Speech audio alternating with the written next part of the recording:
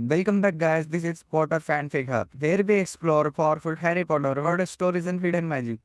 This video is self-recorded and fully credited in the language due to latest policies. What if Harry discovered a secret portkey to Potter Manor and left the Dursleys to rot behind bars? If you enjoy tech magical videos, subscribe to Potter Fanfic Hub.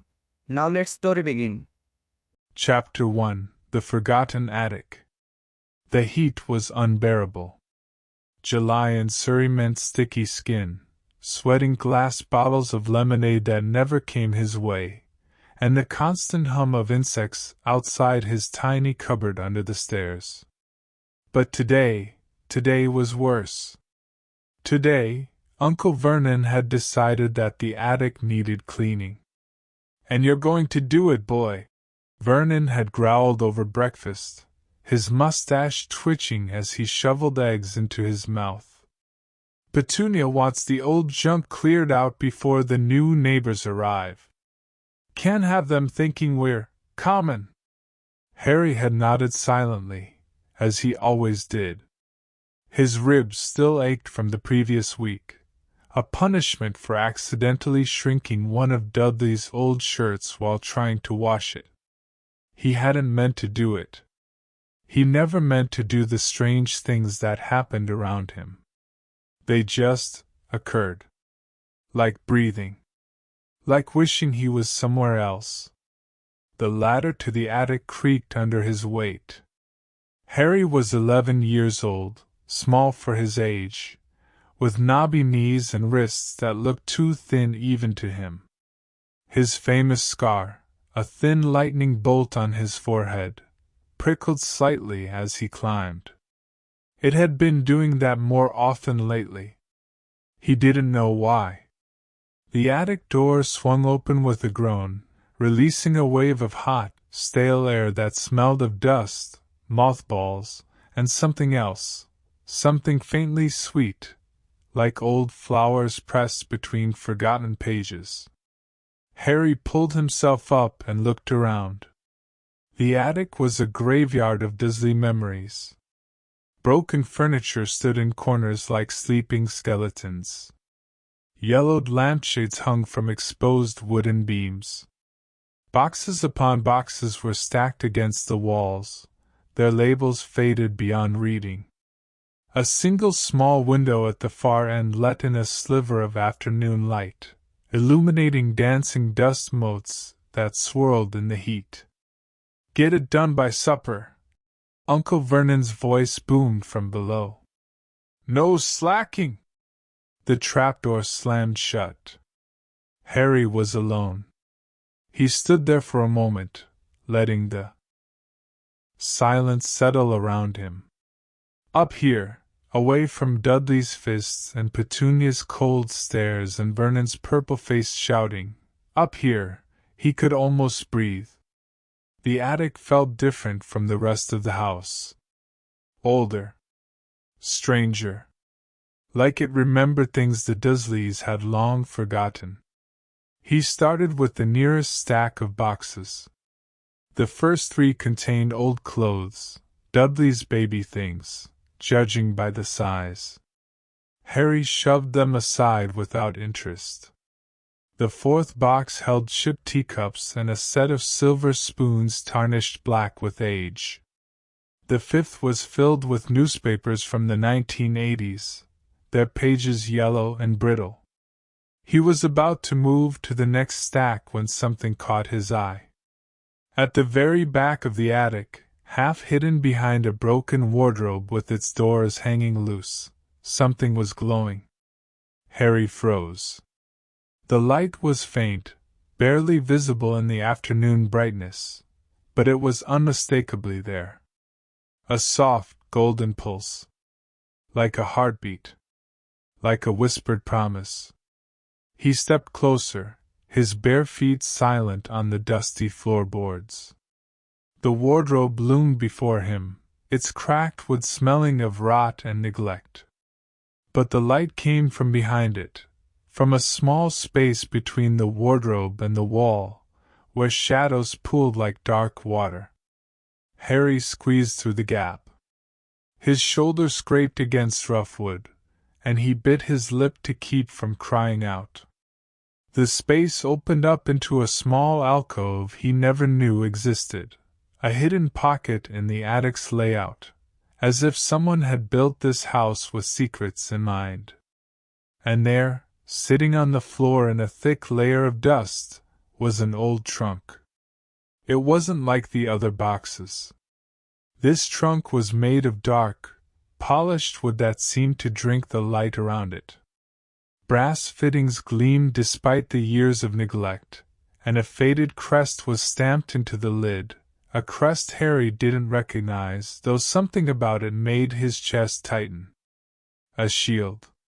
An eagle, a lion, a badger, a snake? No, that wasn't right. The image blurred when he tried to focus on it.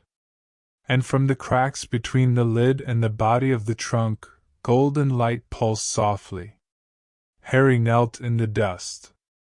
His heart was beating faster now, not from fear, but from something else. Something that felt like recognition, though he had never seen this trunk before in his life. His scar tingled again, but not painfully. It was more like awareness, like a key sliding into a lock. He reached out and touched the trunk. The wood was warm. Not sun warm, not heat from the attic warm. It was warm the way living things were warm. As if the trunk had been waiting. As if it had been waiting for him. The lid wasn't locked. Harry lifted it slowly, his fingers trembling slightly, and the golden light spilled out like captured sunrise. Inside the trunk, nestled in faded velvet lining, lay 3 objects. The first was a photograph.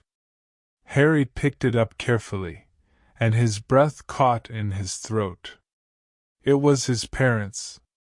He knew them instantly, not from memory, because he had no memories of them, only fragments of green light and a woman's scream, but from somewhere deeper.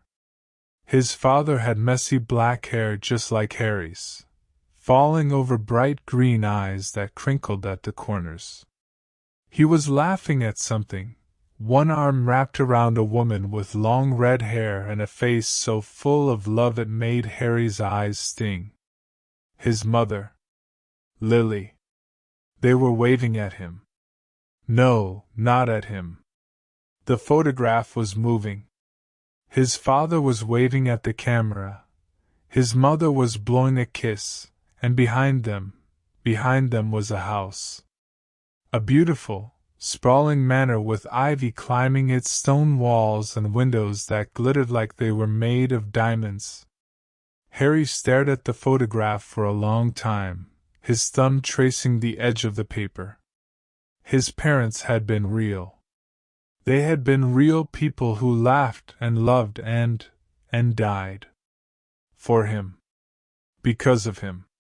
He set the photograph aside gently, as if it might break. The second object was a letter.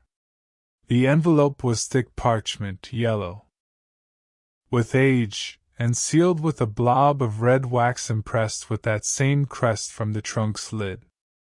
Harry's name was written on the front in elegant, looping handwriting, Mr. H. J. Potter. His hands shook as he broke the seal. The letter inside was short. Just a few lines in the same elegant script. My dearest Harry, if you are reading this, then I am gone. But know this, you are never alone. The blood of the Potters runs through your veins, and that blood is ancient and powerful. Hidden within these walls lies more than memory. It lies our legacy, your legacy.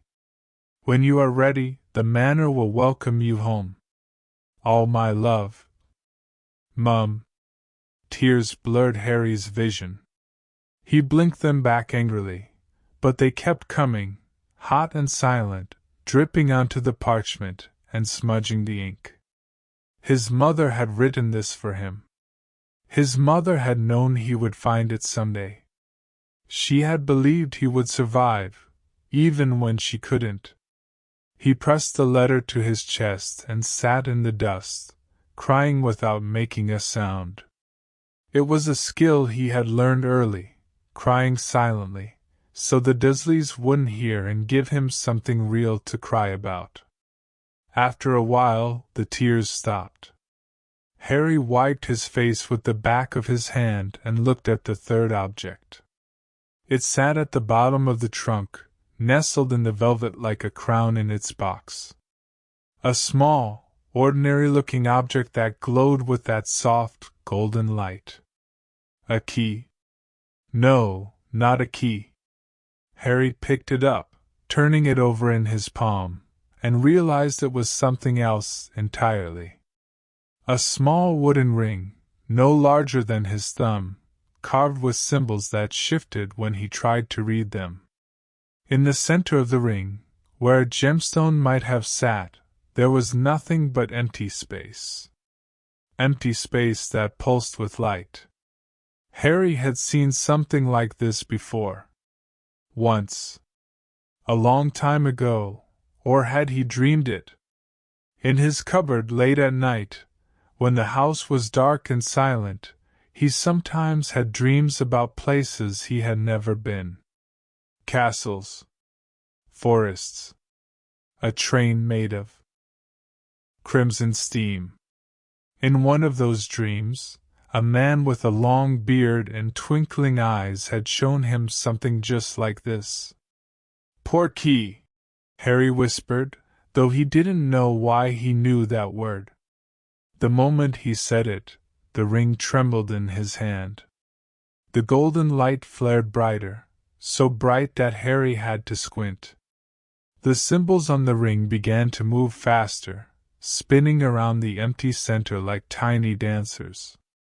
Heat bloomed against his palm, not painful but intense, as if the ring was waking up after a very long sleep. Harry should have been afraid. Any normal 11-year-old would have dropped the ring, would have scrambled backward, would have called for help. But Harry wasn't normal. He had never been normal. And somewhere deep in his bones, in that place where the strange things came from, he knew that this was meant for him. This was his. His mother had left it for him. His father had died for him. And this glowing, humming thing in his hand was the key to everything he had ever wanted. Escape. Freedom. A home. Harry wrapped his fingers around the ring and held on tight. The world twisted. One moment he was kneeling in the dusty attic, surrounded by forgotten boxes and broken furniture. The next moment the attic blurred, melted, like paint running down a canvas. A hook caught him behind his navel, yanking him forward through space that wasn't space, through time that wasn't time. He tried to scream, but the wind stole his voice. Colors exploded around him, gold and silver and deep, ancient green. Symbols like the ones on the ring flashed past his vision, too fast to read. He felt the Dursleys' house fall away behind him, felt Privet Drive shrink to a dot, felt Surrey and England and the whole ordinary world vanish like a dream upon waking. And then, silence. Harry landed on something soft. He lay there for a moment, gasping, his entire body trembling.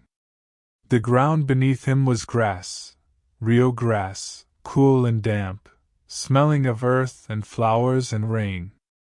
Above him, the sky was beginning to darken into twilight, scattered with stars that looked brighter than any stars he had ever seen. He sat up slowly. The ring was gone. His hand was empty, though his palm still tingled where it had been. The photograph and the letter were still pressed against his chest, tucked into the pocket of his too large shirt. He had grabbed them without thinking, held on to them even as the world dissolved around him. And now he was somewhere else. Somewhere beautiful. Harry stood up on shaking legs and turned in a slow circle. He was standing in a garden. Not a normal garden, not like Mrs. Fig's scraggly yard or the perfectly manicured lawns of Privet Drive. This was an ancient garden, wild and overgrown, with flowers that bloomed in colors he had never seen before. Blue so deep it looked like spilled night. Red so bright it seemed to burn. Vines climbed up crumbling stone walls, and trees with silver leaves whispered in the evening breeze. And in front of him, the house. The house from the photograph. Harry's breath left his lungs in a rush. Potter Manor rose before him like something from a fairy tale. It was enormous, 3 stories at least, with turrets and chimneys and windows that caught the fading light like mirrors. Ivy crawled up its stone walls, but not untidily. It looked intentional, as if the house had grown the ivy itself to keep warm.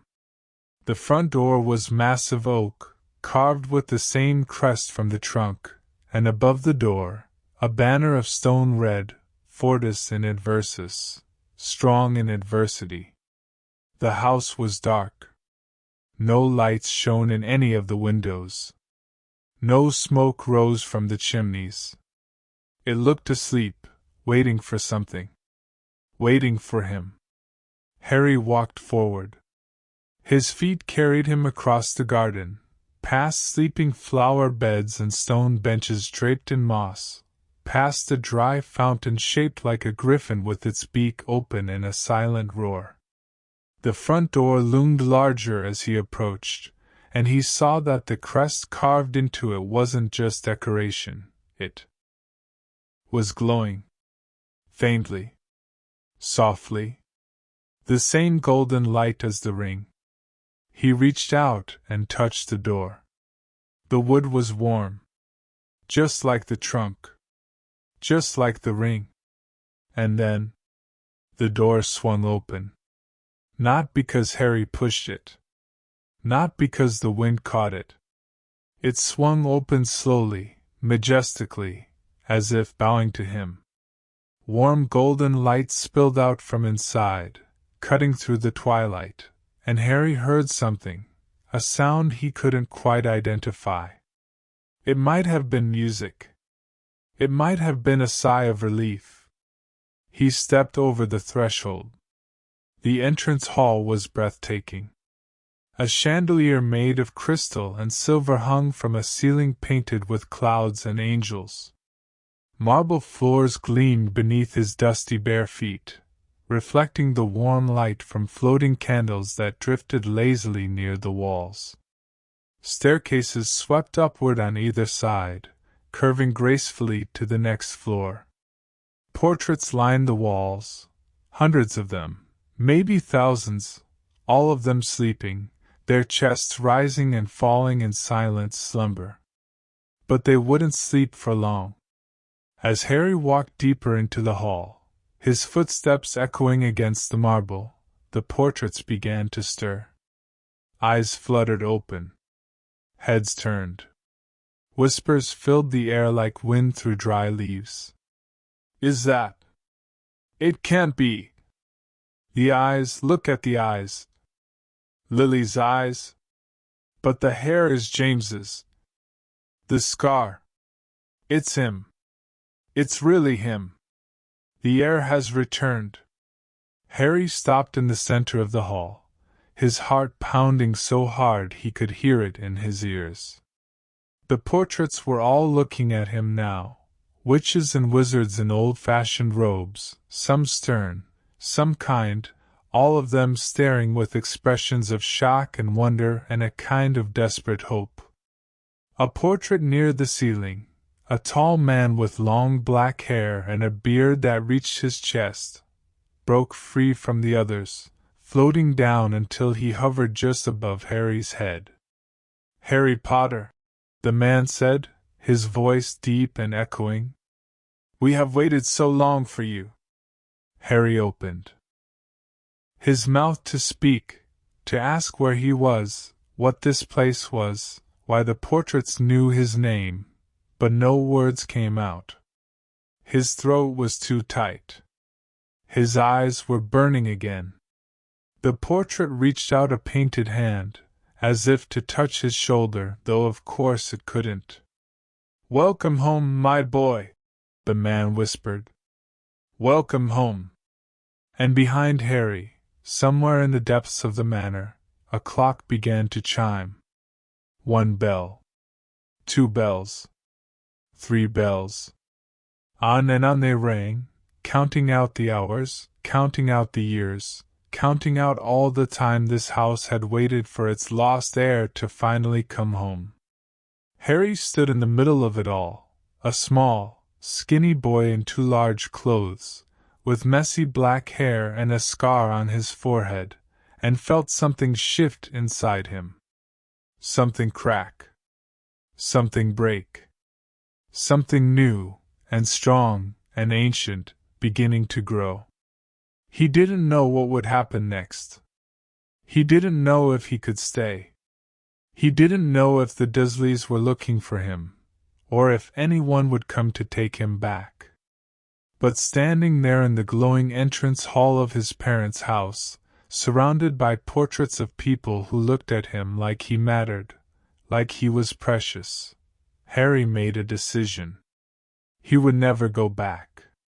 Not if they came for him. Not if they begged. Not if they dragged him kicking and screaming. The Dursleys had taken everything from him. His childhood. His joy. His sense of being a real person who deserved love. But they had not taken this.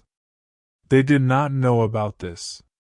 And Harry Potter, age 11, survivor of the killing curse, heir to an ancient and powerful legacy, would make sure they never had the chance.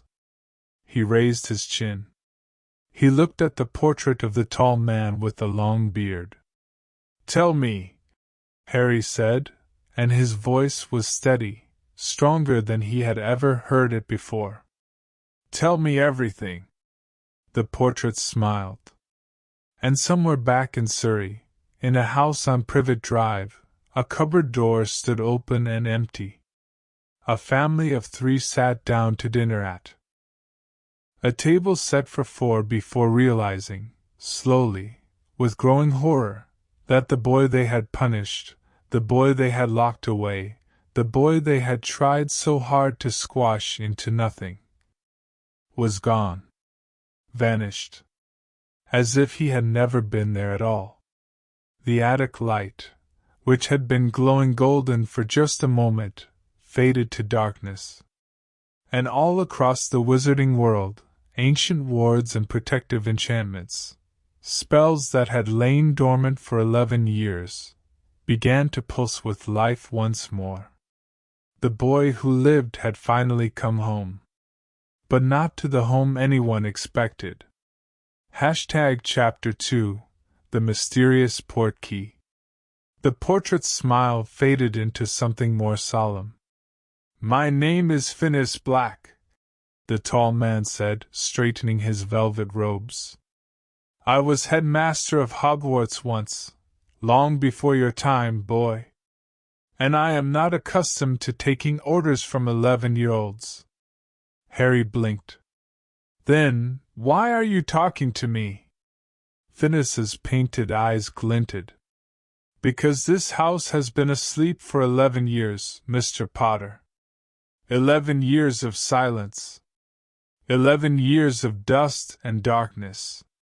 And now," he gestured broadly at the other portraits, who were all leaning forward in their frames. "Now you wake it with a single touch. That is not nothing. That is everything."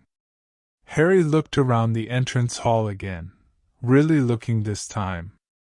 The floating candles cast dancing shadows across the marble floor. The staircases curved upward into darkness. Doorways lined the walls, some ordinary, some tiny, some that seemed to shimmer as if they led somewhere else entirely. How did I get here? Harry asked. The ring. It was a Portkey, wasn't it? I've read about Portkeys. In books. Library books. He didn't add that he had read them in secret, hidden in the children's section, while Dudley was at Smeltings, stealing knowledge the way other children stole cookies. Phineas nodded slowly. A Portkey key to your bloodline. Only a Potter could activate it. Only a Potter could survive the journey. He paused, tilting his head. You are tired. You are hungry. And you are in shock. The Manor will provide. It always provides for its heir. But first, you must understand something important. What's that? This house is not just a house, Mr. Potter. It is a fortress. A sanctuary. A repository of everything your family has built over 1,000 years. It has its own magic, older than Hogwarts, some say. Stronger than any spell you will learn in a classroom. Phineas's voice dropped lower. And it has been waiting for you. Only you. Not your father, though he was worthy. Not your mother, though she was brave. Only the last Potter. Only the one who survived. Harry's scar prickled again. Survived what? The portrait was silent for a long moment. Around them, the other portraits had stopped whispering. The floating candles seemed to burn a little brighter, as if leaning in to listen. The thing that killed your parents, Phineas said finally. The thing that should have killed you. The thing that marked you. His painted eyes flicked to Harry's forehead. The Dark Lord. Voldemort. The name echoed through the entrance hall like thunder. Several portraits gasped. One, a plump woman with large glasses, actually fainted backward into her frame. The candles flickered once, twice, then steadied. Harry's scar burned. Not the usual sharp pain, but a deep, throbbing ache, as if something buried inside him was waking up and stretching after a long sleep. He pressed his hand to his forehead, and for just a moment, just a heartbeat, he saw something. A flash of red eyes. A whisper of cold laughter. Darkness so complete it felt like drowning. Then it was gone. Don't say that name, Harry whispered. Please. I don't know why, but it hurts. When you say it. Phineas's expression softened, the first softness Harry had seen on his aristocratic face. Of course. I should have remembered. The scar carries a piece of him, doesn't it? A fragment. A curse that didn't quite finish its work. He shook his head slowly. You are more burdened than I realized, boy. And more important. Harry didn't feel important. He felt small and cold and very, very lost. The entrance hall was beautiful, yes, but it was also enormous. And empty. And full of eyes watching him from the walls. I want to see the rest of the house, Harry said. It came out braver than he felt. My mother's letter said, she said the Manor would welcome me home. Is it safe? To look around? Phineas gestured toward the nearest staircase. The Manor will show you what you need to see. Go. Explore. But be careful, the house has been asleep for a long time. Its magic may be disoriented. Harry nodded and started toward the stairs.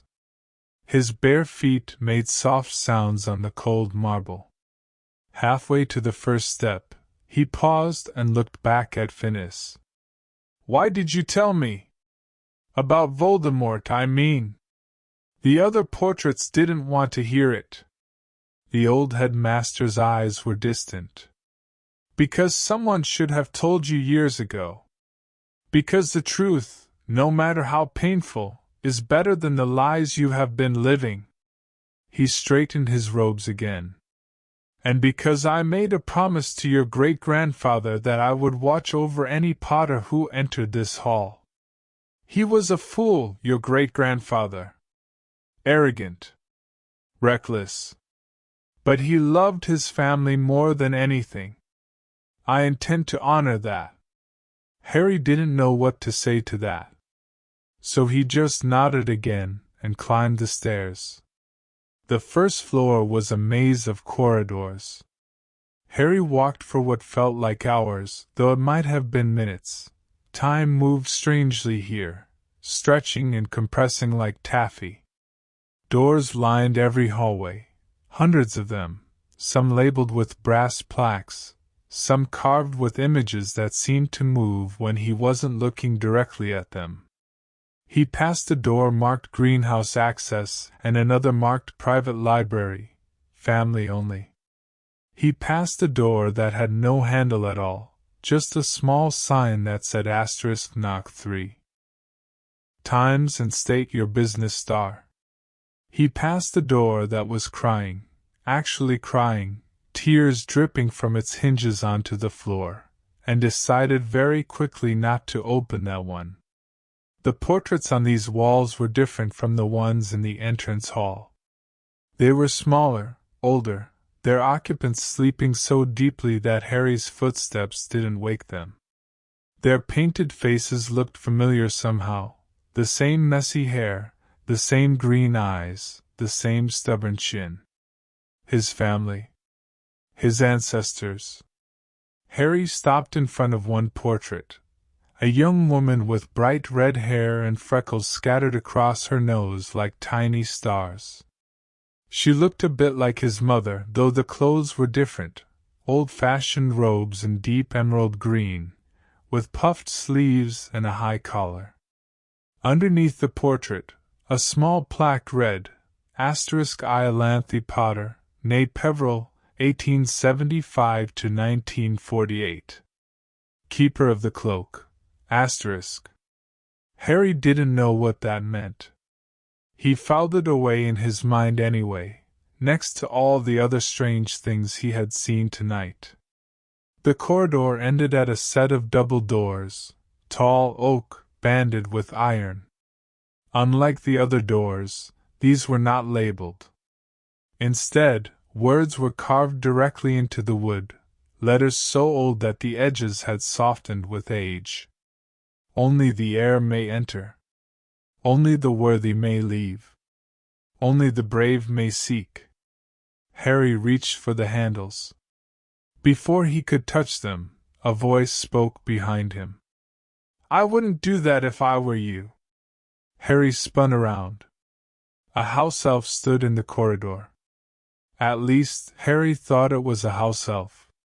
He had read about them in Hogwarts, a history, which he had stolen from the library's restricted section last summer when Mrs. Figg was sick and Dudley was at a friend's house, and the Dursleys had forgotten to lock the cupboard door. House elves were small, according to the book. They had bat-like ears and tennis-ball eyes, and they served wizard families for centuries. This house elf matched the description perfectly, except for one thing. He was crying. Tears streamed down the elf's wrinkled face, dripping onto a pillowcase that had been hastily tied around his body like a toga. His ears drooped. His hands trembled. And his eyes, large, green, luminous, were fixed on Harry with an expression of such desperate hope that Harry felt his own eyes start to sting again. You is Harry Potter, the elf whispered. You is really here. After all this time. After all the waiting. You is here. Yes, Harry said. I'm Harry. Who are you? The elf's lower lip wobbled. Tilly is calling herself Tilly, sir. Tilly has been serving the Potters for 500 years.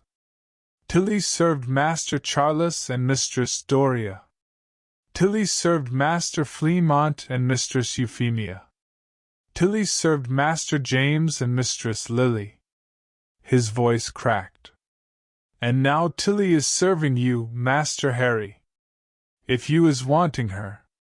If you is not minding that she is old and tired and useless.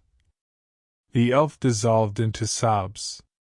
Harry didn't know what to do. He had never seen an adult cry before, not really. Uncle Vernon got angry and red-faced. Aunt Petunia got cold and tight-lipped. Dudley just got more violent. But crying? Real, open, desperate crying? He knelt down in front of Tilly. "Hey," Harry said softly. "Hey, it's okay. I'm not going to. I mean, you don't have to. Please don't cry." Tilly looked up at him, her eyes swimming. "You is kind, Master Harry. Just like your mother. She was always kind to Tilly. She used to sneak Tilly extra biscuits when Master James wasn't looking. She said Tilly deserved treats because Tilly worked so hard." A fresh wave of tears spilled down her cheeks. "And then they died. Both of them. And the manor went to sleep. And Tilly couldn't wake it. Tilly tried. Tilly tried so hard. But the magic wouldn't listen to Tilly anymore because the air was gone and Tilly was just. You're not just anything," Harry said firmly. He was surprised by how steady his voice sounded. Inside, he was shaking. "You're a Potter elf, aren't you? You served my family for 500 years. That's not nothing. That's incredible." Tilly sniffled. "You means that, Master Harry?" "I mean it." The elf wiped her nose on her pillowcase and stood up a little straighter. "Then Tilly will serve you. Tilly will serve you until her last breath. Tilly will clean and cook and mend and—" "Wait," Harry interrupted. "Before all that, I need you to tell me something. Anything, Master Harry. Anything at all." Harry looked back at the double doors behind him, the ones carved with the warnings. "What's in there? And why shouldn't I open it?" Tilly's face went pale, paler than it already was, which was impressive for a creature whose skin was the color of weak tea. "That is the vault, Master Harry. The family vault. It holds the things that cannot be trusted to Gringotts. The things that are too powerful, too dangerous, too old." "Old how?" "Older than the manor, Master Harry. Older than Hogwarts. Older than Merlin." Tilly's voice dropped to a whisper. "There is magic in there that was forgotten before the founders built their school. Magic that the Potters have guarded for generations. Magic that must never fall into the wrong hands." Harry stared at the doors. The carved words seemed to glow faintly in the dim light. Asterisk, only the heir may enter. Only the worthy may leave. Only the brave may seek. Asterisk.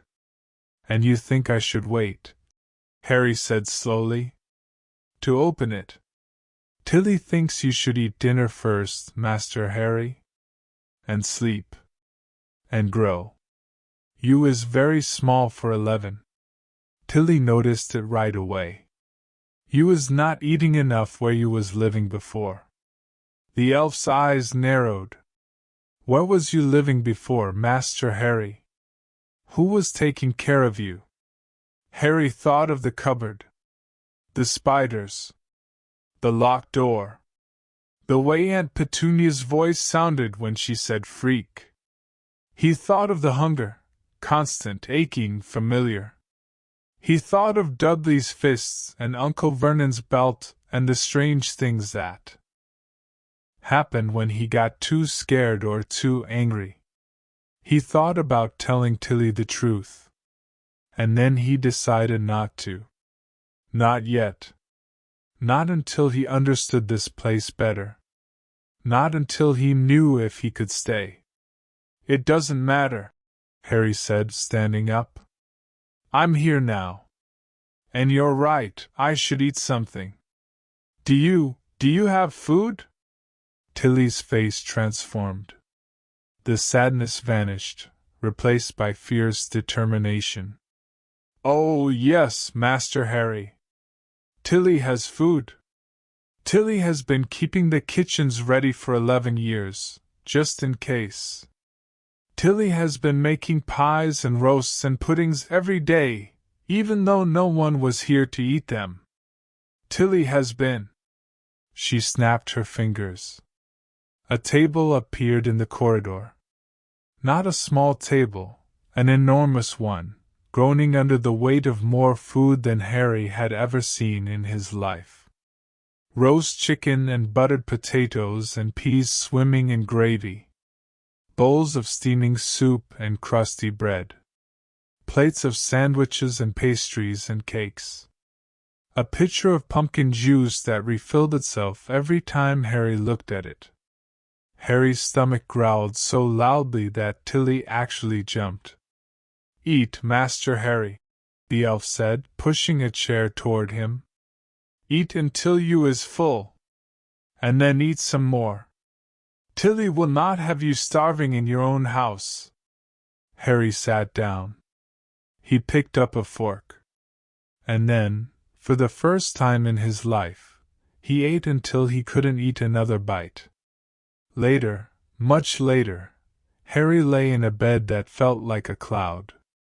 Tilly had led him to a bedroom on the 3rd floor, one with windows that faced east and a fireplace that lit itself the moment he walked in. The bed was huge, big enough for 4 Harrys to sleep without touching. The sheets were soft and smelled like lavender. The pillows were cool against his cheek. But Harry couldn't sleep.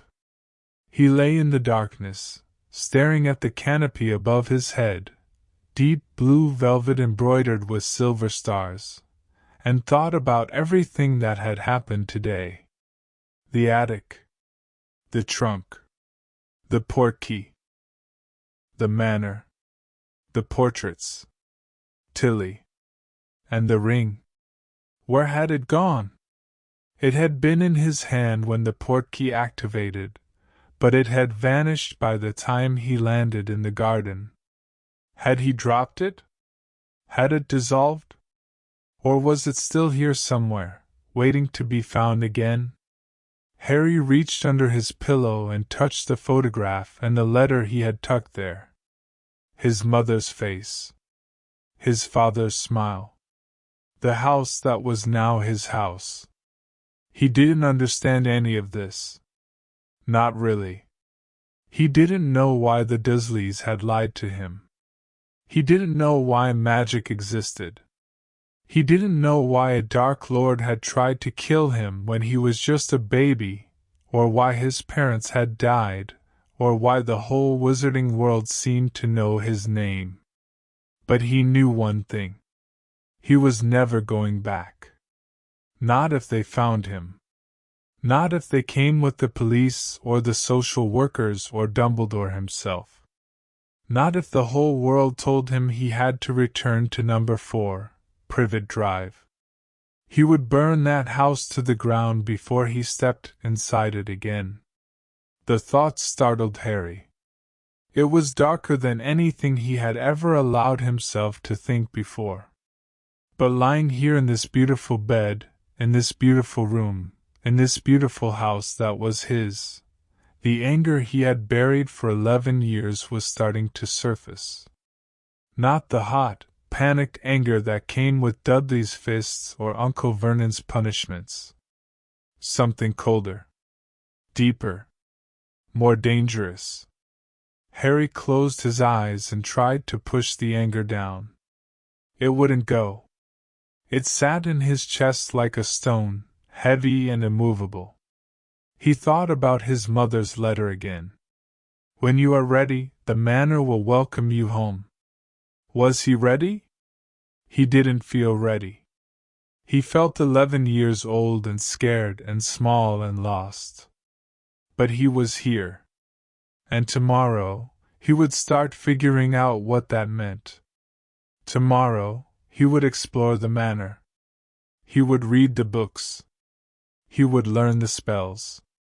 He would talk to the portraits and ask Tilly 1,000 questions.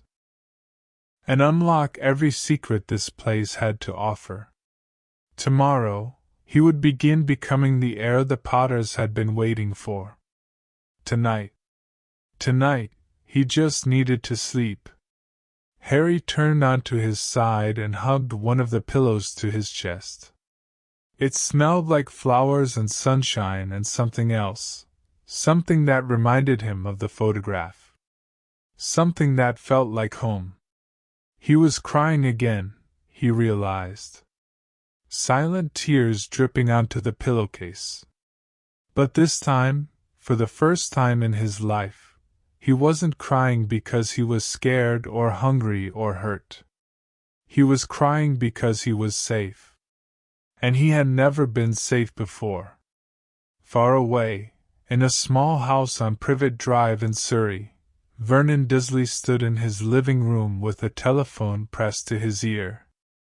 "No," he said, his voice trembling with rage and fear. "No, I don't know where the boy has gone. He was in the attic one moment, and gone the next. He's run off.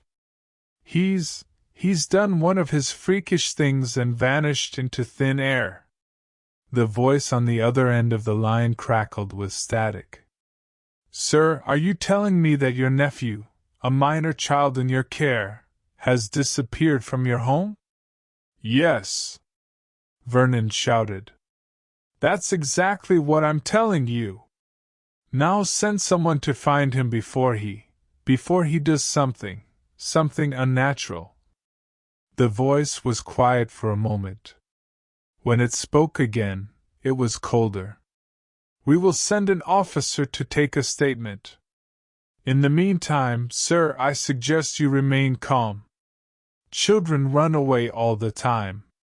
This one isn't a child," Vernon hissed. "This one is a monster." He slammed the phone down and stared at the empty cupboard under the stairs. The door was still open. The blankets were still inside. But the boy was gone. And somewhere in the back of his mind, a place he never visited, because it was full of doubt and dread and the terrible suspicion that he had made a very big mistake, Vernon Dursley wondered if maybe, just maybe, the boy had finally found what he had been looking for all along. Escape. And if that was true, if the boy had really escaped, Vernon was very afraid of what might happen next. Chapter 3 Escape from Privet Drive. The Dursleys' kitchen smelled of bacon and fear. Vernon sat at the head of the table, his massive hands wrapped around a cup of tea that had gone cold hours ago. His face was the color of old cheese, gray and waxy, with sweat beading on his forehead despite the July heat. Across from him, Petunia picked at a slice of toast, her thin fingers trembling every time she lifted it to her lips. Dudley, for once, wasn't eating. He sat between his parents with his arms crossed over his chest, his small piggy eyes darting between the front door and the cupboard under the stairs. The cupboard door was still open. None of them had closed it.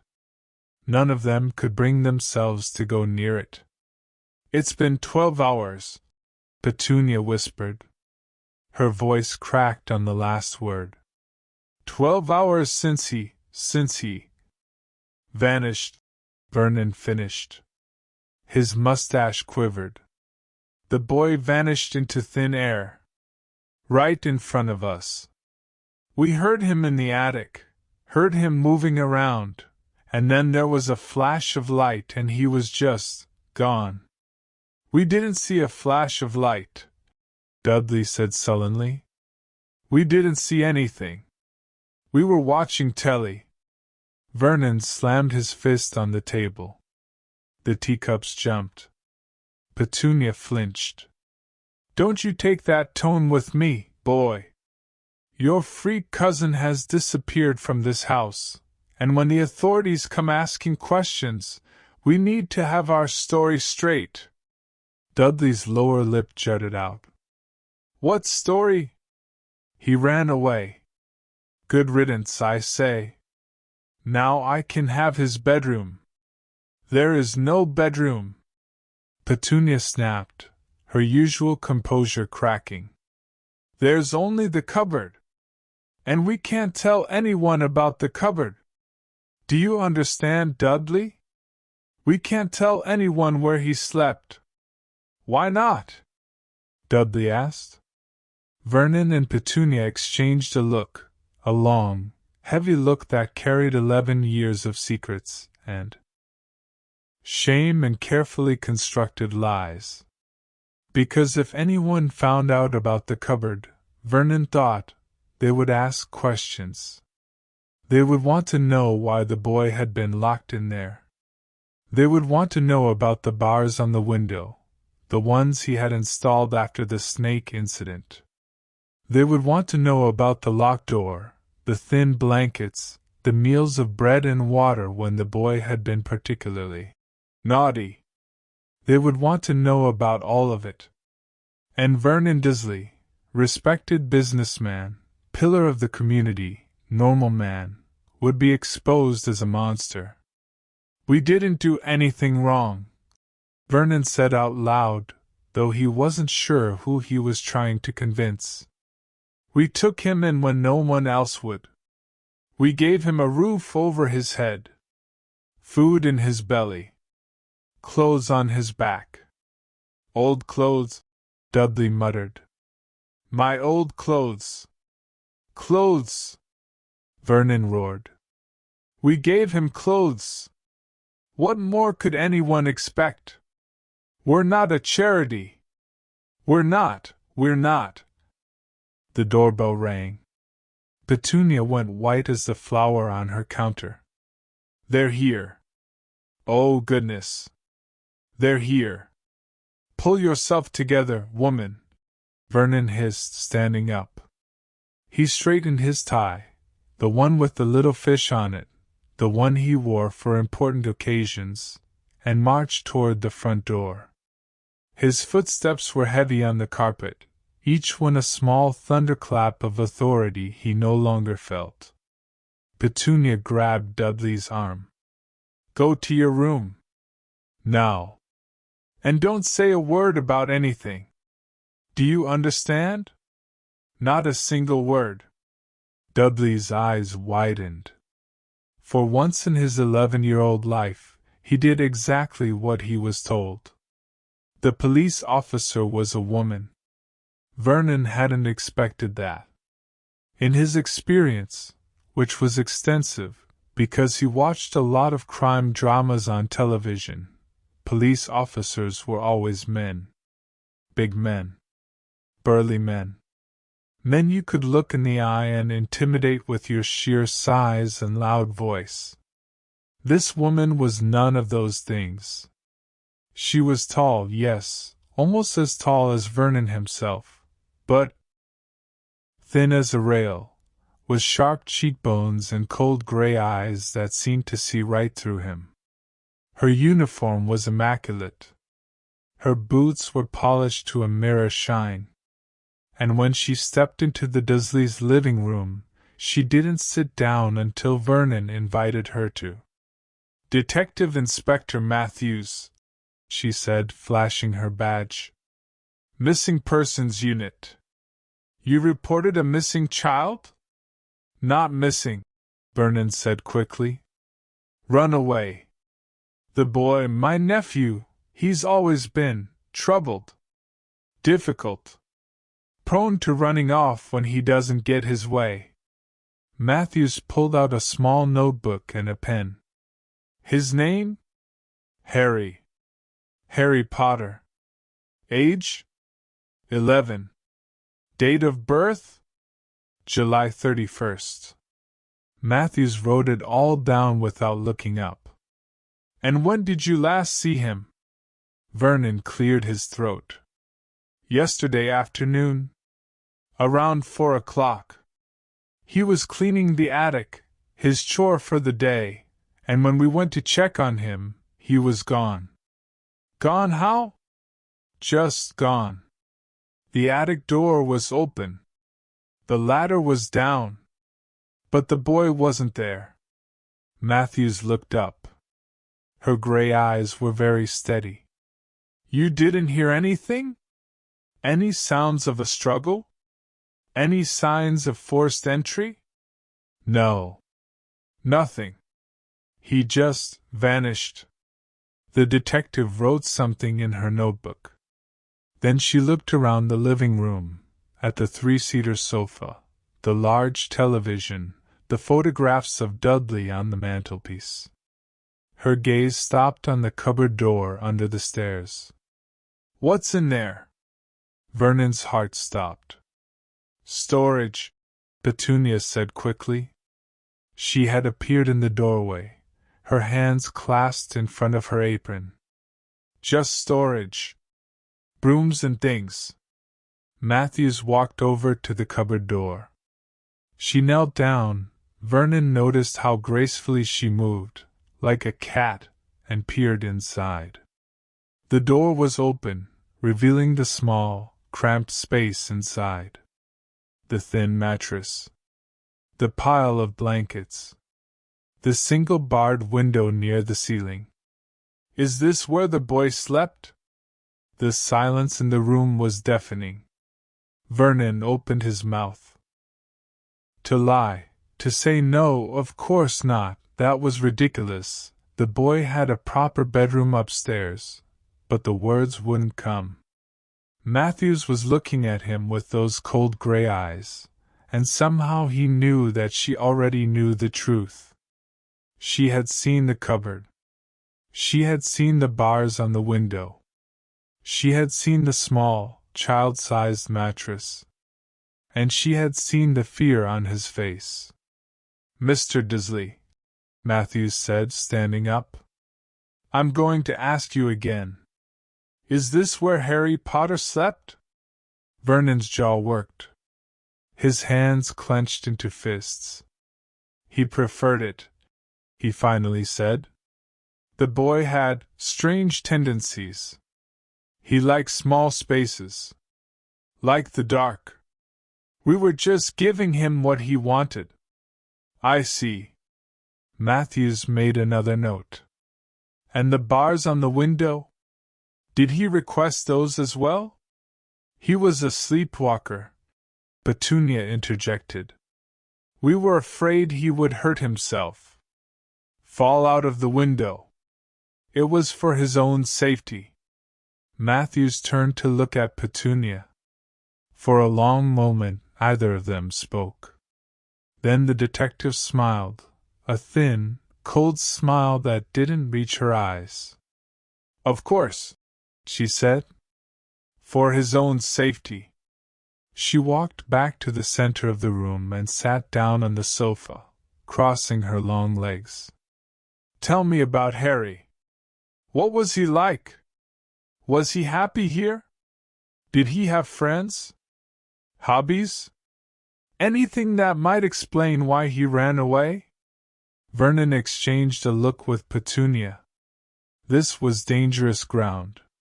They needed to make the boys sound troubled, difficult, without making themselves sound like monsters. He was odd, Vernon said carefully. Always had been. Never fit in at school. Never made friends. The other children found him strange. Strange how? Strange things happened around him, Petunia said. Her voice was quiet, almost reverent. Things that couldn't be explained. Hair growing back overnight after a haircut. Jumpers shrinking in the wash when they were clearly the right size. A glass that what, Mrs. Dursley? Petunia's hands were shaking. A glass that vanished? At the zoo. On Dudley's birthday. There was a snake, and Harry was talking to it like it could understand him, and then the glass just disappeared. Vanished into thin air. And the snake escaped. Matthews's pen stopped moving. The snake escaped? It was a python, Dudley said from the staircase. He had crept back down without anyone noticing. It almost ate me. Harry made it happen. He's a freak. Dudley! Petunia snapped. Go back to your room. But Matthews was already standing up. Her eyes were fixed on Dudley with an intensity that made the boy take a step backward. Harry made the glass vanish? How? Dudley shrugged. I don't know how. He just did it. He does stuff like that all the time. Weird stuff. Freaky stuff. Matthews turned back to Vernon. Mr. Dursley, has your nephew ever seen a doctor? A specialist? Anyone who might explain these incidents? Vernon's face went red. We don't believe in that sort of thing. Doctors. Psychiatrists. They're all charlatans if you asked me. The boy just needed discipline. Structure. A firm hand. And did you provide that discipline? The question hung in the air like smoke. Vernon's hands were shaking now. He couldn't stop them. I provided what was necessary, he said stiffly. The boy was difficult. Defiant. He needed to learn his place. His place, Matthews repeated. She looked at the cupboard again. And where was that, exactly? Petunia burst into tears. It was a dramatic, theatrical sound, more performance than grief, but it served its purpose. Matthews turned to comfort her, and Vernon used the distraction to pull Dudley back toward the stairs. Get to your room, he hissed. And don't come down again. No matter what you hear. Understand? Dudley nodded, his face pale. He scrambled up the stairs and disappeared into his bedroom, slamming the door behind him. Downstairs, Petunia was sobbing about how hard it was to raise a child who wasn't your own. About how much they had sacrificed. About how ungrateful Harry had been, how difficult, how strange. Matthews listened without interrupting. She made notes in her little book. And when Petunia finally ran out of tears, the detective stood up and tucked her notebook back into her pocket. I'll need to file a formal report, she said. Child Protective Services will be in touch. They'll want to interview you. Inspect the house. Speak with Harry's teachers and neighbors. No, Vernon said immediately. No, that won't be necessary. The boy will come back. He always comes back. He has nowhere else to go. Matthews looked at him for a long moment. Her expression was unreadable, either kind nor cruel, just watchful. Like a cat watching a mouse. Mr. Dursley, she said quietly, I've been doing this job for 20 years. I've seen runaways. I've seen abuse cases. I've seen parents who lie and parents who tell the truth and parents who believe their own lies so deeply that they can't tell the difference anymore. She paused. You are not the first person to lock a child in a cupboard. But I truly hope, that you will be the last. She walked to the front door and opened it. The afternoon sun streamed into the hallway, illuminating the dust motes that floated in the air. If Harry comes back, or if you hear from him, you call me immediately. She handed Vernon a card. If you don't, well, we'll be in touch. She left. The door closed behind her. Vernon stood in the hallway, the card clutched in his sweaty palm, and felt the walls closing in around him. That night, no one slept. Petunia sat in the kitchen, staring at the telephone, waiting for it to ring. Dudley lay in his bed, wide awake, thinking about all the times he had hit Harry and wondering if anyone would ever find out. And Vernon paced the living room, back and forth, his footsteps wearing a groove in the carpet. At midnight, strange things began to happen. It started with the lights. The lamps in the living room flickered once, twice, then went out completely. The television followed a moment later, its screen going dark in the middle of a late-night talk show. Upstairs, Dudley shouted in surprise as his bedside lamp exploded, showering his duvet with glass. "What's happening?" Petunia screamed. Vernon ran to the fuse box, but all the switches were in the correct position. The power hadn't gone out, not really. The lights were still on outside. He could see the street lamps glowing through the window. It was just the Dursleys' house that had gone dark. Then the photographs began to fall. Every picture in the house, every single frame, tumbled off the walls simultaneously. The wedding photo of Vernon and Petunia. The school photos of Dudley. The vacation snapshots from Majorca. All of them crashed to the floor, glass shattering, frames splintering. Petunia screamed again. Dudley joined her. Vernon stood in the middle of the destruction, his massive chest heaving, and felt something he had never felt before in his life. Terror. Pure, primal, absolute terror. This wasn't Harry. This couldn't be Harry. Harry was just a boy, a pathetic, scrawny, worthless boy who couldn't possibly have this kind of power. Could he? The windows rattled. The floorboards creaked.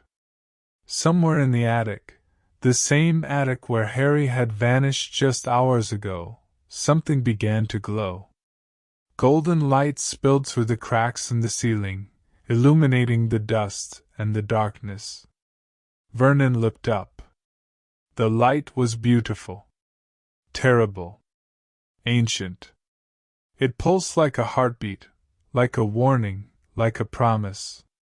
And then, as suddenly as it had started, everything stopped. The lights came back on. The rattling ceased. The golden glow faded, leaving the attic dark and silent once more. Petunia was crying on the floor, surrounded by broken glass and shattered frames. Dudley was hiding under his bed, his fat body wedged into a space that was much too small for him. And Vernon stood alone in the living room, staring at the ceiling, and understood. The boy was gone. Really gone. Not hiding. Not planning to come back. Gone in a way that meant he was never coming back. And whatever magic had taken him, whatever power had wrapped itself around Harry Potter and pulled him out of that attic, it had left something behind. A warning. A message. You should have been better to him. You should have loved him. And now it's too late. The next morning, the neighbors noticed. Mrs. Number 7 saw the broken glass on the Dursleys' front lawn, and called Mrs. Number 9 to gossip about it. Mr. Number 11, who had never liked Vernon Dursley anyway, phoned the police to report a disturbance. By noon, half of Privet Drive knew that something had happened at Number 4, something strange, something frightening, something that involved the boy who lived in the cupboard. Because everyone had known about the cupboard. Everyone had seen Harry leaving the house in clothes that were much too big for him. Everyone had heard Vernon shouting at him. Everyone had noticed the bruises on his arms, the hollows under his eyes, the way he flinched when adults raised their voices. But no one had said anything. No one had done anything. And now the boy was gone. The police returned at 2 o'clock, different officers this time, accompanied by 2 stern-faced women from Child Protective Services. They asked questions. They took photographs. They opened the cupboard door and stared at the mattress, the blankets, the bars on the window. Petunia tried to explain. Tried to justify. Tried to make them understand how difficult Harry had been, how strange, how unnatural. The women from CPS didn't care. They wrote everything down in their notebooks. They exchanged glances with the police officers. And when they left, 3 hours later, their faces were grim. "We'll be in touch," one of them said. "Don't leave town." The door closed. The Dursleys were alone again. And for the first time in 11 years, the house on Privet Drive was completely, utterly silent. No boy in the cupboard. No strange occurrences in the night. No golden light in the attic. Just the 3 of them, and the truth they could no longer hide from. Vernon sat down at the kitchen table. Petunia sat across from him. Dudley stood in the doorway, his face blotchy from crying. "What do we do now?" Petunia whispered. Vernon looked at his hands. They were shaking again.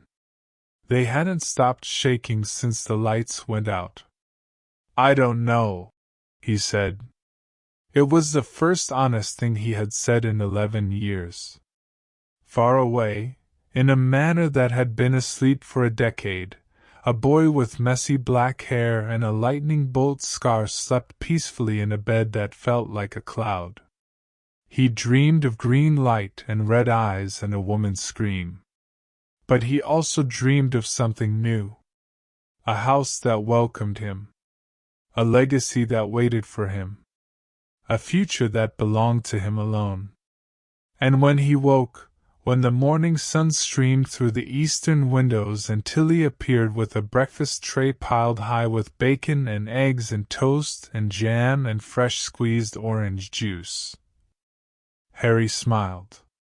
For the first time in his life, he smiled without fear. The Dursleys were behind him. Privet Drive was behind him. The cupboard was behind him. Ahead of him lay only possibility. And he couldn't wait to explore every single bit of it. Chapter 4 Arrival at Potter Manor.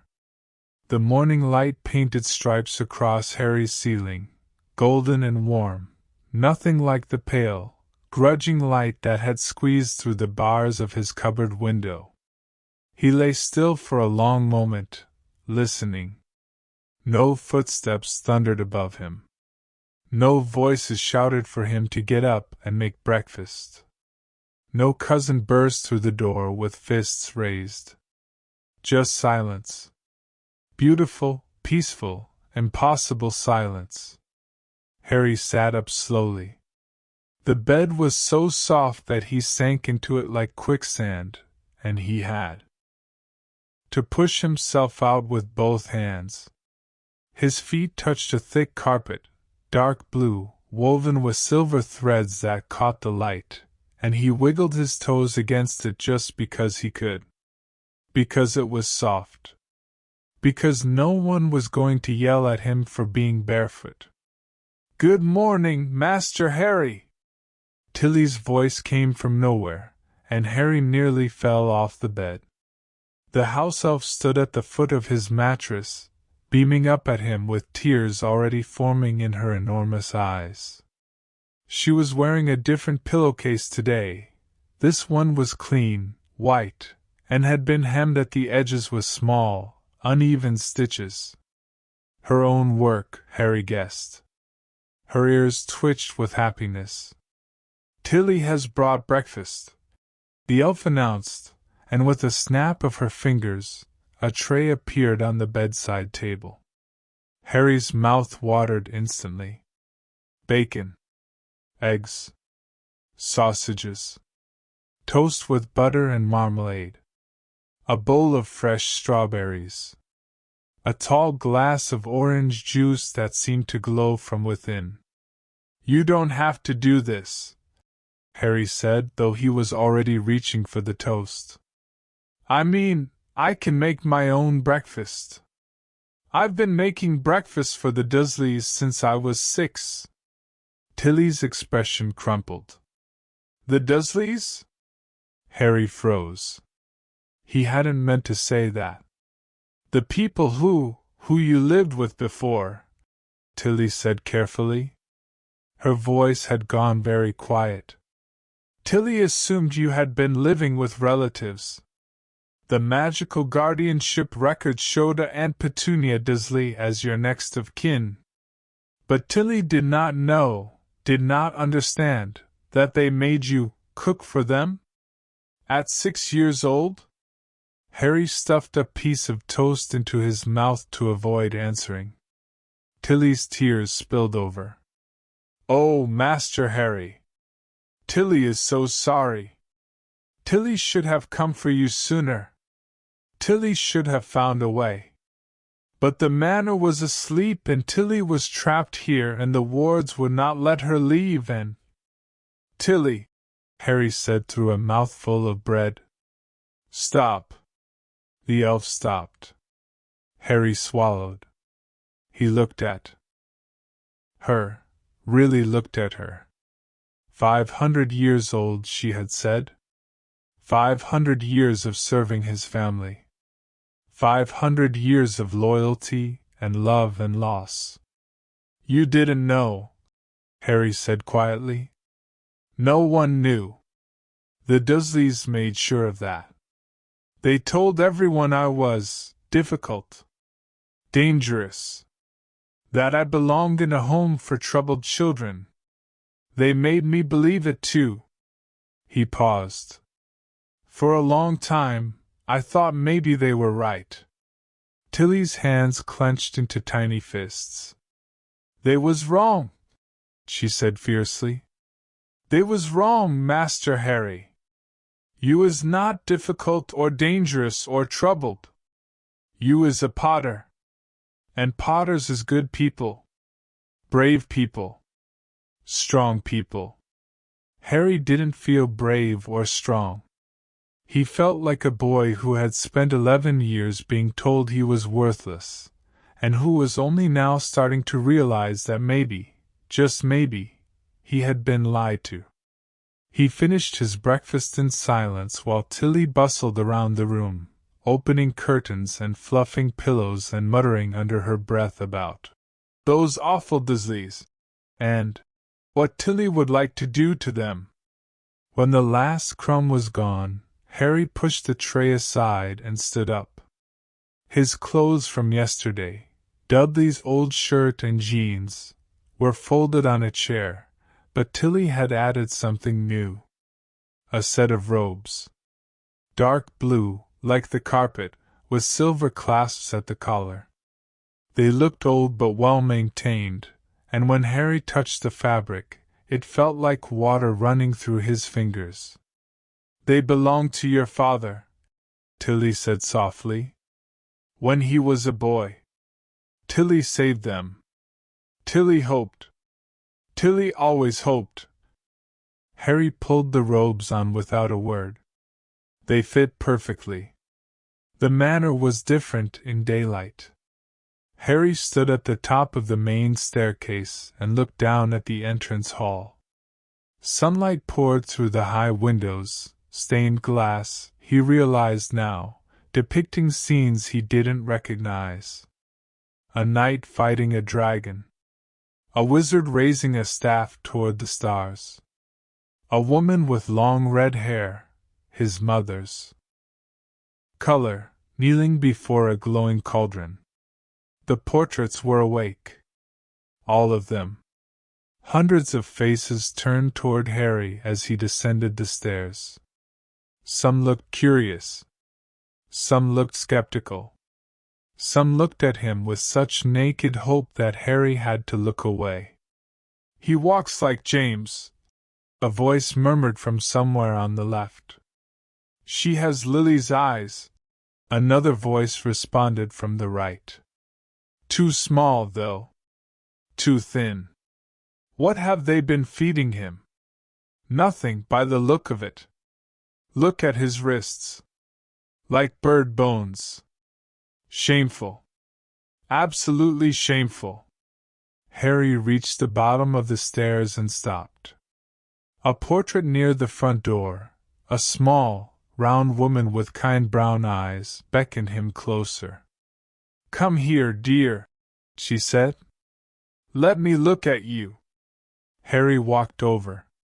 The woman leaned out of her frame as far as she could, her painted hand reaching toward his face. She didn't touch him, couldn't touch him, but her eyes traced his features one by one. "You have your grandmother's chin," she said finally, "and your father's nose. But those eyes, those are all Lily. She was a lovely woman, your mother. So bright. So full of light." The woman's voice cracked. "We all mourned her. We're still mourning her." Harry's throat tightened. "Who are you?" "Call me Aunt Cassiopeia, dear. I married into the family, a long time ago, mind you, but the Potters are my people now.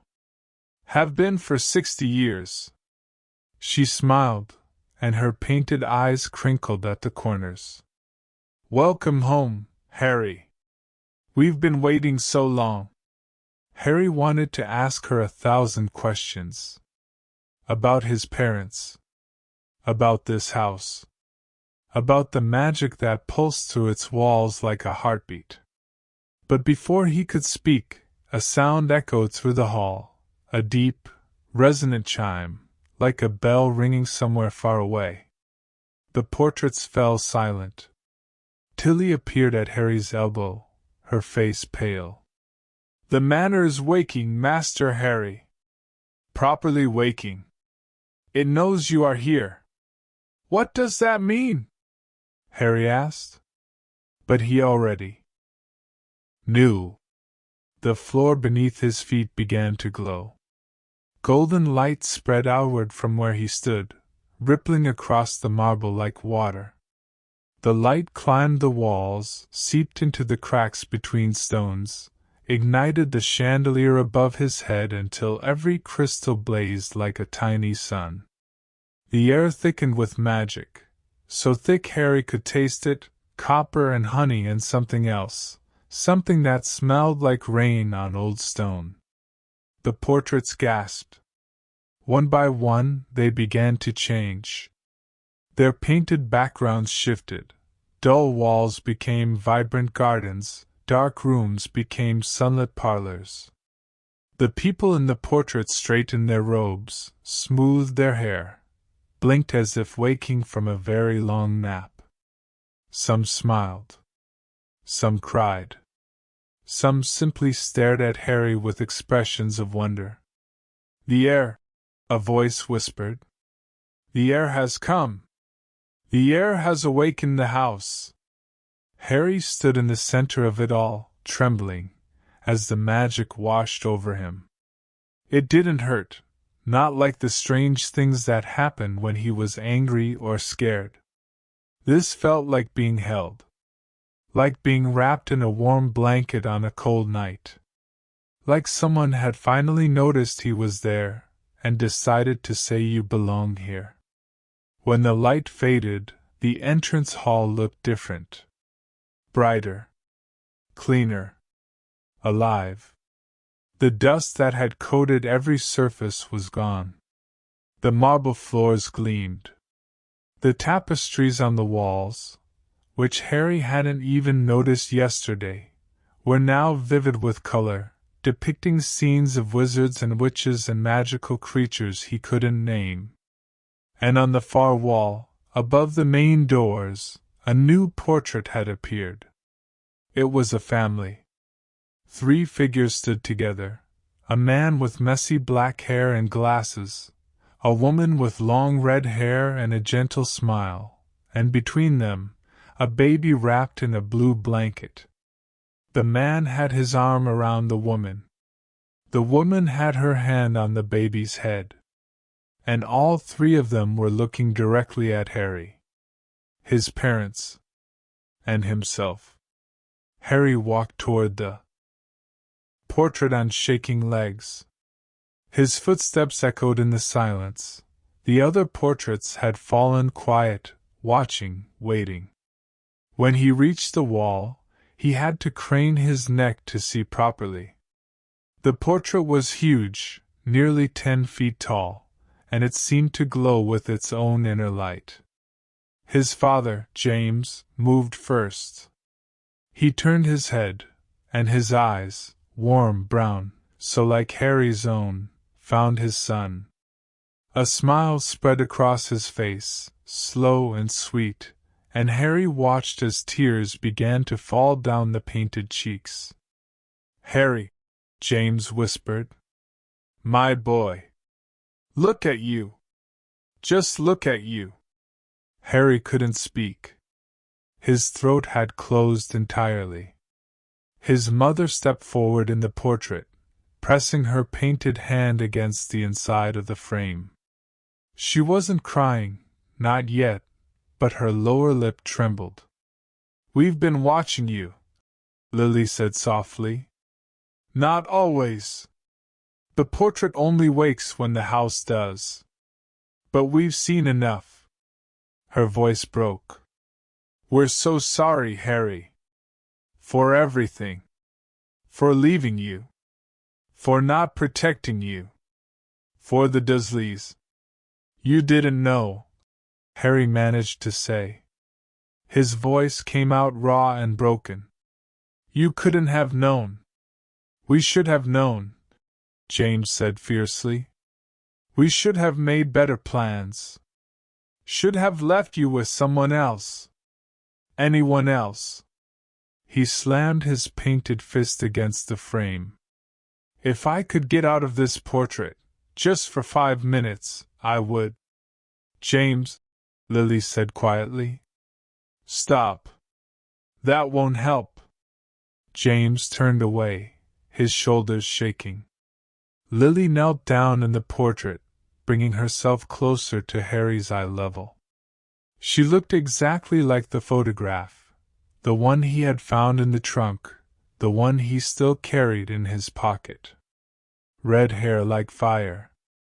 Green eyes like spring leaves.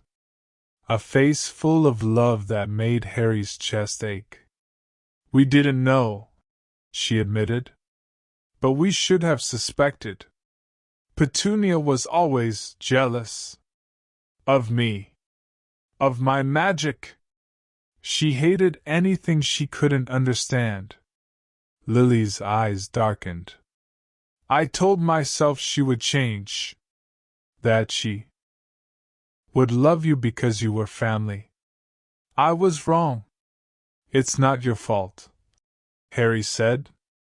"It is," Lily said. "And I will spend the rest of eternity regretting it."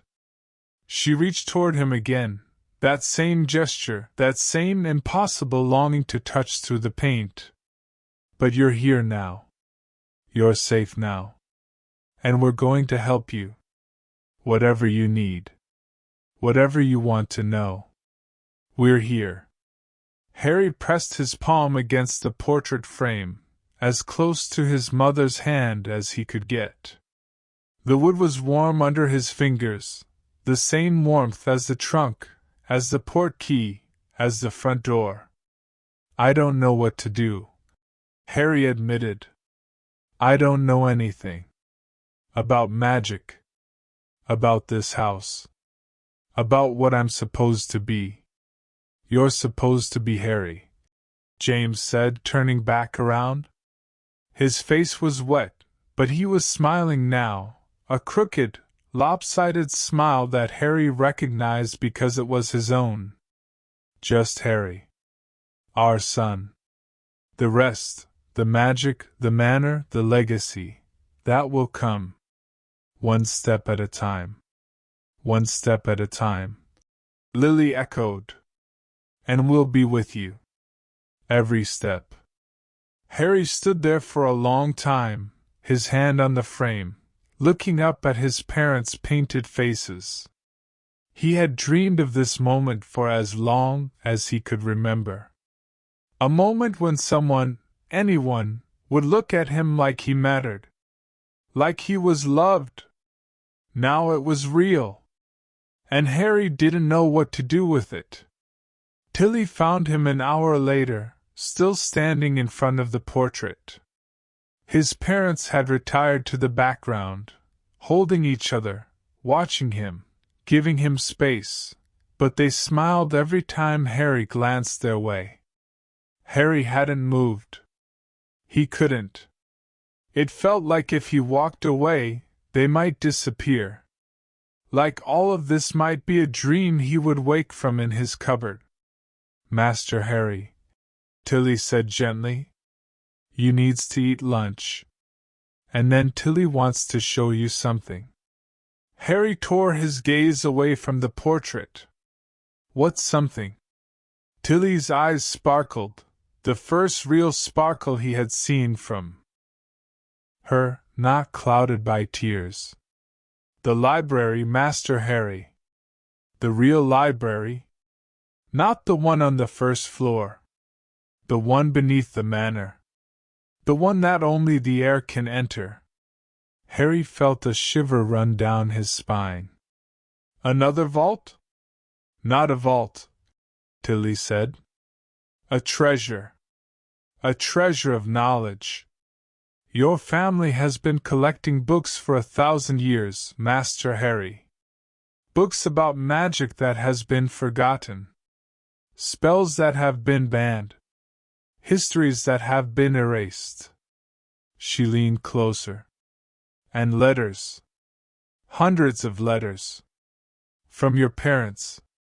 From your grandparents. From every Potter who ever lived." Harry's heart hammered in his chest. "Show me," he said. Tilly led him through corridors he hadn't seen before, down narrow passages hidden behind tapestries, through doors that looked like walls until she touched them, past portraits that nodded and whispered as he walked by. The manor seemed to shift around them, rearranging itself to make their path easier. Stairs appeared where there had been none. Corridors shortened. Doors opened without being touched. The house was helping him.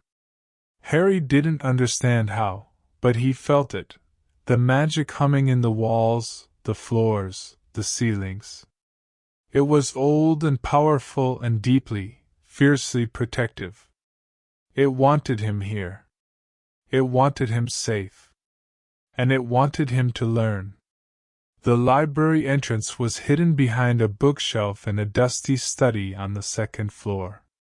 Tilly pressed her palm against a specific volume, *Hogwarts. A history *, Harry noticed with a jolt, and the bookshelf slid aside, revealing a spiral staircase that descended into darkness. "Follow Tilly," the elf said, and snapped her fingers. Golden orbs appeared along the staircase, illuminating the way. The steps were stone, worn smooth by centuries of use, and they curved downward in a gentle spiral. Harry counted as he walked. 20 steps. 50. 100. The air grew cooler, damper, smelling of old paper and something else, something that reminded him of the forbidden forest from his dreams. At the bottom of the staircase, a door waited. It was made of black iron, covered in rust, and looked like it hadn't been opened in decades. But when Harry approached, the rust flaked away like dead skin, revealing shining metal beneath. Words appeared on the surface, etched in fire. Knowledge is the light that banishes darkness. Asterisk seek it. Guard it. Share it wisely. Asterisk. Harry pushed the door open. The library was enormous. Harry had expected bookshelves, and there were bookshelves, thousands of them, stretching up into darkness so deep he couldn't see the ceiling. But he hadn't expected the rest. Globes of swirling light floated between the shelves, casting soft illumination on the spines.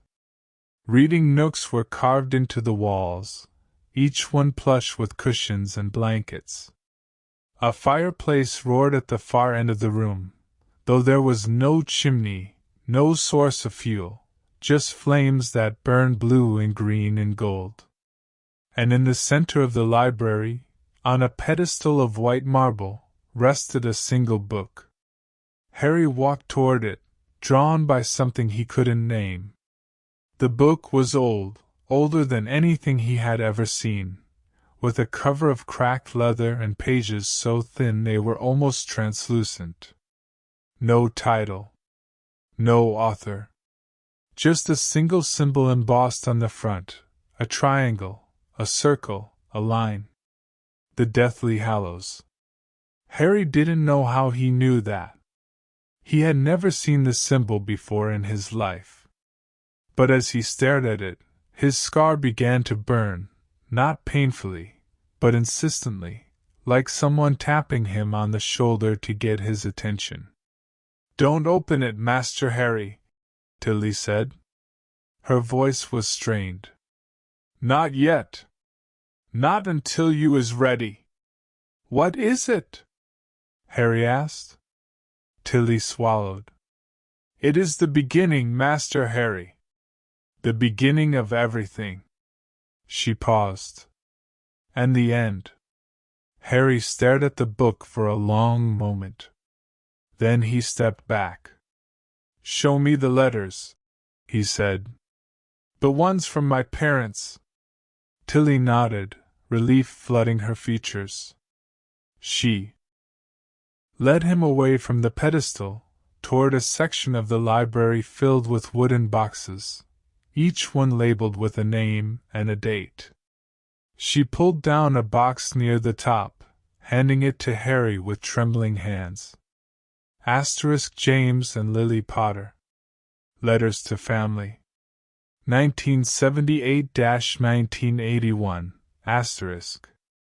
Harry opened the box. Inside were dozens of envelopes. He sat down in the nearest reading nook, pulled out the first letter, dated October 1978, addressed to his grandparents, and began to read. "Dear Mum and Dad.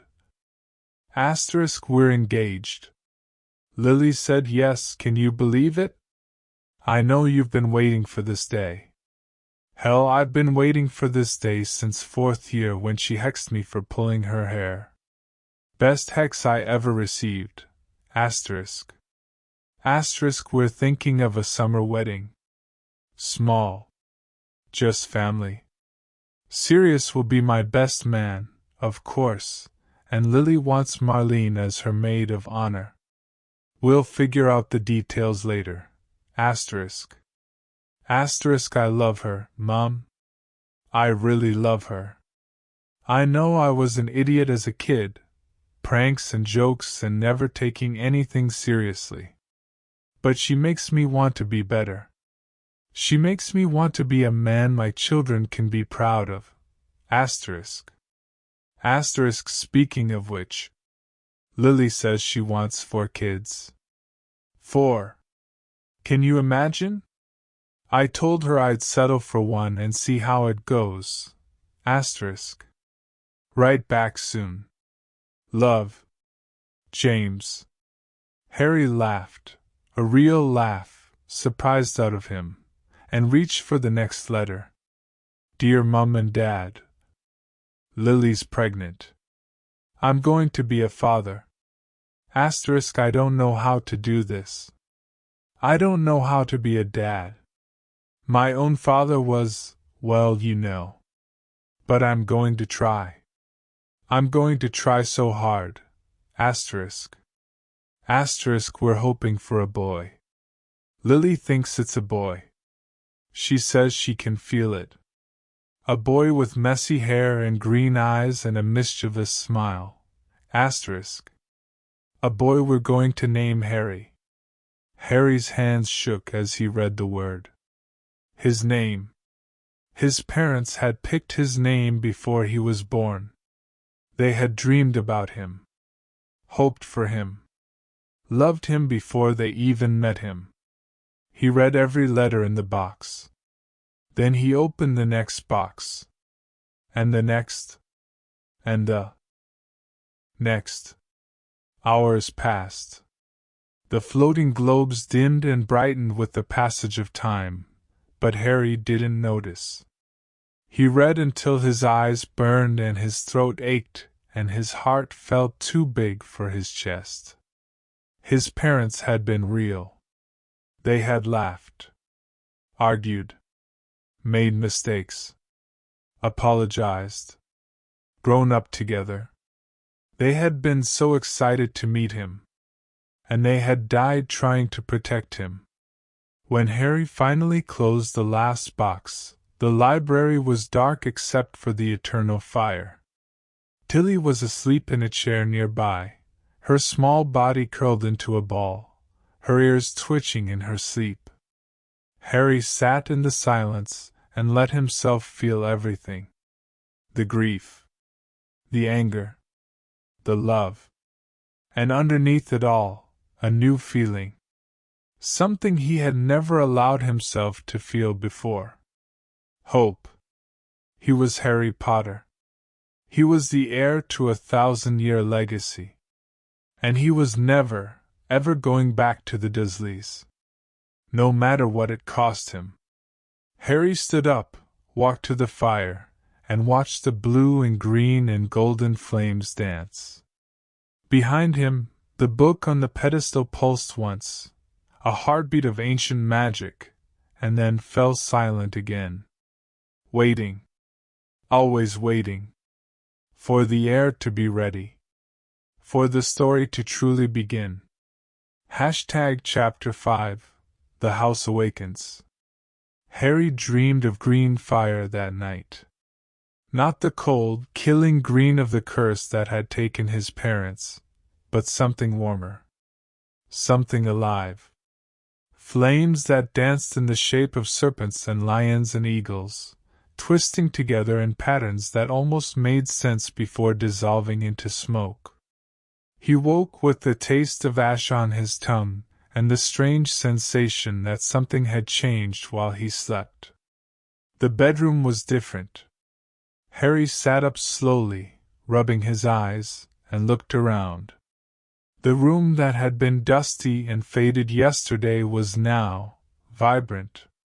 The dark blue curtains had deepened to midnight, embroidered with silver stars that actually twinkled if he stared at them. The carpet beneath his feet had grown thicker, softer, woven with patterns that shifted subtly when he walked across them. The empty picture frames on the walls, bare wood when he had fallen asleep, now held portraits of people he didn't recognize, all of them sleeping peacefully in their painted beds. Even the ceiling had changed. What had been plain white plaster was now a canvas of deep indigo, dotted with constellations that moved slowly across the sky. Harry watched a shooting star trace a path from one corner to the other, and felt something flutter in his chest. The house was waking up. Not just the portraits, the house itself. The walls. The floors. The very stones. Harry dressed quickly in his father's old robes.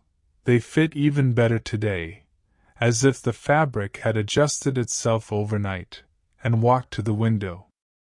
The garden below had transformed. Where yesterday there had been overgrown grass and tangled vines, now there were flowers. Thousands of them. Roses and lilies and flowers Harry couldn't name, all blooming in colors that seemed impossible. Purple so dark it was almost black, gold so bright it hurt to look at, blue that reminded him of the sky after a storm. A fountain in the center of the garden, dry and cracked when Harry had arrived, was now flowing with water that sparkled like liquid diamonds. The griffin at its center had opened its stone beak in a silent roar, and water cascaded from its mouth into a pool below. Something moved in the garden. A flash of silver, too fast to track. Harry pressed his nose against the glass, trying to see, but whatever it was had vanished into the hedges. "The wards are strengthening, Master Harry." He turned. Tilly stood in the doorway, carrying a breakfast tray even larger than yesterday's. Her pillowcase had been replaced by a proper uniform, a clean white tea towel with the Potter crest embroidered over her heart. She looked younger somehow, less tired. The shadows under her eyes had faded. "The wards?" Harry asked. Tilly set the tray on the bedside table and gestured for Harry to sit. "The protective enchantments around the manor. They was dormant, Master Harry. Sleeping. But now that you is here, now that the air has returned, they is waking up. Growing stronger every hour." She beamed at him. "Soon, no one will be able to find this place unless you wants them to. Not even Dumbledore himself." Harry's stomach twisted at the name. He had heard it before, in whispers, in fragments of conversation he wasn't supposed to overhear. Albus Dumbledore. Headmaster of Hogwarts. The man who had left him on the Dursleys' doorstep 11 years ago and never looked back. "Dumbledore," Harry said slowly. "He's the one who brought me to the Dursleys. He left me there. On purpose." Tilly's smile faded. Her ears drooped. "Tilly should not speak ill of the headmaster. He is powerful. Respected. Many wizards owe him their lives." "But—" Harry prompted. Tilly hesitated. Then she leaned closer, lowering her voice. "But Tilly does not understand why he left you with those people. The Dursleys. They was not kind to you. Tilly can see it in your eyes, in your bones. You was not fed enough. You was not loved enough. You was not safe." Her voice cracked. "A child of the Potters should never have been left with Muggles who hated magic. It does not make sense, Master Harry. It has never made sense." Harry thought about the letters he had read in the library. His parents' excitement about his birth. Their plans for his future. Their desperate hope that he would be safe. And then he thought about the cupboard. The bars on the window. The hunger, and the cold, and the silence. No. It didn't make sense. But Harry was determined to find out why. After breakfast, Harry explored the manor properly for the first time. Tilly had given him a map, a magical one that changed as he walked, showing him rooms he hadn't discovered yet, and hiding ones he had already visited. The map was drawn on a single sheet of parchment, but the ink moved like living things, tracing corridors and staircases and secret passages that appeared only when he looked at them. "You can go anywhere, Master Harry," Tilly had said. "The manor will not hide from you. Not anymore." So Harry went everywhere. He found the music room first, a circular chamber on the third floor filled with instruments that played themselves when he walked past.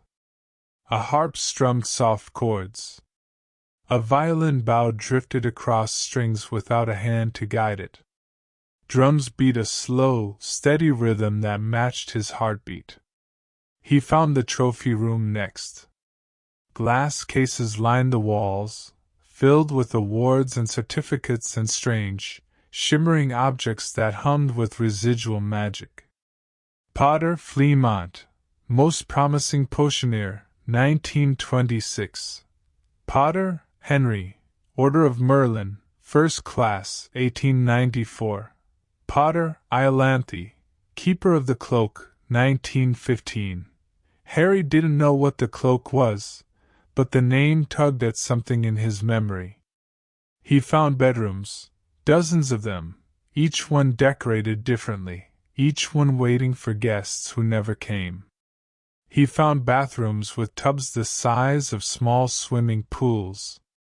He found a room filled entirely with clocks, each one ticking at a different pace, each one showing a different time.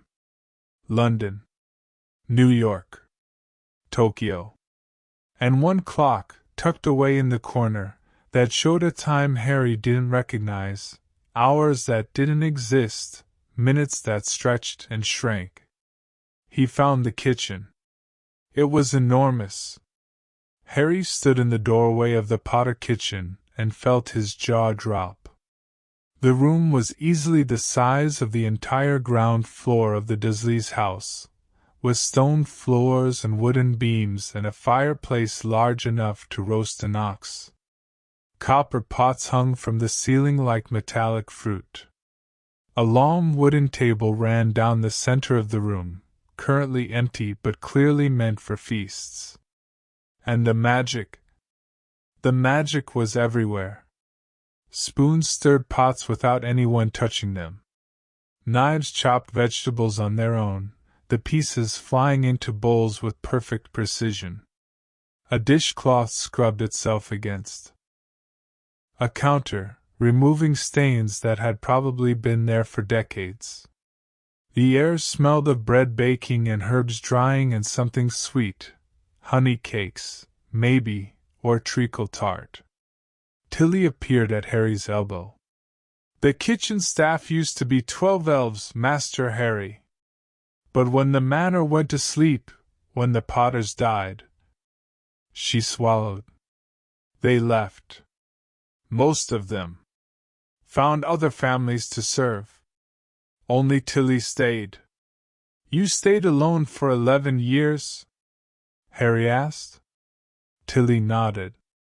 "Tilly made a promise to your grandmother. On her deathbed.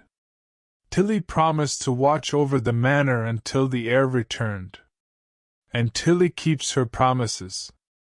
Harry looked around the kitchen again, at the spoons stirring themselves, the knives chopping, the dishcloth scrubbing. "But you said the manor was asleep. How are all these things working?" Tilly smiled. "Because you is awake, Master Harry. The house responds to you. It always has. Even when you was far away, the manor knew you was alive. It could feel your heartbeat. Your magic. And now that you is here," she spread her arms wide, "now it wakes." As if to prove her point, a cupboard door swung open behind Harry. Inside, dozens of jars labeled with strange ingredients glowed softly. Asterisk dragon scale. Phoenix feather. Unicorn hair. Basilisk venom. Asterisk Harry stared at the jars, his scar tingling. "Don't touch those, Master Harry," Tilly said quickly. "Not yet. They is dangerous if you doesn't know what you is doing. Harry closed the cupboard door. What else is in this house? Things I shouldn't touch? Tilly's expression grew serious. Many things, Master Harry. The Potters was collectors. Of artifacts. Of knowledge. Of power. Some of what they collected was dark. She said the word like it burned her mouth. Not evil, necessarily. But dangerous. Twisted. The kind of magic that changes people if they are not careful. Dark magic, Harry said. He had read about it in the library's books, the ones Tilly had said were safe. Dark magic was forbidden at Hogwarts. Illegal. The kind of magic that Voldemort had used. Tilly nodded slowly. There is a room in the cellar, Master Harry. Sealed. Locked with spells that even Tilly cannot break. Only the air can open it. And Tilly hopes, Tilly prays, that you never try. Harry opened his mouth to ask more questions, but before he could speak, a sound echoed through the kitchen. A chime, deep and resonant, like the one he had heard in the entrance hall yesterday, but louder. More insistent. The wards, Tilly breathed. Someone is trying to enter the grounds. Harry ran. His feet carried him through corridors he barely remembered, up staircases that shifted under his weight, past portraits that shouted warnings he couldn't understand. Tilly was ahead of him, her small legs moving impossibly fast, her ears flattened against her head in fear. Who is it? Harry called. Who's trying to get in? Tilly does not know, Master Harry. But the wards are strong. They will not let anyone pass without your permission. You must decide. Let them in. Or keep them out. Harry reached the entrance hall just as the front door began to glow. Golden light seeped through the cracks around the frame, pulsing like a heartbeat. The crest above the door, the Potter crest, burned bright, and Harry felt something tug at his chest. A connection. A thread of magic that linked him to this door, these walls, this house. He could feel whoever was outside. Not see them. Not hear them. But feel them, two people, standing at the edge of the property, pushing against the wards like hands against a glass wall. One of them felt old. Powerful. Familiar in a way that made Harry's scar ache. The other felt young. Impatient. Curious. And behind them both, a third presence. Faint. Distant.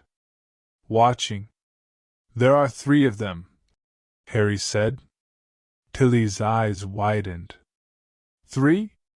The wards only detected 2. Harry pressed his hand against the front door. The wood was warm, warmer than before, and he could feel the wards humming under his palm. They were asking him a question. Asterisk, let them in? Keep them out? Asterisk. Can you tell who they are? Harry asked. Tilly closed her eyes. Her fingers twitched. The first, old magic. Very old. Tilly thinks it might be Dumbledore. Harry's hand tightened on the door. Dumbledore. The man who had left him with the Dursleys. Who had never visited. Never written. Never checked to see if he was safe. And the second? A child, Master Harry. About your age. Maybe younger. A boy. He has red hair. Tilly's eyes snapped open. A Weasley. The Weasleys was friends of the Potters. Trusted friends. Harry hesitated. A friend. Someone who might be on his side. Someone who might have answers. And Dumbledore. Should we let them in, Master Harry? Tilly asked. Harry stared at the glowing door. He could feel the old man's presence pressing against the wards, not aggressively, but insistently. Waiting. Expecting. Expecting Harry to open the door. Expecting Harry to obey. Something cold settled in Harry's chest. No, he said. Tilly blinked. Master Harry? Not yet. Harry stepped back from the door. I'm not ready. I don't know what they want. I don't know if I can trust them. The Weasleys might be friends. Or they might be working for Dumbledore. I don't know. Harry's voice was steadier than he felt. I need more information before I let anyone in. I need to understand what's happening. Why I was left with the Dursleys. Why no one came for me. Tilly wrung her hands. But Master Harry, Dumbledore is the headmaster of Hogwarts. He is very powerful. Very respected. It might be dangerous to refuse him. More dangerous than living in a cupboard for 11 years? Harry asked quietly. Tilly had no answer. The golden light around the door pulsed one more time, a question, a plea, and then faded. The wards held. The door remained closed. Outside, Harry could feel the old man's presence growing. Fainter. He was leaving. Accepting the refusal. For now. But the third presence, the one watching from a distance, did not fade. It lingered. Watching. Waiting. Harry pressed his forehead against the cool wood of the door and closed his eyes.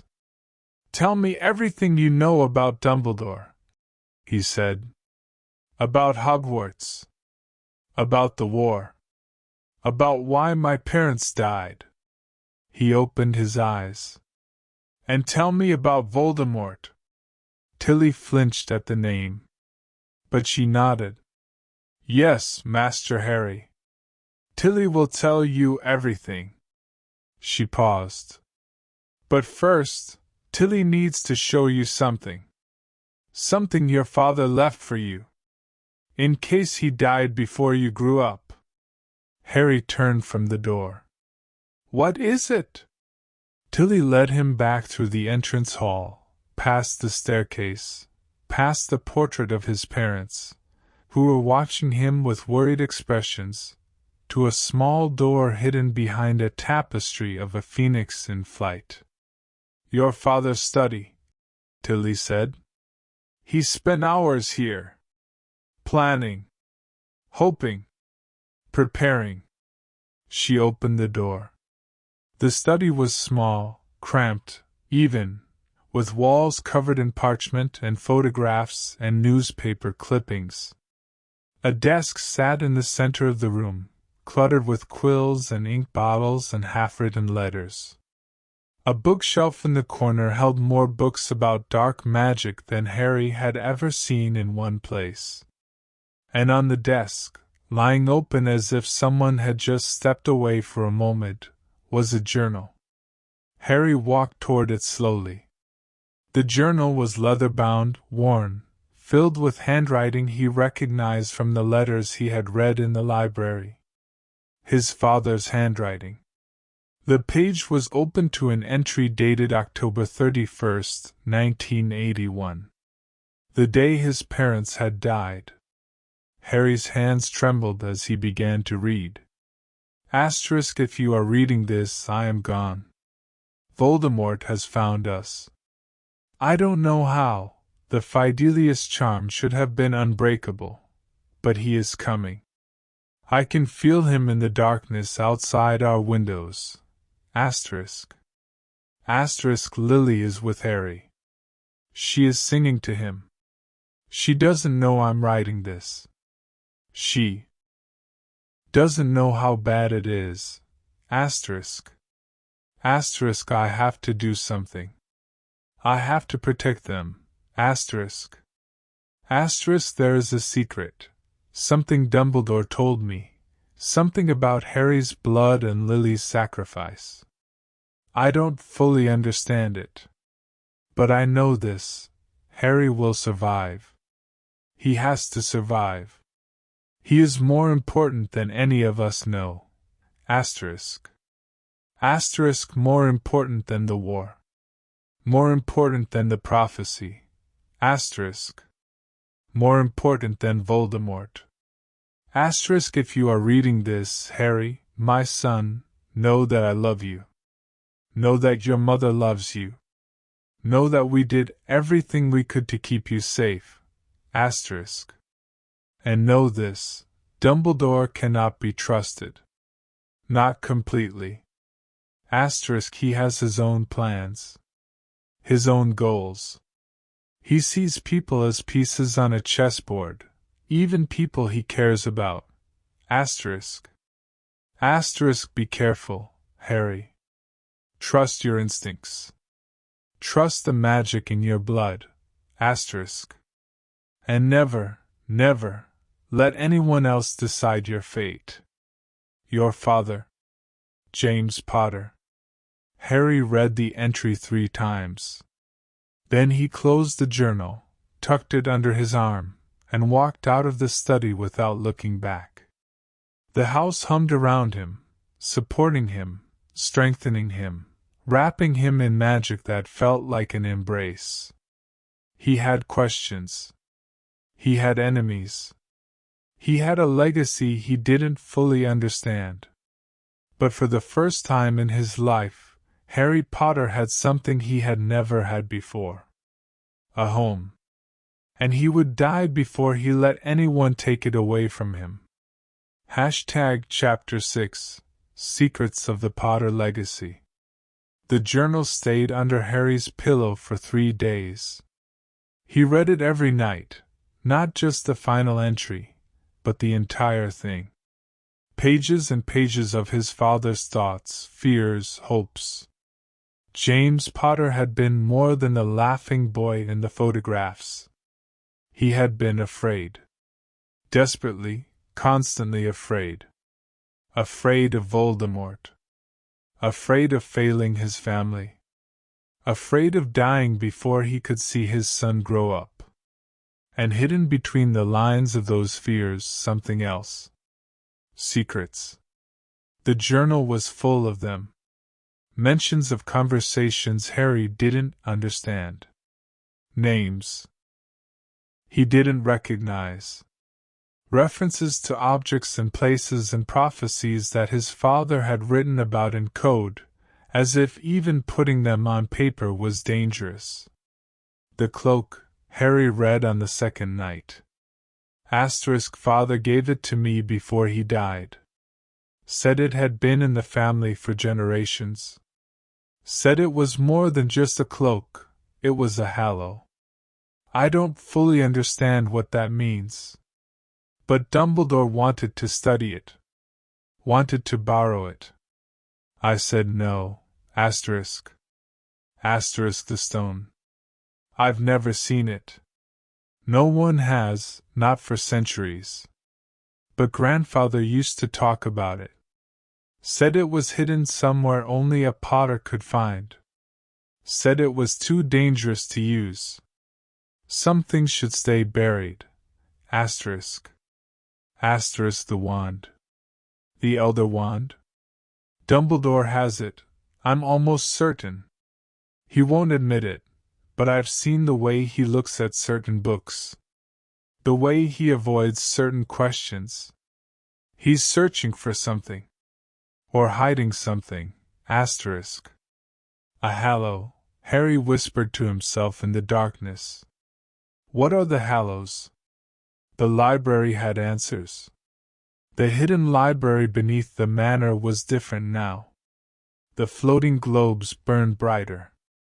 The shelves seemed taller, fuller, as if books were appearing that hadn't been there before. The fireplace roared with blue and green flames, and the pedestal in the center of the room, the one with the strange book, pulsed with a steady, golden light. Harry ignored the pedestal. Instead, he went to the section labeled Family Histories and pulled out every book he could find on the Peverills. The Peverills were an ancient wizarding family, one of the oldest in Britain. They had died out centuries ago, but their bloodline continued through the Potters. The youngest Peveril daughter had married a Potter in the 13th century, bringing with her a dowry of artifacts and secrets. 3 artifacts, to be precise. A wand that could not be defeated in battle. A stone that could summon the dead. A cloak that made its wearer truly invisible, not just hidden, but vanished from the perception of death itself. The Deathly Hallows. Harry sat cross-legged on the floor of the library, surrounded by open books, and read until his eyes burned. The Hallows were legend. Most wizards believed they were a fairy tale, a story told to children. But the Potters had known better. The cloak had been passed down from father to son for generations, hidden from those who would misuse it. The stone had been lost, buried with its last owner in a grave that no one could find. And the wand? The wand had passed from wizard to wizard through violence and bloodshed. Its history was written in death. Wizards had killed for it, had died for it, had betrayed everything they believed in for a chance to possess it. And Dumbledore had it. Harry closed the last book and stared at the fire. His father's journal said Dumbledore had the Elder Wand. Most wizards didn't even believe it existed, but Dumbledore had it. Had he won it in a duel? Taken it from its previous owner? Or had he found it somewhere, hidden and waiting? And why did he want it? He sees people as pieces on a chessboard, James had written. Even people he cares about. Harry thought about the Dursleys. About the cupboard. About 11 years of hunger and fear and loneliness. Had Dumbledore known? Had he left Harry there on purpose? The question burned in Harry's chest like a brand. He needed more information. Tilly found him in the library at midnight, still reading. "Master Harry," she said gently, "you needs to sleep. You has been at this for hours." "Who was the secret keeper?" Harry asked without looking up. Tilly went very still. Harry turned a page. "My parents.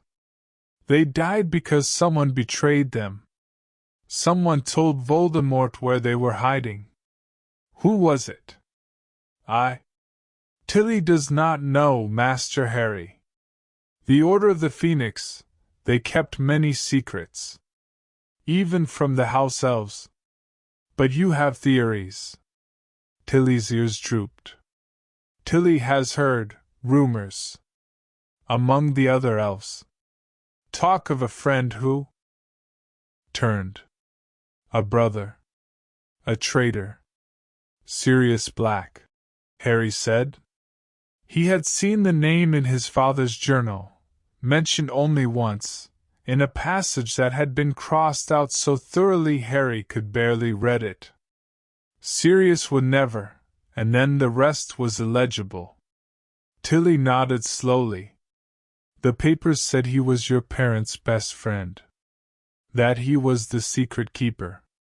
That he betrayed them to the Dark Lord. She paused. But Tilly never believed it.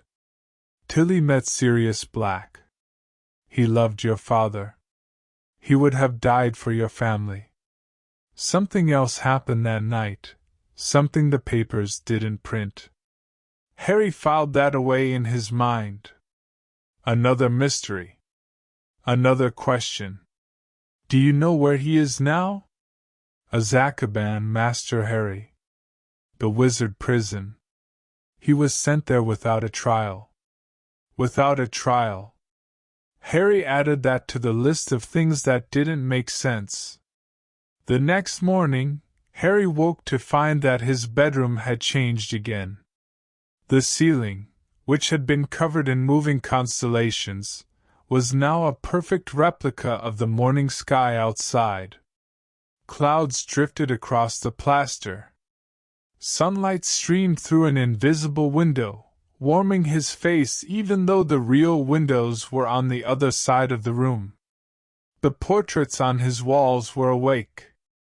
A woman with gray hair and sharp eyes sat in her frame, knitting something that seemed to change colors every time Harry blinked. A man with a beard that reached his knees stood in the corner of his frame, staring at Harry with an expression of deep disapproval.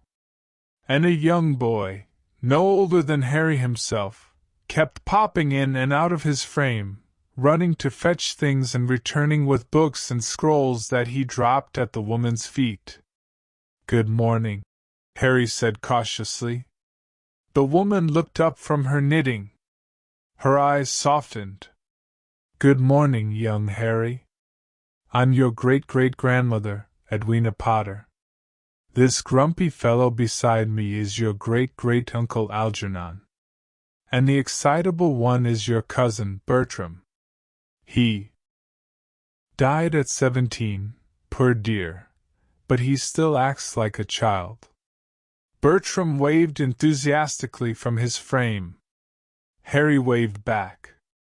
"We've been waiting to speak with you," Edwina said, setting down her knitting. "The house is awake enough now. We can talk properly." She leaned forward, her painted eyes intense. "You found the library?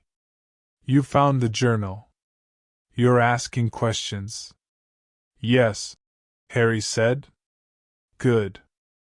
Edwina nodded firmly. "The Potters have always asked questions. It's in our blood. Curiosity. Caution. The determination to know the truth, even when it's painful." She paused. "Are you ready for the truth, Harry? The real truth? Not the stories they tell in the papers. Not the legends and the rumors. The actual, documented history of your family and the war that killed your parents?" Harry's heart hammered. "Yes." Edwina glanced at Algernon. The old man nodded once, grimly. "Then sit down, boy. This will take a while." The story began long before Harry was born. The Potters, Edwina explained, had always been a family of innovators. They weren't the wealthiest wizarding family. The Malfoys and the Blacks had them beat there, but they were clever. Resourceful.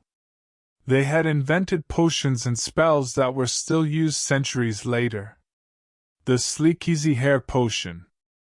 The Pepper Up Potion. Dozens of other creations that had made them quietly, comfortably rich. But wealth wasn't what made the Potters dangerous. It was their blood. The Peveril blood. "The Hallows changed our family," Edwina said, her voice low. "Not just because we owned one of them, the cloak, but because we understood what they represented. Death. Power. The thin line between life and what comes after." She shivered. Some Potters became obsessed. Tried to find the other Hallows. Tried to master death itself. They always failed. Always died trying.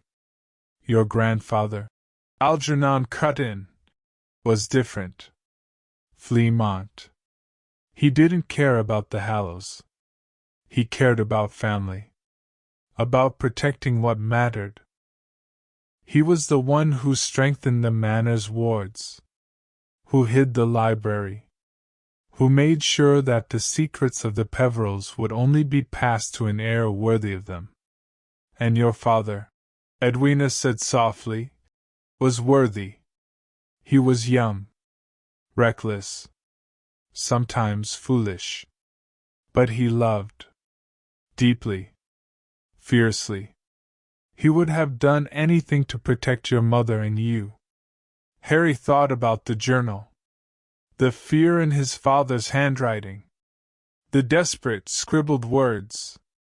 He knew he was going to die, Harry said.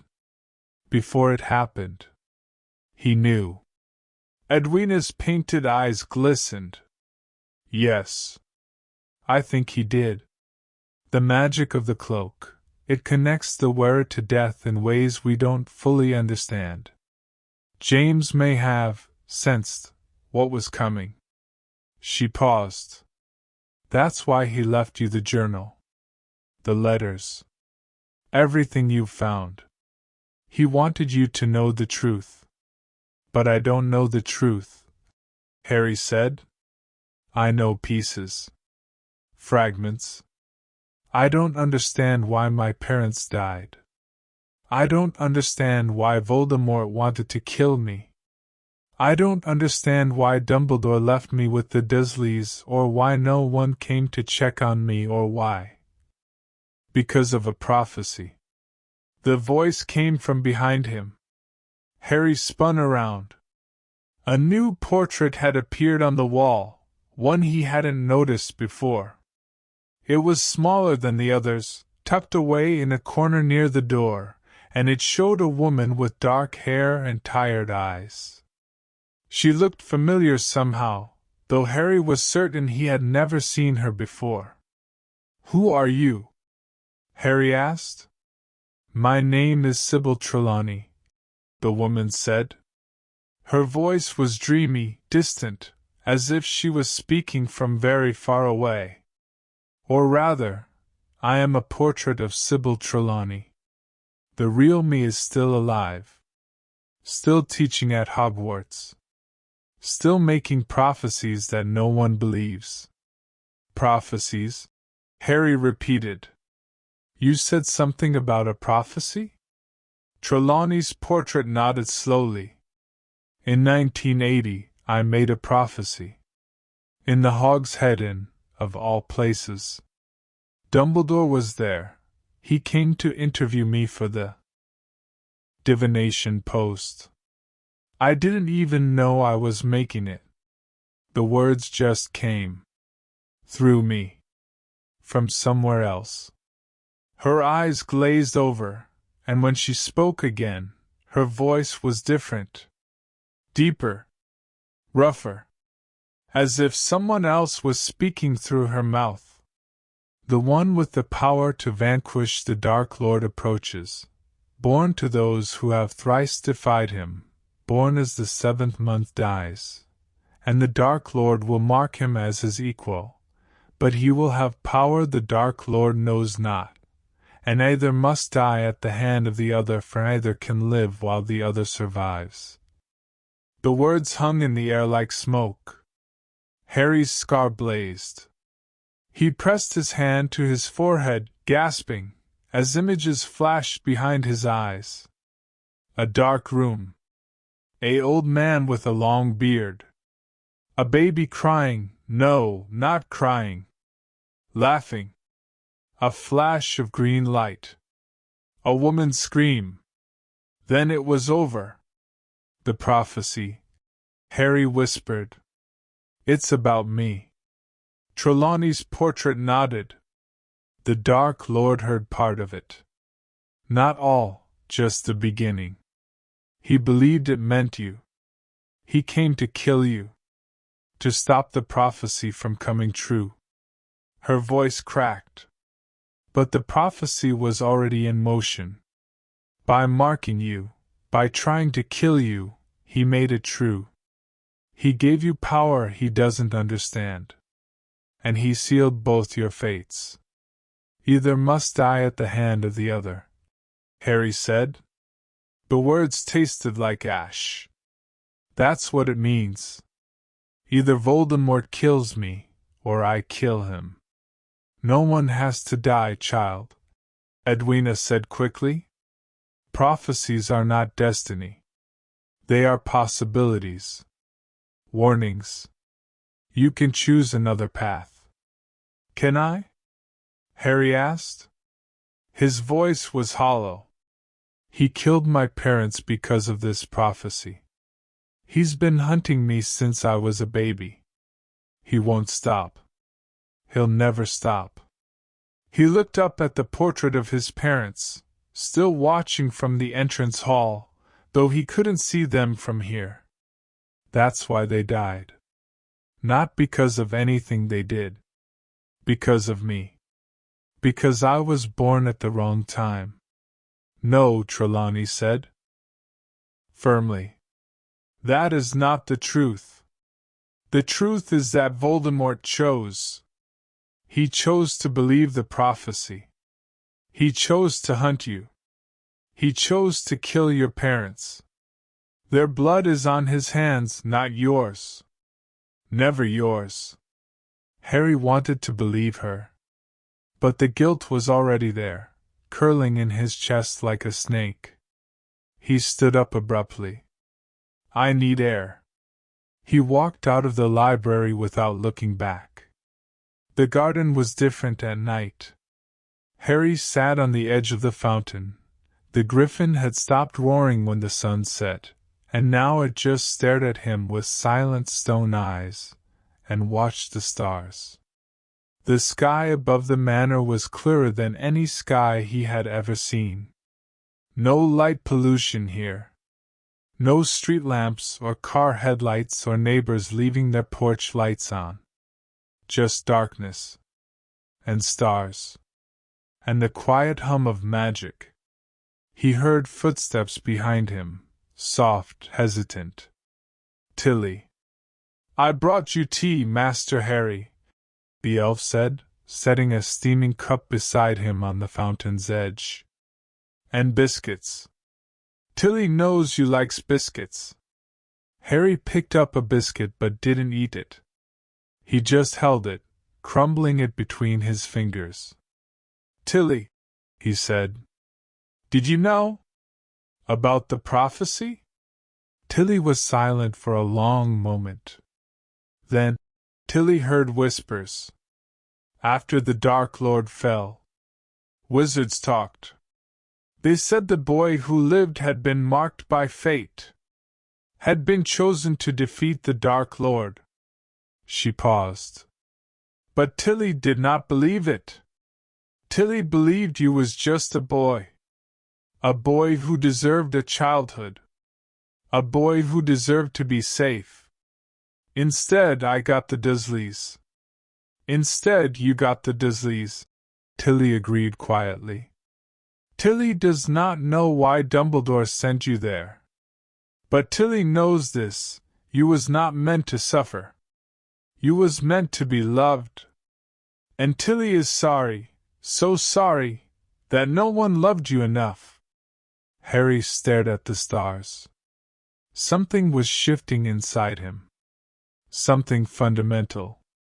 The boy who had lived in a cupboard, who had believed he was worthless, who had flinched every time an adult raised their voice, that boy was still there. But he was changing. Growing. Hardening in ways that might be good or might be dangerous. He didn't know yet. What do I do now? Harry asked. I'm 11. I have no parents. No guardians. No one who can teach me what I need to know. He looked at Tilly. I have this house. And some books. And a prophecy that says I have to kill the most powerful dark wizard in history or die trying. Tilly climbed onto the fountain's edge and sat beside him. Her small feet dangled over the water. You start small, Master Harry, she said. You learns. You grows. You prepares. The Manor will help you. Tilly will help you. And when the time comes, when you is ready, you will face the Dark Lord. Not because a prophecy says so, but because you chooses to. Because you wants to protect the world that your parents died for. Harry thought about that. His parents had died for him. Had died to give him a chance to live. The least he could do was make that chance count. Teach me, Harry said. Everything. The magic in this house. The spells in the library. The history my family tried to protect. I want to learn it all. Tilly's eyes filled with tears, but for once she was smiling. Tilly will teach you, Master Harry. Tilly will teach you everything. She held out her small hand. Harry took it. And somewhere deep in the manor, in the library on the pedestal, in the book that had been waiting for centuries, the golden light pulsed one final time. Then, slowly, gently, the book opened. Chapter 7 The Truth About His Wealth. The goblin arrived at dawn. Harry knew something was wrong the moment he woke. The house felt different, tenser somehow. The walls hummed with a lower frequency. The portraits whispered to each other in hushed, urgent voices. Even Tilly, when she appeared with his breakfast tray, had a pinched look around her eyes. "Someone is here, Master Harry," she said before he could ask. "Someone from Gringotts. The goblins have sent an emissary." Harry set down his fork. "Goblins? Why?" Tilly wrung her hands. "The Potter vaults, Master Harry. The goblins have been managing them since your parents died. But now that you have returned, now that the manor has awakened, they want to speak with you. In person." Harry thought about the books he had read in the library. Goblins were not like wizards. They had their own laws, their own customs, their own sense of honor. They did not lie, not exactly, but they were masters of manipulation. Every contract they wrote favored them. Every deal they made had hidden costs. And they hated wizards who didn't respect their traditions. "What does he want?" Harry asked. "The truth, Master Harry. And to assess you. To see if you is worthy of the Potter fortune." The Potter fortune. Harry had known, intellectually, that his family had money. The manor alone was proof of that. But he hadn't thought about it, really thought about it, until now. Vaults. Plural. Not just one vault, but multiple. Generations of accumulated wealth, sitting in the bowels of Gringotts' wizarding bank, waiting for him to claim them. "Show me where he is," Harry said. The goblin waited in the entrance hall. He was shorter than Harry expected, no taller than Dudley, though much thinner, with long fingers and dark eyes that seemed to absorb light rather than reflect it. His face was sharp, angular, with a nose that came to a point and ears that swept back from his head like a bat's. He wore dark green robes embroidered with gold thread, and on his chest, a silver badge that marked him as an official of Gringotts. Harry descended the stairs slowly, feeling the goblin's eyes track his every movement. "Harry Potter," the goblin said. His voice was deep, much deeper than his small body suggested, and carried a hint of an accent Harry couldn't place. "I am Griphook, account manager for the Potter family accounts. I have come to discuss your inheritance." Harry reached the bottom of the stairs. "Tilly said you wanted to assess me." Griphook's lips curled, not quite a smile. "I did. And I am." He tilted his head, studying Harry like a merchant examining goods. You are smaller than I expected. Thinner. The Dursleys did not feed you well. No, Harry said. They didn't. Something flickered in Griphook's dark eyes. Respect, perhaps? Or surprise that Harry had answered so directly. The Potter fortune is substantial, Griphook continued. Substantial enough that many wizards would kill for it. Some have tried. Your parents' will was contested 3 times before the ministry finally sealed it. Dumbledore himself argued that the fortune should be held in trust until you came of age. Dumbledore, Harry said flatly. Of course. Griphook's lips curled again. You do not like the headmaster. I don't know him well enough to like or dislike him, Harry said carefully. But I know he left me with people who locked me in a cupboard for 11 years. So I don't trust him. The goblin actually laughed, a short, sharp sound like stones clicking together. Good. Trust is for fools. Contracts are for the wise.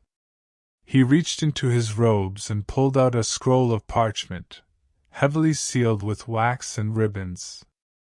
This is the full accounting of the Potter family assets. I am required by Gringotts law to present it to you in person, now that you have reached the age of majority in the eyes of goblin tradition. Age of majority? I'm only 11. Wizard law says you come of age at 17.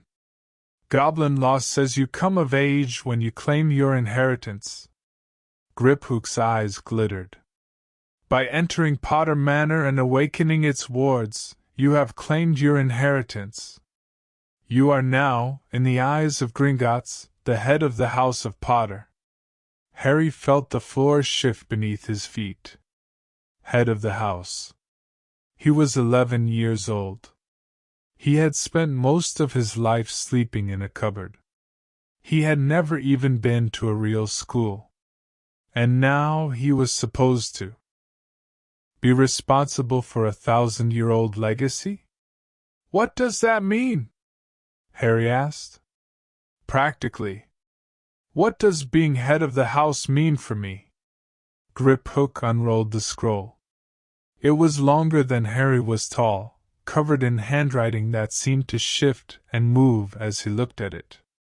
It means, the goblin said, that you now control the Potter family vaults.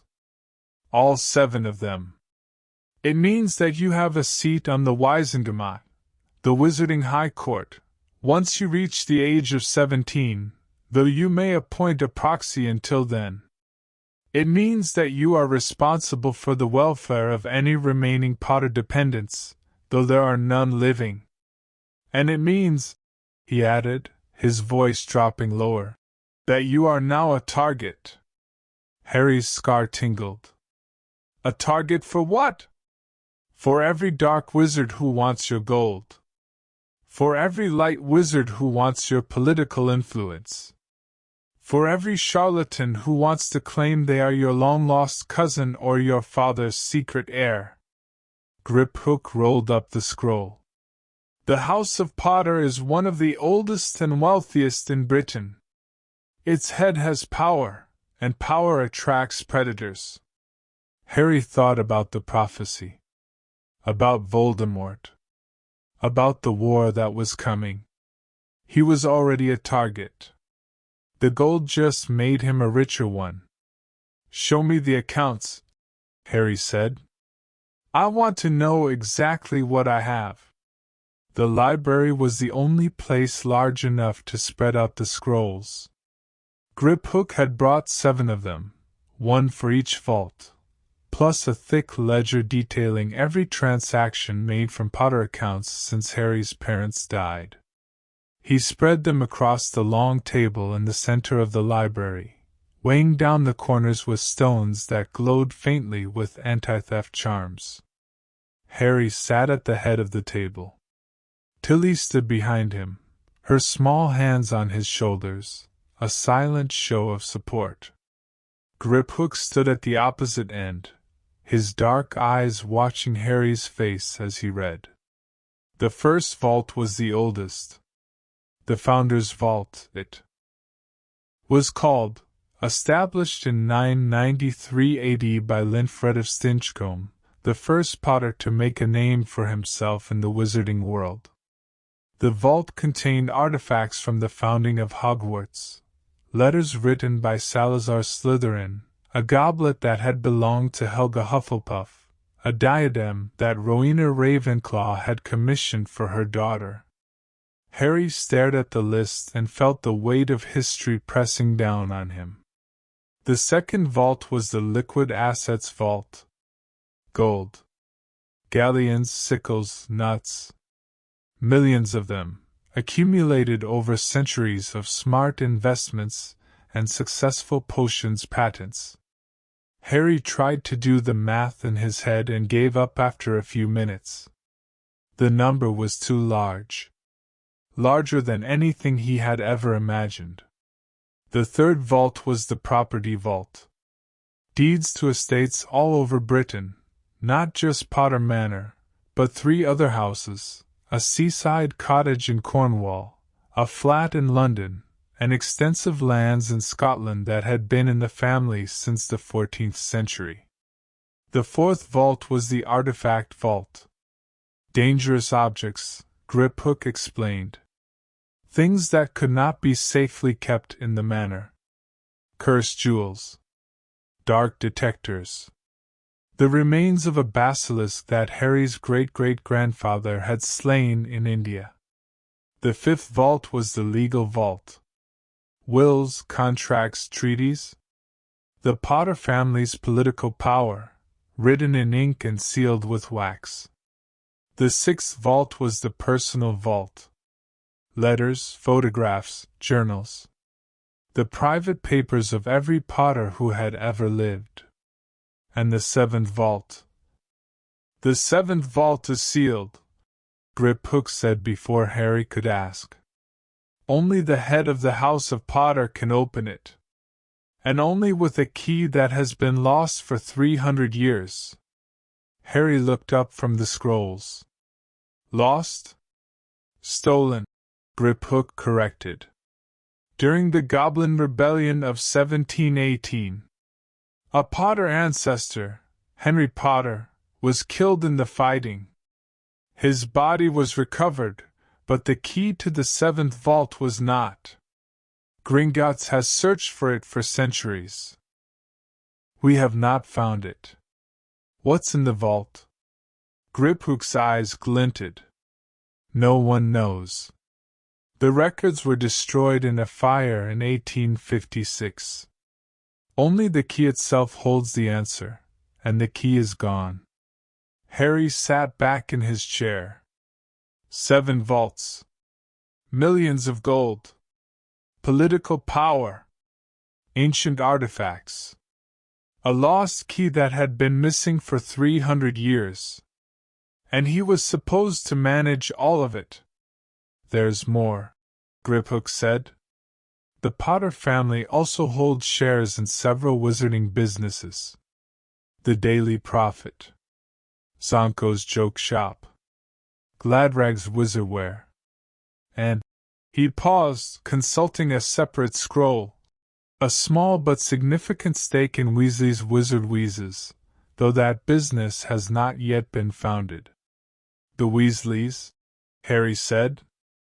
Tilly mentioned them. Friends of my parents? Allies? Griphook corrected. The Weasleys are blood traders. They associate with Muggles and Muggleborns freely. Many pureblood families despise them. But they are loyal. Fiercely loyal. Arthur Weasley was a member of the Order of the Phoenix. He fought alongside your father in the First War. Harry filed that away. The red-haired boy at the Manor's gates, the one who had been with Dumbledore. A Weasley. Possibly an ally. Possibly a spy. He couldn't trust anyone yet. One more thing, Griphook said. He pulled a small velvet pouch from his robes and set it on the table. It clinked when it landed, the sound of metal against metal. This was left for you. By your mother. In a private vault that only she could access. The goblins were instructed to deliver it to you on your 11th birthday, regardless of your circumstances. Harry's heart stopped. His mother. He reached for the pouch with trembling hands. The velvet was soft, worn smooth by years of handling. The drawstring opened easily, and Harry tipped the contents onto the table. A key. Silver, small, delicate. It looked like it belonged in a jewelry box, not a bank vault. And a letter. Parchment, folded twice, sealed with green wax impressed. With a lily. Harry's hands shook as he broke the seal. My darling Harry. Asterisk, if you are reading this, you are 11 years old. I am so proud of you. I knew you would make it. I knew you would survive. Asterisk. Asterisk, this key opens a vault that no one else knows about. Not James, not Dumbledore, not the goblins themselves. I created it myself, using magic that only a mother's love could power. Inside, you will find things I wanted you to have. Things I couldn't risk leaving in the manor or the other vaults. Asterisk. Asterisk, go to Gringotts.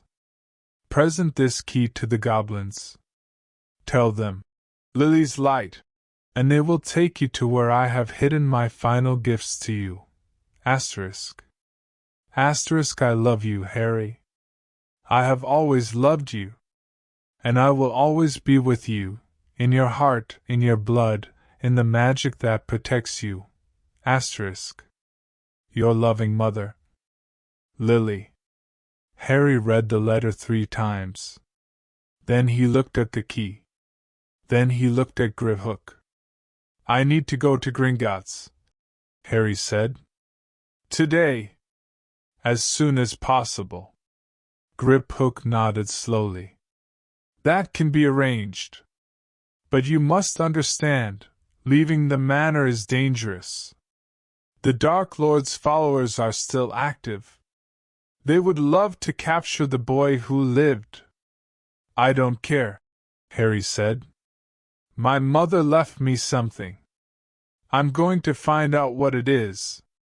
The journey to Gringotts took 2 hours. Tilly had found a hidden passage in the manor cellar, a tunnel lined with ancient runes that led directly to the Leaky Cauldron in London. Harry had walked through it with his heart in his throat, half expecting to be attacked at any moment. But the tunnel was deserted. The runes glowed softly as he passed, lighting his way, and when he emerged through a brick wall into the dingy pub, no one looked at him twice. The goblin at the Gringotts counter was less accommodating. A private vault? He said, his voice dripping with skepticism. Created by a muggle-born witch who died 11 years ago. There's no record of such a vault in our ledgers. Check again, Harry said. He placed the silver key on the counter. And use this. The goblin's eyes widened when he saw the key. He picked it up delicately, turning it over in his long fingers. Then he disappeared into a back room without another word. Harry waited. 5 minutes passed. 10. 15. When the goblin returned, his face was a mask of shock. Follow me, he said. The cart ride to the vaults was faster than Harry expected, and more terrifying. The goblin driving the cart took corners at impossible speeds, laughing every time Harry grabbed the sides to keep from falling out. They plunged deeper and deeper into the earth, past vaults labeled with names Harry recognized and names he didn't.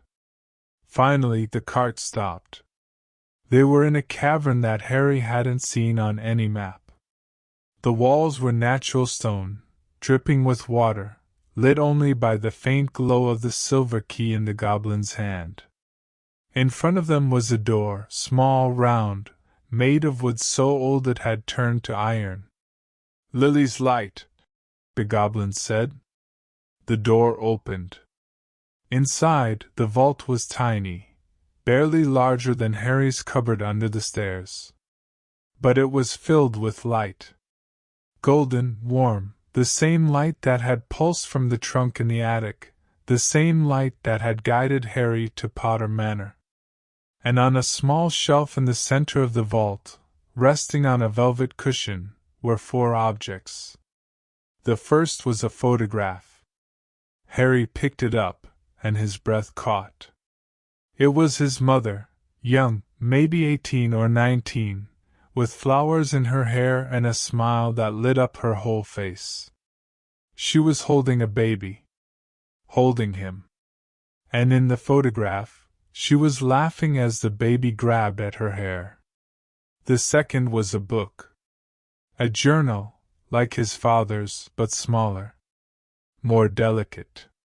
The cover was embossed with the same lily that had sealed the letter. The third was a ring. Gold, simple, unadorned. But when Harry picked it up, he felt a jolt of magic so strong that his knees buckled.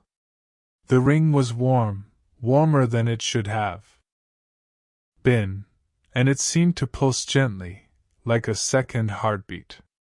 And the fourth. The fourth was a portkey. Harry recognized it instantly. A small wooden ring, just like the one he had found in the attic. Carved with symbols that shifted when he tried to read them.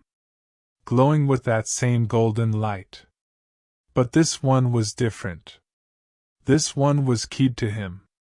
Only to him. Harry slipped the portkey into his pocket, along with the photograph and the journal and the ring. Then he turned to the goblin. "I'm ready to go back," he said. The goblin nodded. But as they walked back to the cart, he spoke again. "Harry Potter," he said. "The goblins do not involve themselves in wizard wars. We do not choose sides. We only guard what is entrusted to us." "I know," Harry said. "But I will tell you this," the goblin continued. "Your mother, Lily, she was smart. Smarter than most wizards. Smarter than most goblins, even. She knew something was coming. She prepared for it." He paused. "Whatever she left you, use it wisely.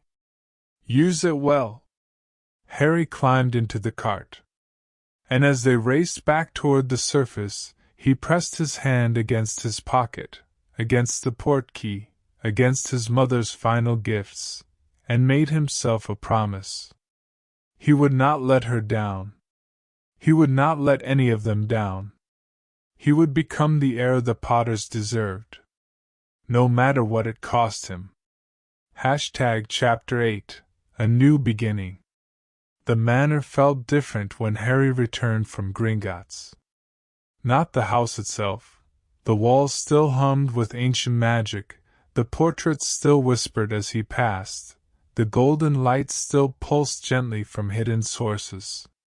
No, the difference was inside Harry. Something had shifted. Settled. The weight of the Potter legacy had pressed down on him in that underground vault, and instead of crushing him, it had fitted. Like a key turning in a lock. He was the heir. Not just in name. Not just in blood. In truth. Harry climbed the stairs to his bedroom slowly, his hands still pressed against his pocket where the portkey nestled against his mother's journal. Tilly had offered to carry his things, but Harry had refused. These were his mother's final gifts. He would keep them close. The bedroom welcomed him like an old friend. The constellations on the ceiling had shifted again.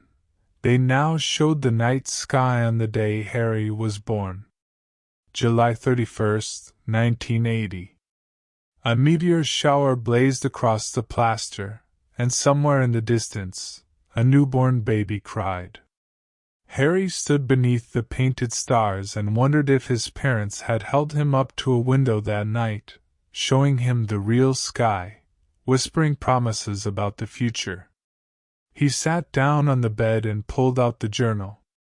The leather was soft, worn smooth by his mother's hands. He opened it to the first page and saw her handwriting, neat and elegant, so different from his father's hurried scrawl. This journal belongs to Lily J. Potter née Evans.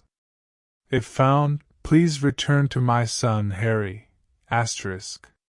Harry turned the page. January 15th, 1980. I'm pregnant. James doesn't know yet. I wanted to write it down first, to make it real. A baby. Our baby. I keep putting my hand on my stomach and feeling. I don't know how to describe it. Magic. Not my magic. Something new. Something that's half me and half James and completely its own. I hope it's a boy. James wants a girl, says he wants a little princess he can spoil. But I want a boy. A boy with James's hair and my eyes. A boy who will grow up loved and safe and happy. A boy who will never know the fear I felt as a child. The fear of being different. Of being a freak. I won't let anyone make him feel like a freak. Harry wiped his eyes and kept reading. The journal spanned the final 2 years of his mother's life. She wrote about everything, the morning sickness that lasted all day, the way James sang to her belly at night, the arguments she had with Petunia about magic and family, and the choices that had torn them apart. May 3rd, 1980. Petunia sent another letter. She says she doesn't want anything to do with me or my abnormalities. She called James a long-haired layabout, and said our baby would be just as unnatural as we are. I wrote back. I shouldn't have. I told her she was jealous. I told her she would never know what it felt like to love someone so much that magic poured out of you without even trying. She won't reply. She never does. But I can't stop thinking about her. About the little girl she used to be. The one who braided my hair and held my hand when we crossed the street. Where did that girl go? When did she become this stranger who hates everything I am? I don't want that for my child. I don't want him to grow up without family. Without connection. Without love. I'll find a way. I have to. Harry thought about the Dursleys. About Petunia's pinched face and cold eyes. About the way she had looked at him, like he was something disgusting. Something less than human. His mother had tried. She had reached out. And Petunia had pushed her away. Just like she had pushed Harry away. The next entry was different. Darker. August 30th, 1980. Dumbledore came to visit today. He wanted to talk about the situation. He always calls it that, the situation. As if Voldemort is a minor inconvenience instead of a monster who's been murdering people for years. Asterisk. Asterisk James hates him. I can see it in the way he clenches his jaw every time Dumbledore speaks. But I think Dumbledore is trying to help. In his own way. Even if his way is cryptic and frustrating and terrifying. Asterisk. Asterisk he told us about a prophecy. A prophecy that he won't fully explain. Something about the one with the power to vanquish the Dark Lord. Something about the 7th month. Asterisk. He looked at my stomach when he said it. Asterisk I asked him if the prophecy was about our baby. He said he couldn't be sure. That prophecies were unreliable. That we shouldn't worry. Asterisk. But his eyes said something different. Asterisk Harry, if you're reading this, if something happens to us, know that Dumbledore tried to protect you. In his own way. Even if that way was flawed. Even if that way meant sending you to Petunia. Asterisk. Asterisk he believed the blood protection would keep you safe. He believed family magic, even from a sister who hated magic, was stronger than anything else. Asterisk. I don't know if he was right. But I know he wasn't trying to hurt you. Asterisk please remember that.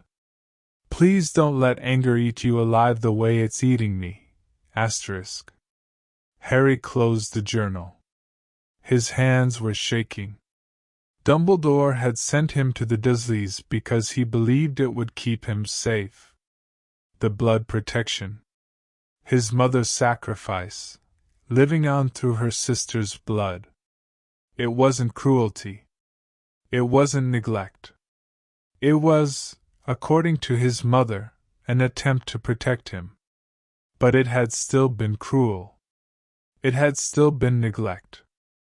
Harry could hold both truths in his head at the same time. Dumbledore had tried to save him. And Dumbledore had failed. What do I do with that? Harry whispered to the empty room. The constellations on the ceiling didn't answer. The next morning, Harry woke with a plan. He found Tilly in the kitchen, directing an army of self-stirring spoons, and sat down at the long wooden table. I'm not going back to the Dursleys, Harry said. Ever. I know the magical world probably expects me to return to them until I start Hogwarts. But I'm not doing it. Tilly set down her ladle. Master Harry. The wards on this house are strong. Stronger than anything the Dursleys have. And the blood protection my mother talked about, it's already activated. It's in my veins. I don't need to live with Petunia for it to work. Tilly was silent for a long moment. Then she nodded slowly. Tilly agrees, Master Harry. But the Ministry of Magic may not see it that way. They may try to force you to return. Let them try. Harry's voice was cold, colder than he intended. They can't find this place without my permission. And if they do find it, they can't enter. The wards won't let them. Not unless you lowers them. Tilly agreed. Then I won't lower them. Tilly picked up her ladle again. Then Tilly supposes we needs to prepare. For Hogwarts. For the wizarding world. For everything that is coming. Harry nodded. That's the plan. The next 3 weeks were the best of Harry's life.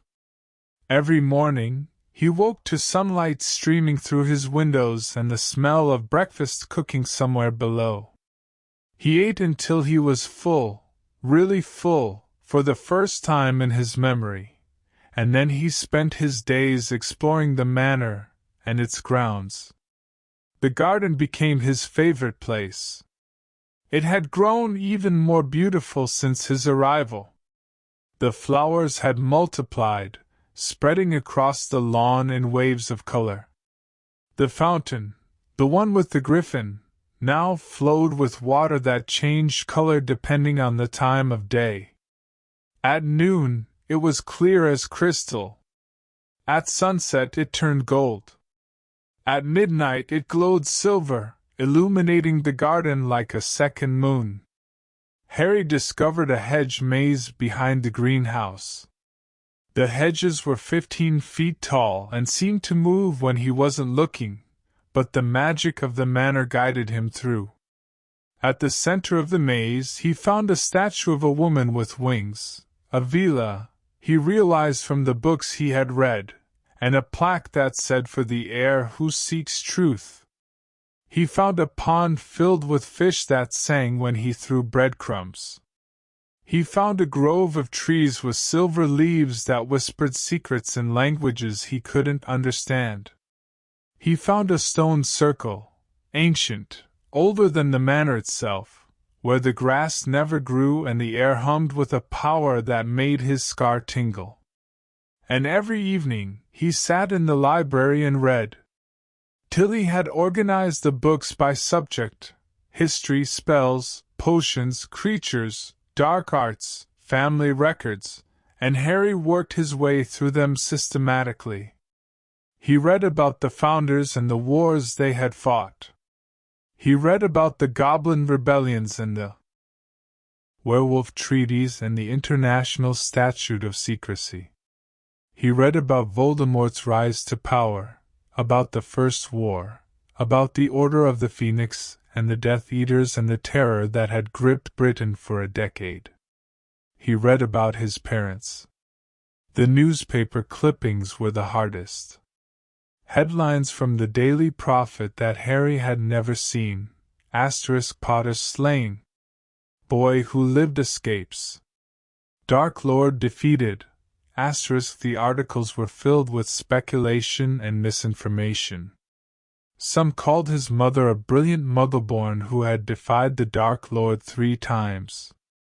Others called her a blood traitor, who had married above her station.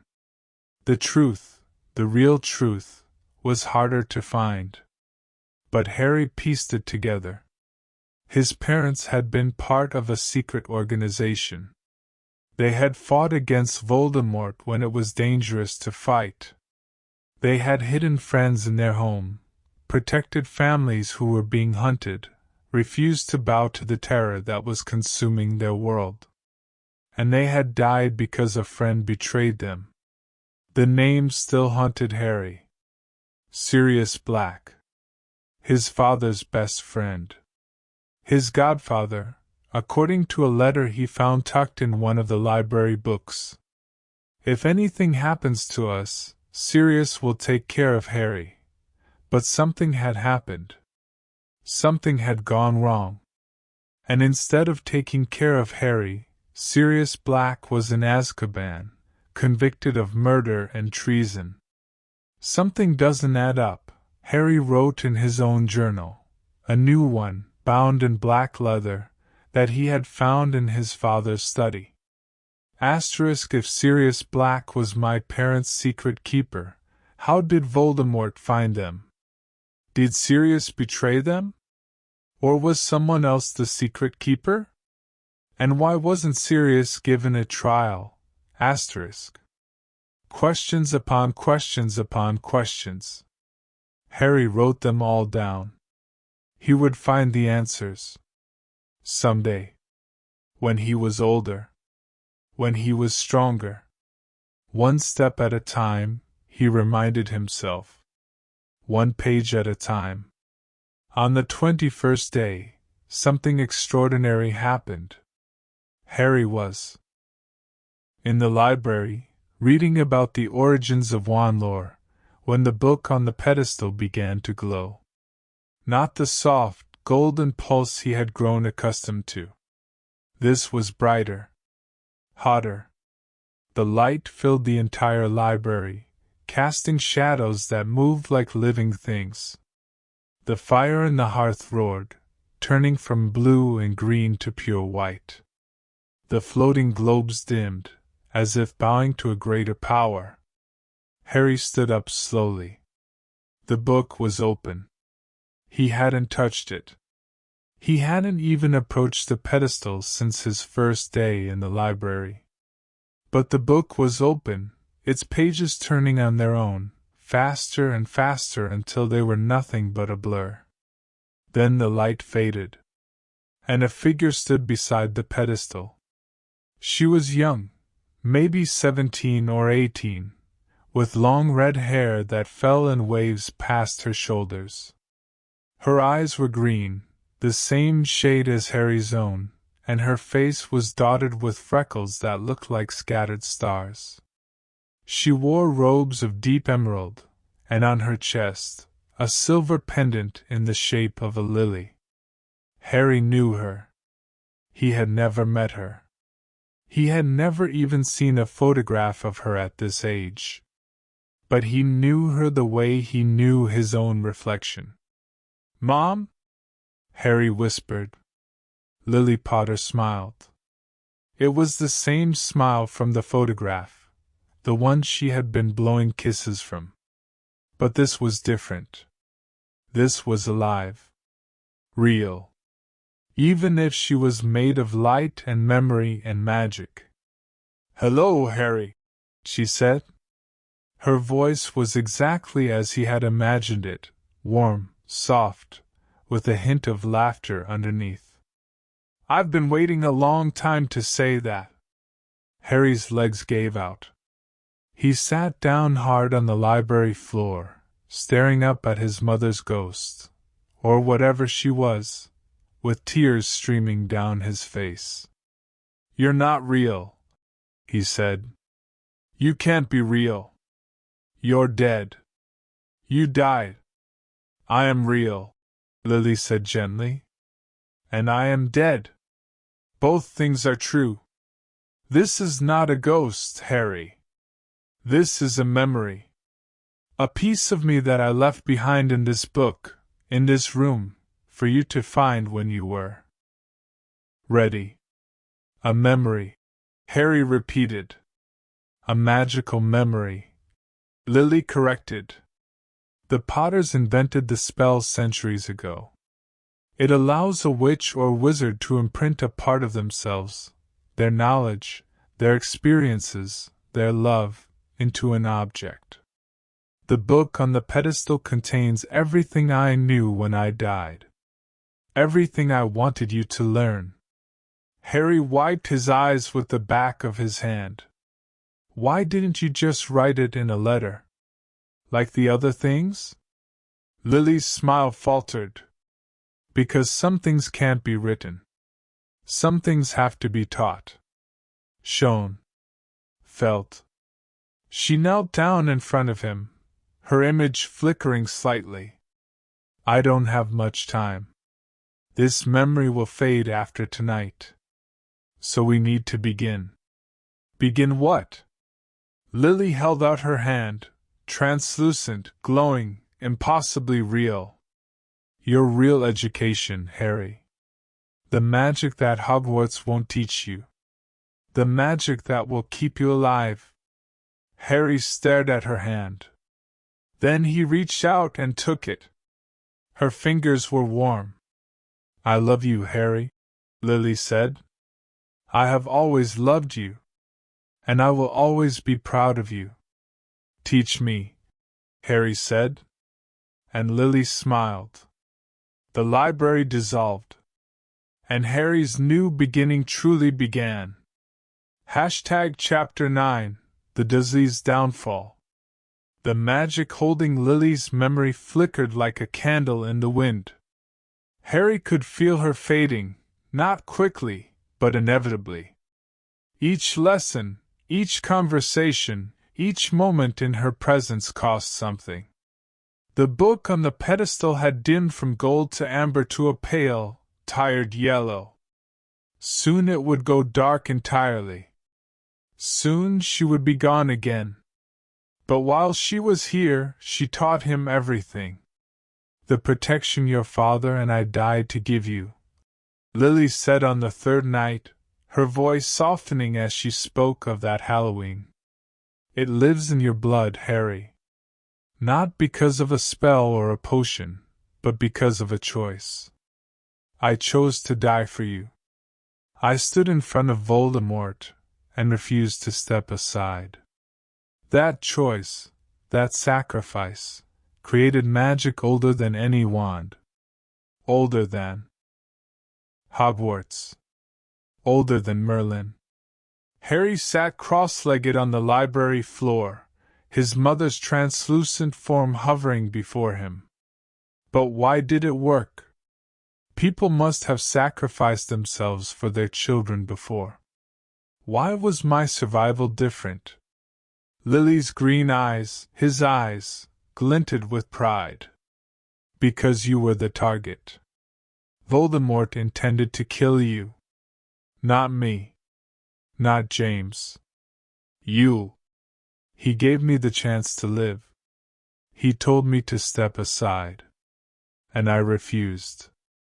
She reached out as if to touch his cheek, but her fingers passed through him.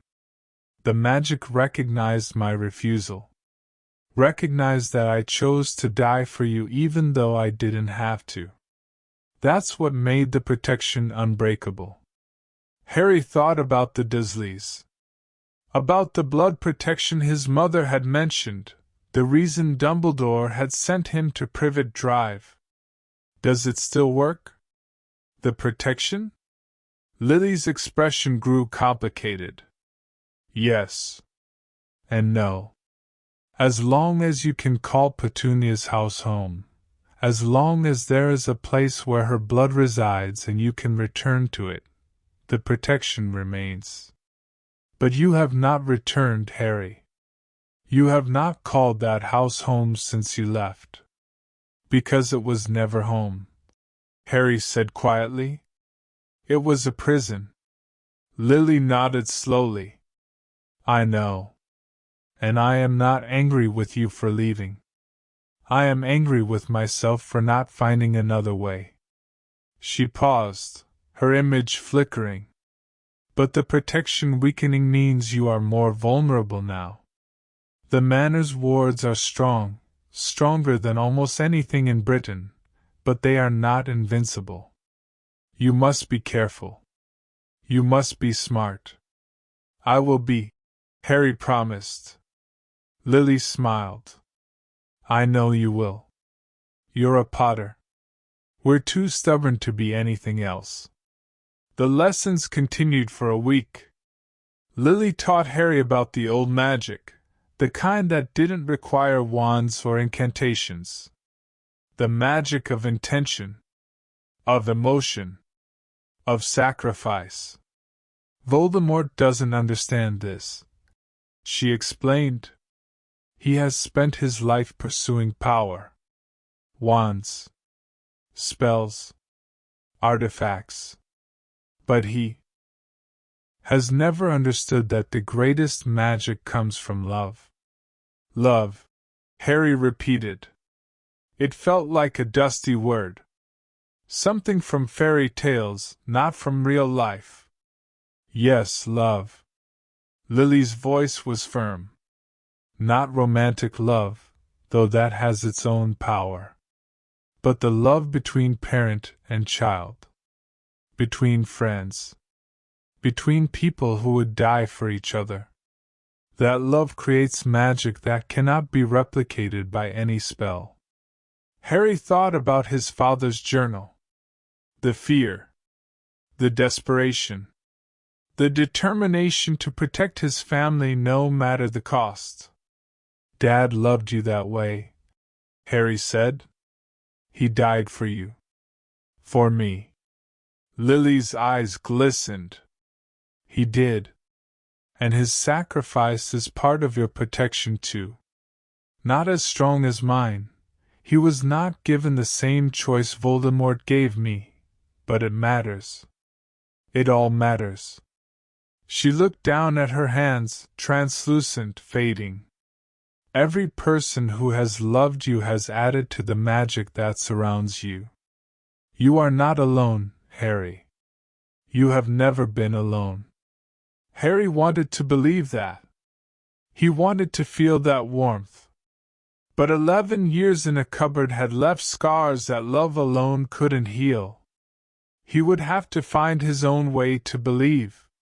While Harry learned about ancient magic in the hidden library, the Dursleys' world was crumbling. It started with the neighbors. Mrs. Fig, the old woman who had watched Harry when the Dursleys didn't want him, had finally broken her silence. She had never liked the way Petunia treated the boy. The bruises. The too small clothes. The way he flinched every time someone raised their voice. But she had kept quiet because Dumbledore had asked her to watch over Harry, not interfere. Now Harry was gone. And Mrs. Fig was furious. "I told the police everything," she said to the reporter from the Surrey Gazette. She sat in her living room, surrounded by cats, her wrinkled hands trembling with rage. The cupboard. The bars on the window. The way they starved him. I saw it all. For years I saw it all. And I did nothing. Tears streamed down her face. I'll never forgive myself. But I can make sure they never hurt another child. The article ran on the front page. Boy vanishes from abusive home. Neighbors speak out. The story went viral, in the Muggle world, at least. Photographs of number 4, Privet Drive, accompanied by quotes from neighbors who had seen Harry working in the garden at 6 years old, carrying rubbish bags twice his size, wearing clothes that hung off his thin frame like rags. The Dursleys barricaded themselves inside their house. The boy ran away. Vernon shouted through the door at the reporters camped on his front lawn. He was always difficult. Always lying. You don't know what he was like. But no one was listening. Because 2 days after the article ran, the police returned. This time, they brought a warrant. Detective Inspector Matthews stood in the Dursleys' living room and tried to keep her face neutral. She had seen a lot in her 20 years on the force. Abandoned children. Hoarder houses. Crime scenes that made grown officers vomit. But the cupboard under the stairs, the tiny, dark, windowless space where a child had slept for 11 years, that was something new. There are bars on the window, she said, her voice flat. In the attic. The only window in the room where the boy was locked. Vernon's face was purple. It was for his own protection. He was a sleepwalker. We spoke to his school, Matthews interrupted. His teachers say he was always tired. Always hungry. Always wearing clothes that didn't fit. Several of them filed reports with Child Protective Services over the years. Those reports were ignored. She turned to face him fully. Did you know that, Mr. Dursley? Did you know that people tried to help him? And that your wife, your sister-in-law, convinced them he was lying? Petunia stood in the corner of the room, her face white as paper. Her hands were clasped in front of her apron, and she was trembling so hard that her teeth chattered. I did what I had to do, she whispered. He was a freak. He was dangerous. I was protecting my family. Protecting them from what? Matthews asked. From a child? From an orphan who had lost his parents? Petunia's eyes flashed, the first sign of the old fire. You don't understand. You don't know what he was capable of. Things happened around him. Strange things. Impossible things. He wasn't normal. Neither is locking a child in a cupboard, Matthews said coldly. She pulled out her handcuffs. Petunia Dursley, I am arresting you for child neglect and child endangerment. You do not have to say anything, but anything you do say may be given in evidence. Petunia screamed. Vernon lunged. And Dudley, sitting on the stairs, watching everything, burst into tears. The arrest made national news. Not just in the Muggle world, though the photographs of Petunia Dursley being led away in handcuffs were on every front page in Britain, but in the wizarding world as well. The Daily Prophet ran a special edition with a headline that made Harry's stomach turn. Boy who lived suffered in silence. Dumbledore under fire. The article was brutal. It detailed the abuse Harry had endured, the cupboard, the starvation, the beatings, and laid the blame squarely at Albus Dumbledore's feet. Why was the savior of the wizarding world left with muggles who despised magic? Why did no one check on him for 11 years? Why did Dumbledore, the most powerful wizard of our age, allow this to happen? Harry read the article in the library, surrounded by his mother's fading light. Dumbledore is being blamed, he said. Lily's image flickered. He should be. He made the decision. He left you there. But you said he was trying to protect me. That he believed the blood protection was worth the cost. Lily was silent for a long moment. I did say that. And I believe it. But belief does not excuse failure, Harry. Dumbledore failed you. He failed us. And he will have to answer for that, if not to the Ministry, then to his own conscience. Harry stared at the newspaper. The photograph showed Dumbledore leaving the Ministry of Magic, his face grim, his long white beard blowing in the wind. He looked old. Tired. Guilty. Harry should have felt satisfied. Instead, he just felt empty. What happens now? He asked. Lily knelt down in front of him, her translucent hand hovering near his cheek. Now you decide, Harry.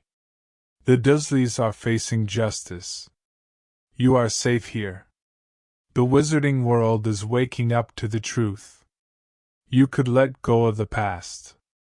You could focus on your future. Could I? Harry asked.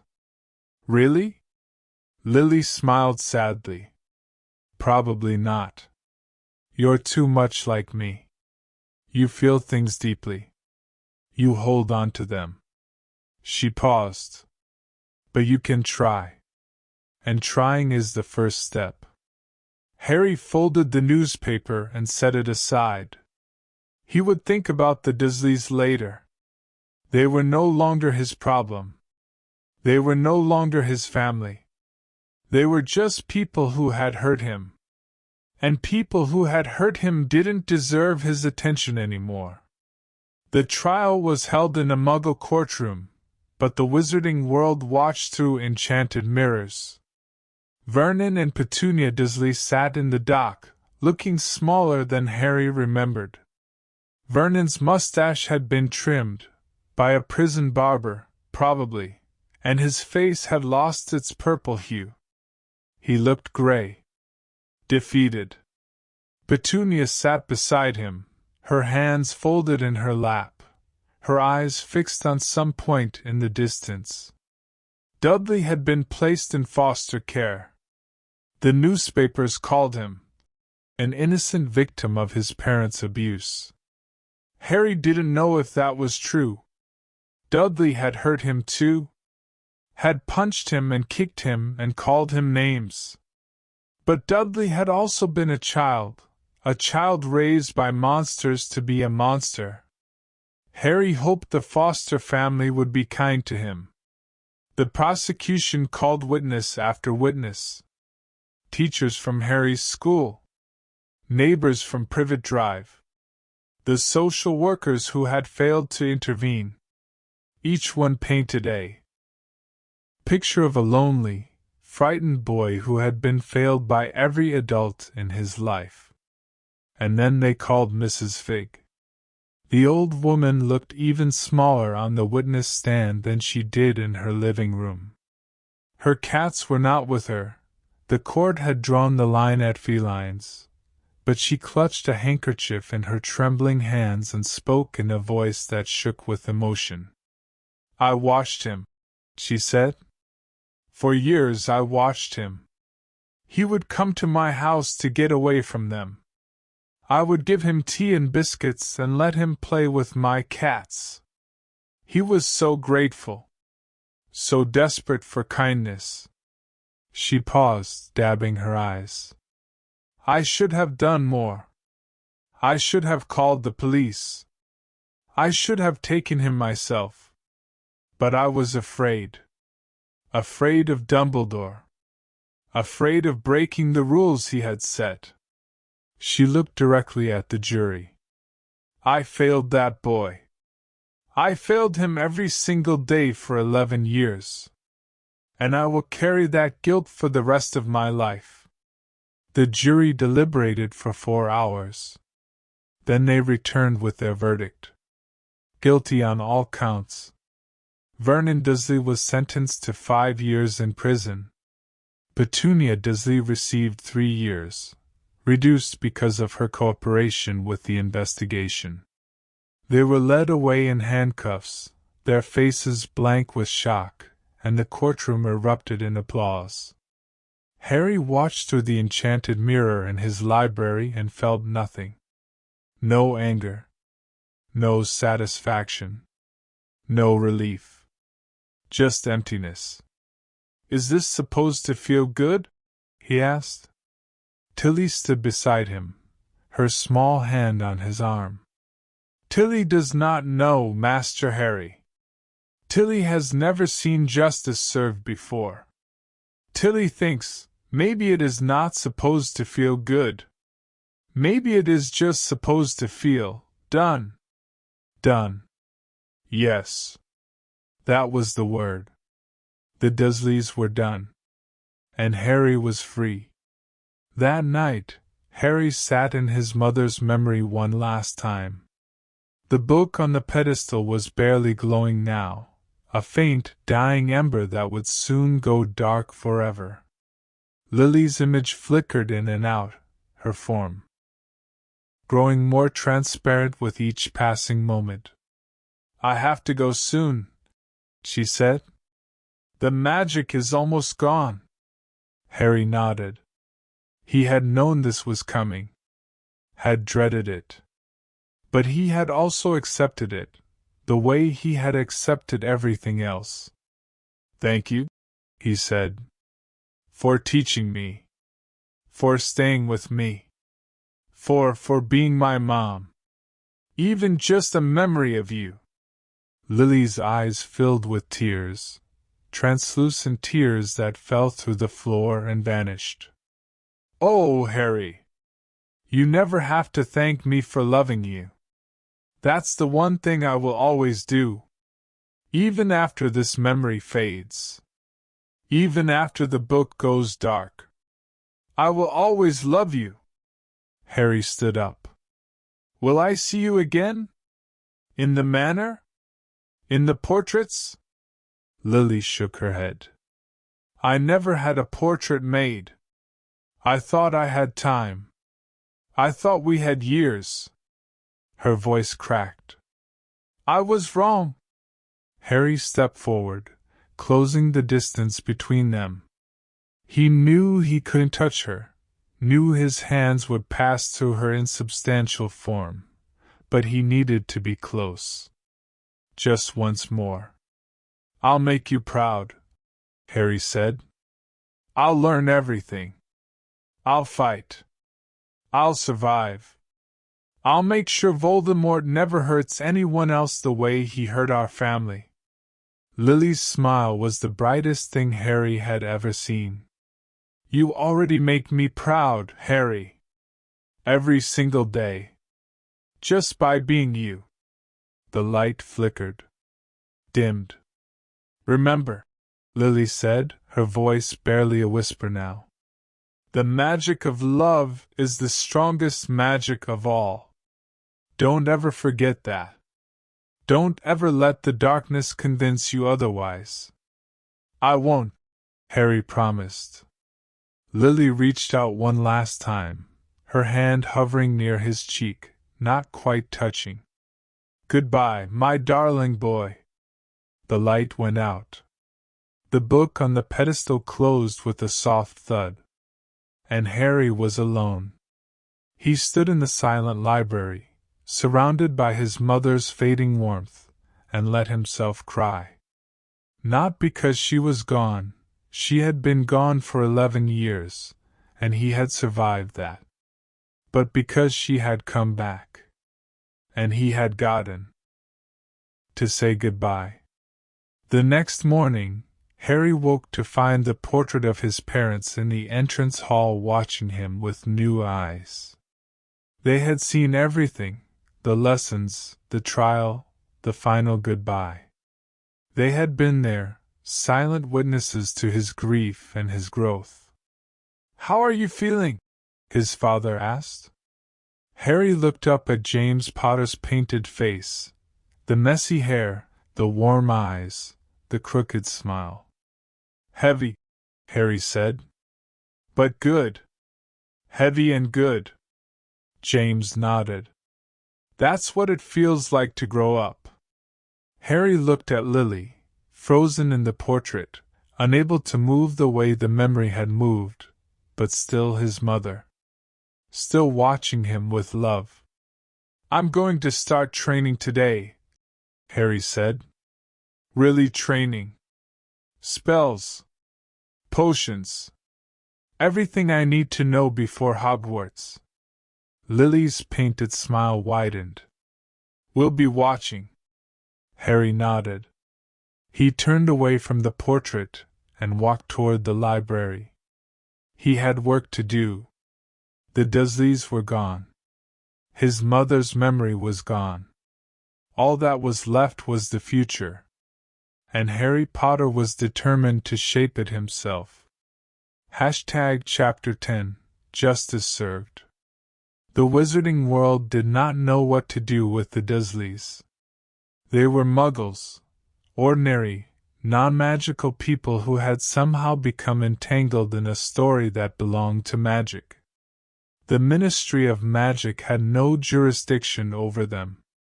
The International Statute of Secrecy prevented wizards from interfering in Muggle justice. And yet, everyone with a wand had an opinion. The Daily Prophet had run 8 articles in the past week. 8. Each one more lurid than the last.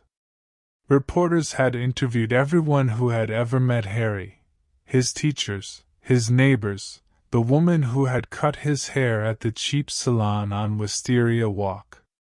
They had printed photographs of the cupboard, the bars on the window, the thin mattress where a tiny boy had slept while his cousin enjoyed 2 spare bedrooms. And they had printed photographs of the Dursleys. Vernon, purple-faced and shouting, being led away in handcuffs. Petunia, white and silent, her eyes hollow with shock. Dudley, sobbing in the back of a social services van, his fat face blotchy with tears. The wizarding public was outraged. How could this happen? Demanded a witch quoted on page 3. The boy who lived, our savior, left to suffer like that. The ministry should have intervened, argued a wizard in the letters section. Dumbledore should have checked on him. Someone should have done something. A few voices, very few, defended the Dursleys. They took in a child who wasn't their own, wrote one anonymous letter. They did their best. The boy was clearly disturbed. But those voices were drowned out by the chorus of condemnation. And at the center of the storm, Harry Potter, the boy himself, remained silent. Harry sat in the library with the latest edition of The Prophet spread across his knees.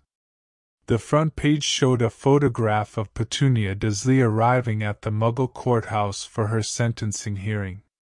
Her hair was flat. Her face was gaunt.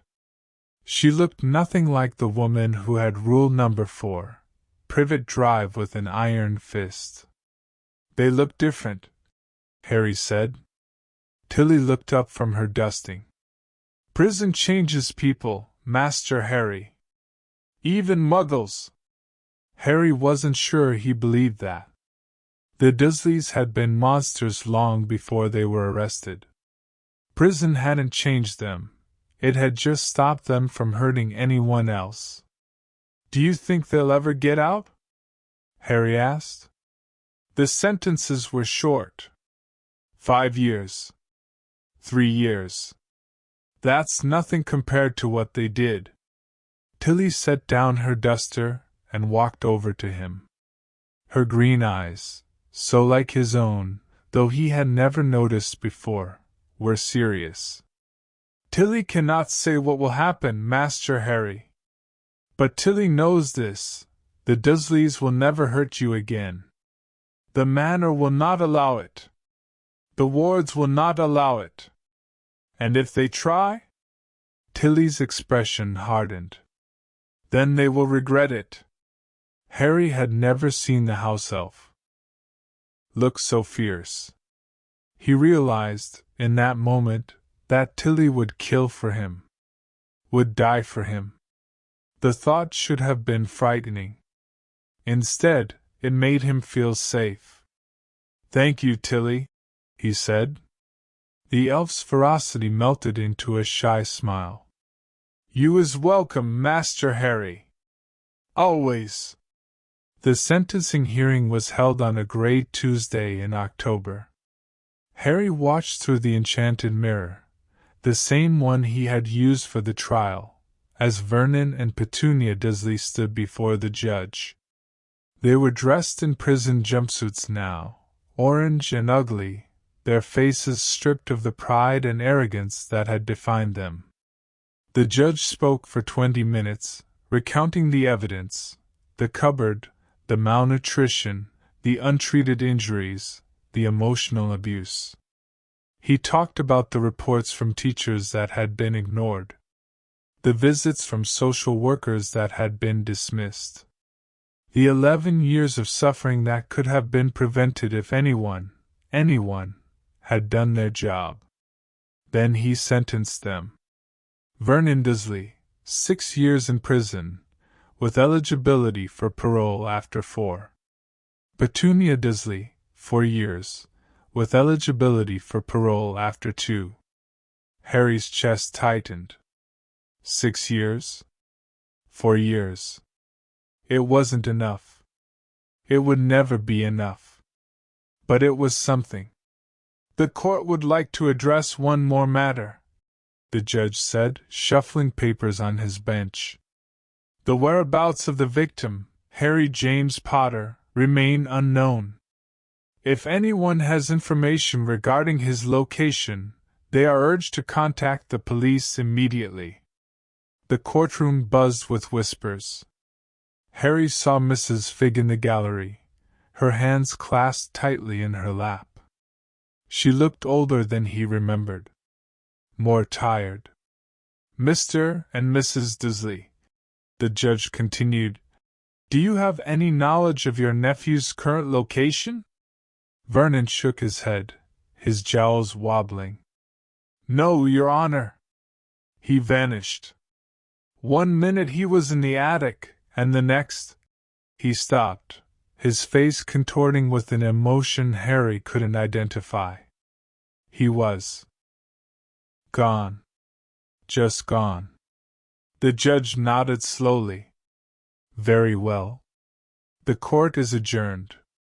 The mirror went dark. Harry sat in the silence of the library and realized he was crying. He didn't know why. He had wanted this, had dreamed of it for years. Justice. Punishment. The Dursleys paying for what they had done. So why did he feel so hollow? Because it doesn't undo anything. He whispered to himself. It doesn't bring my parents back. It doesn't give me my childhood. It's just consequences. Tilly appeared beside him, a cup of tea in her hands. Tilly thinks you is right, Master Harry. Justice is not about fixing the past. It is about protecting the future. Harry took the tea. The warmth seeped into his cold fingers. Will they leave me alone now? He asked. The reporters. The ministry. Everyone who wants to find me? Tilly shook her head. Tilly is afraid not, Master Harry. The wizarding world is curious. And curious people do not give up easily. But the wards are strong. And Tilly is strong too. You will be safe here. For as long as you need. Harry drank his tea. He thought about the Dursleys sitting in their prison cells. He thought about Dudley, somewhere in foster care, learning, perhaps for the first time, that the world did not revolve around him. He thought about the reporters camped outside the gates of Potter Manor, unable to see the house, unable to pass the wards, but still trying. They would keep trying. But Harry would keep hiding. Until he was ready to stop. The weeks passed. October bled into November. The leaves in the garden turned gold and red and finally brown, falling in drifts that Tilly magicked away every morning. The fountain with the griffin froze over, the water turning to ice that sparkled in the weak winter sunlight. The hedge maze grew darker, more mysterious, its walls shifting in patterns that Harry was only beginning to understand. Harry trained. Every day, he woke before dawn and ran through the garden, building strength in legs that had been weak for too long.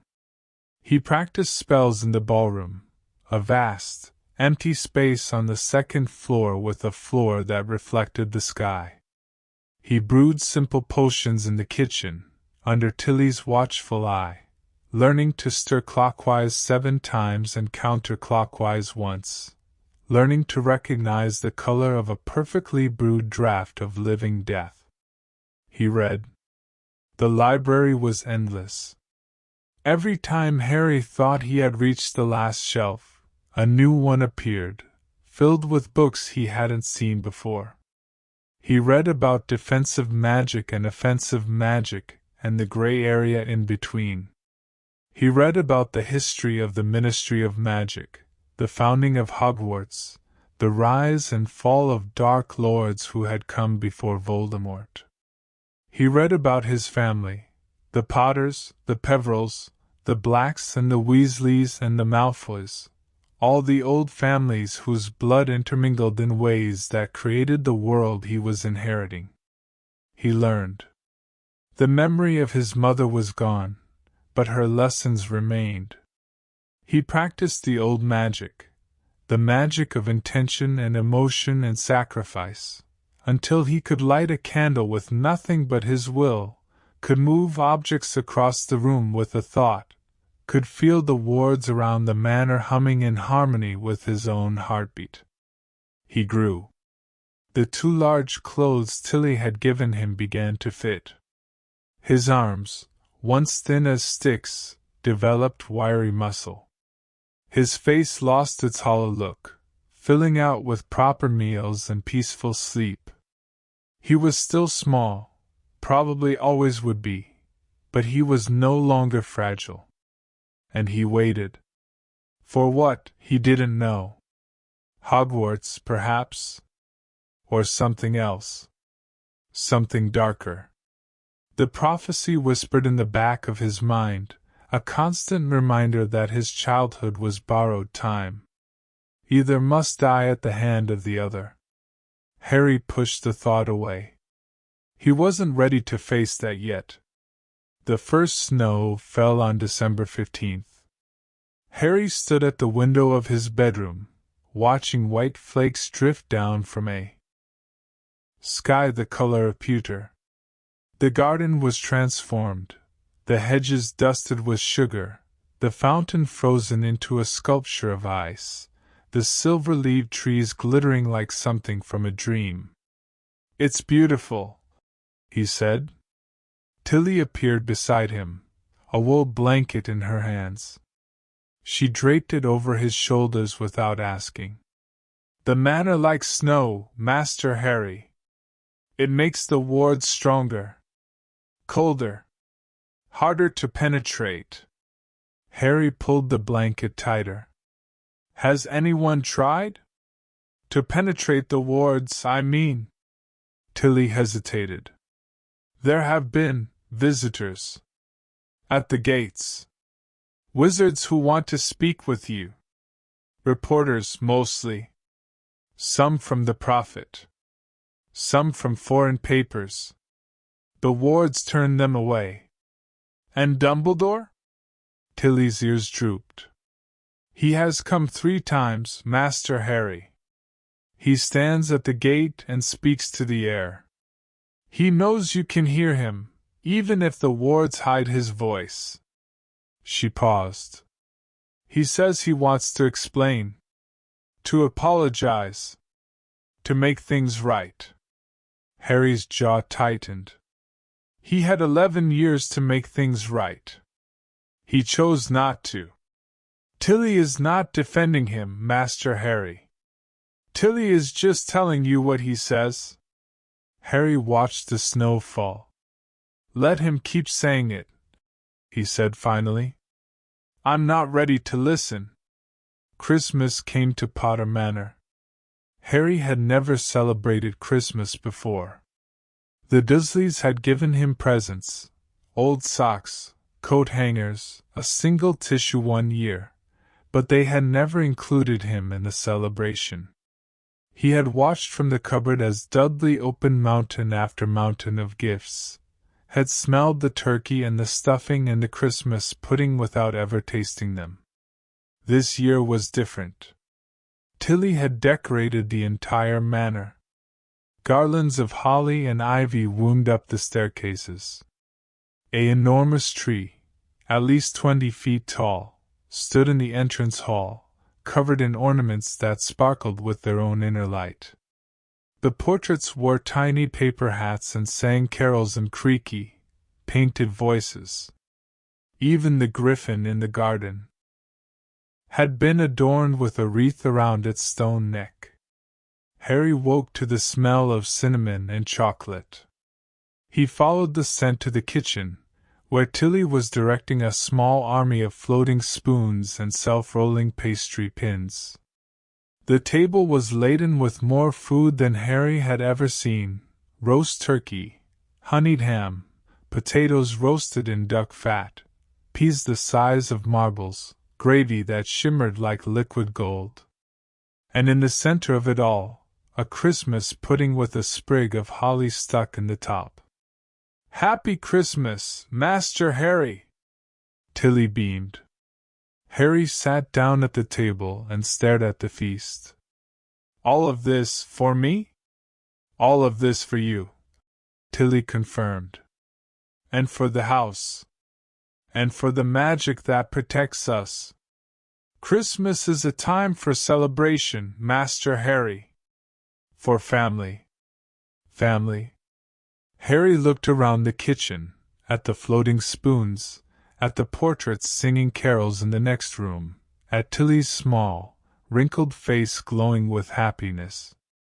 Maybe this was family. Not the family he had been born into. Not the family he had lost. But a new family. A chosen family. "Thank you, Tilly," Harry said. "For everything." Tilly's eyes filled with tears. You is welcome, Master Harry. Always. They ate until they couldn't eat another bite. And then they ate some more. The new year came quietly. Harry stood on the balcony of his bedroom, watching the sky explode with color. The wards around the manor had transformed the snow into fireworks, bursts of red and gold and green that lit up the night like a second sun. Tilly stood beside him, her small hand in his. 1 year ago, Harry said, I was in the cupboard. I didn't know this place existed. I didn't know magic was real. I didn't know my parents had loved me. And now? Tilly asked. Harry watched a firework bloom into the shape of a phoenix, scarlet and gold, spreading its wings across the sky. And now I know. The phoenix faded. The night grew quiet. Somewhere in the distance, Harry heard the sound of bells. Not church bells, something older. Something deeper.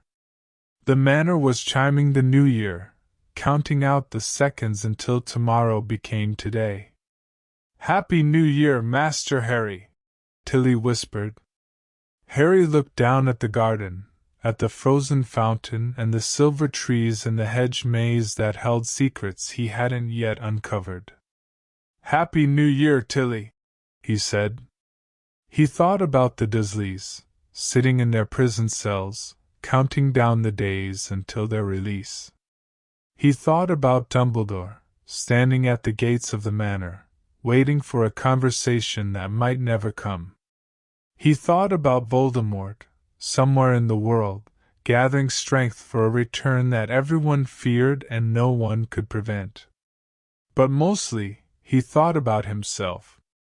Harry Potter. 11 years old. Heir to an ancient legacy. Survivor. Next year, Harry said, everything changes. Tilly looked up at him. How do you know, Master Harry? Harry smiled, a small, knowing smile that didn't quite reach his eyes. Because I'm going to Hogwarts, he said. And Hogwarts is where the story really begins. The last firework exploded overhead, a shower of silver sparks that rained down on the garden like tears. The manor fell silent. And Harry Potter, standing on his balcony with his house elf by his side, watched the darkness and waited for the dawn.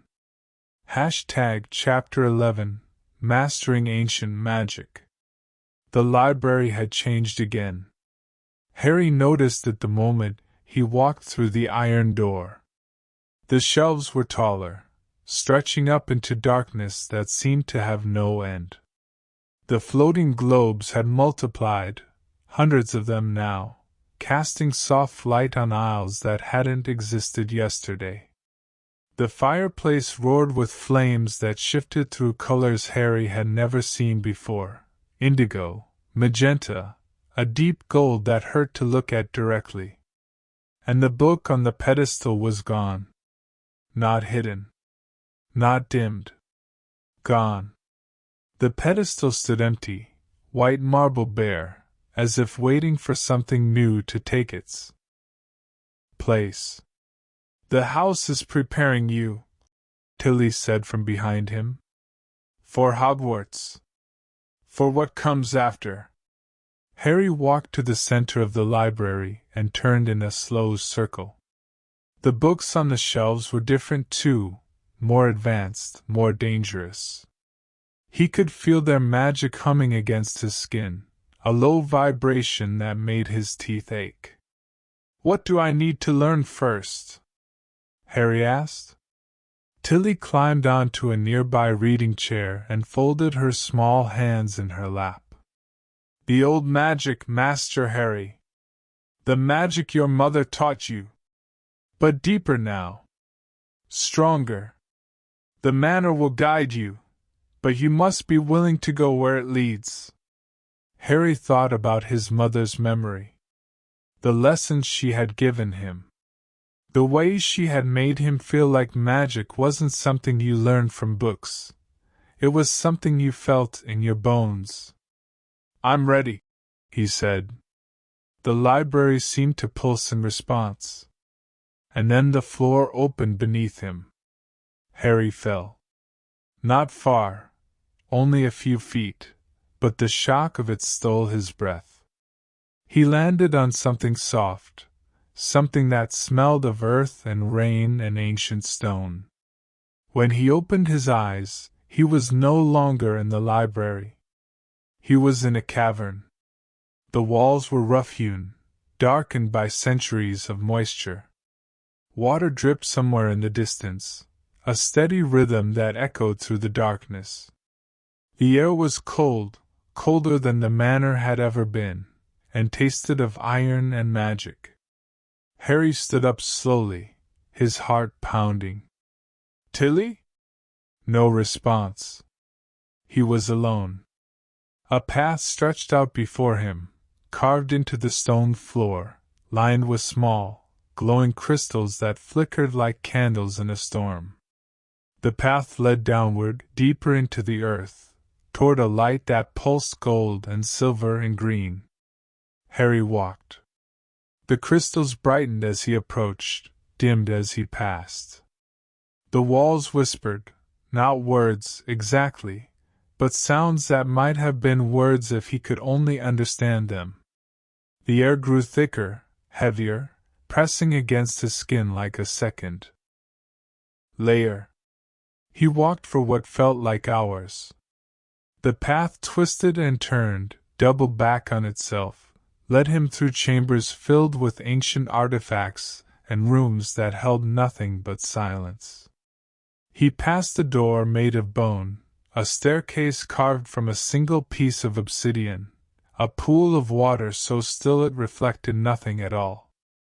And then he reached the end. The path opened into a circular chamber, much like the library above, but older. Much older. The walls were covered in runes, thousands of them, tens of thousands, glowing with a light that seemed to come from within the stone itself. In the center of the chamber, a pedestal rose from the floor. On the pedestal, a single object rested.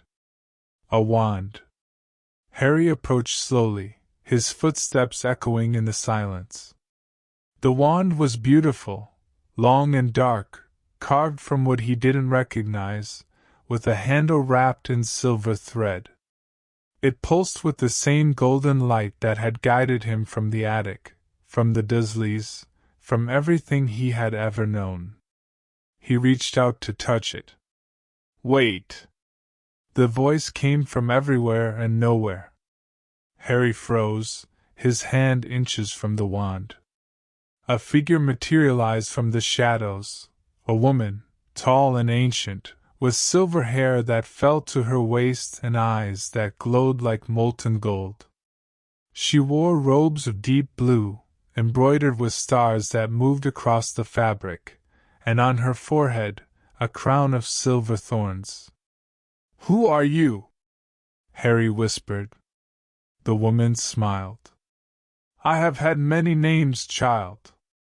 The Potters called me the Keeper. The Peverills called me the Guardian. But you may call me Morgan." "Morgan?" Harry's mind raced through the books he had read. "Morgan Le Fay?" The woman's smile widened. "In some stories. Not all of them are true. Most are not." She circled him slowly, her robes trailing across the stone floor without making a sound. "You are young, Harry Potter. Younger than I expected. Younger than your father was when he first came to this place." "My father was here." Morgan stopped in front of him, her golden eyes searching his face. "All the Potters come here. Eventually. When they are ready to learn the old magic. The deep magic." She tilted her head. "But they were older than you." Much older. Your father was 16. His father was 19. His grandfather was 22. Harry swallowed. Why am I here so early? Morgan's expression softened, the first softness he had seen on her ancient face. Because you have less time. The darkness is coming faster than it did for them. You must be ready sooner. Or you will not be ready at all. The lessons began immediately. Morgan taught Harry the way the wind teaches a tree, by pushing against him until he learned to stand. She showed him magic that had no words, no wand movements, no ingredients. Magic that came from intention. From will. From the deepest part of himself that he had never dared to explore. Your mother understood this, Morgan said on the third day, or what Harry thought was the third day. Time moved strangely in the cavern. She was Muggle-born, but she had an instinct for the old magic that purebloods spend generations trying to cultivate. She could have been one of the greatest witches of her age if she had lived. Harry sat cross-legged on the stone floor, his hands resting on his knees. He had been trying to light a candle with his mind for 2 hours. The candle remained stubbornly dark. How do I do it? He asked, frustration bleeding into his voice. I know the magic is there. I can feel it. But I can't reach it. Morgan knelt in front of him. You are trying too hard, Harry. The old magic does not respond to effort. It responds to need, to emotion, to the deepest truth of who you are. What does that even mean? Morgan reached out and placed her hand over his heart. Her fingers were cold, colder than the cavern air, but the touch wasn't unpleasant. It was like being seen. Really seen for the first time. You are not your father, Morgan said quietly. He was bright and bold and reckless. His magic came from joy, from the desire to protect and defend and delight. You are different. Your magic comes from deeper water. From pain. From loss. From the loneliness of a boy who had no one. Harry's eyes stung. That's not a good source. It is not a comfortable source, Morgan agreed. But it is powerful. More powerful than joy, in some ways. Because you have known darkness, Harry. You have survived it. And the old magic respects survivors. She removed her hand. Now, close your eyes. And think about the cupboard. Harry flinched. Why? Because the cupboard is where you learn to survive. The cupboard is where your magic first woke. The cupboard is the key to everything you are. Morgan's voice softened. I know it hurts. But the deepest magic often does. Harry closed his eyes. The cupboard rose in his memory, small, dark, smelling of dust and spiders. He remembered the bars on the window. The locked door. The hunger that gnawed at his stomach even as he tried to sleep. He remembered the fear. The loneliness. The desperate, aching wish that someone, anyone, would come for him. And under the fear, under the loneliness, under the ache. Something else. A spark. A flame. A power that had been buried so deep he had almost forgotten it existed. Harry opened his eyes. The candle was burning. The flame was small, barely a flicker, but it was there. Gold and steady, casting soft light across the stone floor. Morgan smiled. Good. Now do it again. The days blurred together. Harry learned to light candles without looking at them, to move objects across the room without touching them, to feel the magic in his blood, the Potter magic, the Peveril magic, the ancient, untamed power that had been passed down through generations of survivors and fighters and lovers. He learned to shield himself, to wrap his magic around his body like a second skin, deflecting curses and hexes and the cold, probing gaze of dark wizards who wanted to hurt him. He learned to sense others, to feel the presence of magic in people and places and things, to read the history of an object by touching it, to know when someone was lying by the way their magic flickered. Morgan pushed him harder than he had ever been pushed. She made him repeat exercises until his nose bled and his hands shook and his vision blurred with exhaustion. She made him face his fears, the cupboard, the Dursleys, the night his parents died, until he could think about them without breaking. And slowly, painfully, gloriously, Harry began to change. Not just in skill, in understanding. He began to see magic differently. Not as a tool or a weapon or a subject to be studied, but as a part of himself. As natural as breathing. As essential as his heartbeat. The wand is just a focus, Morgan explained one evening, as Harry practiced casting spells without one. It helps channel the magic, shapes it into something the wizard can control. But the magic itself comes from you. Always from you. No wand can create what isn't already there. Harry held out his hand and focused. A spark leapt from his palm, small, silver, beautiful. It hovered in the air for a moment, then vanished. When I was little, strange things happened when I got upset, Harry said. Aunt Petunia cut my hair once. It grew back overnight. I shrank Dudley's old shirt in the wash.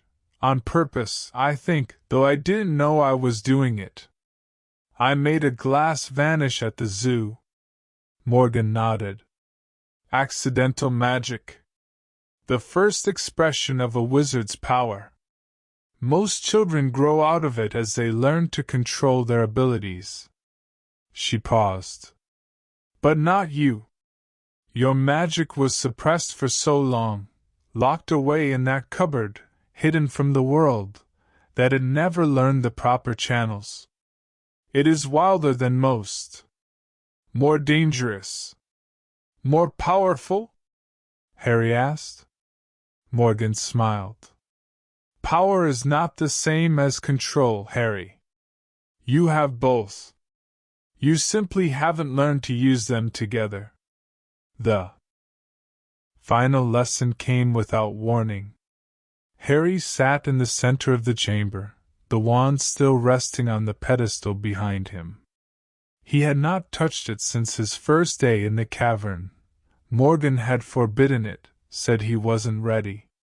Now she stood before him, her silver hair gleaming in the moonlight, her golden eyes fixed on his face. You have done well, she said. Better than I expected. The old magic is waking in your blood.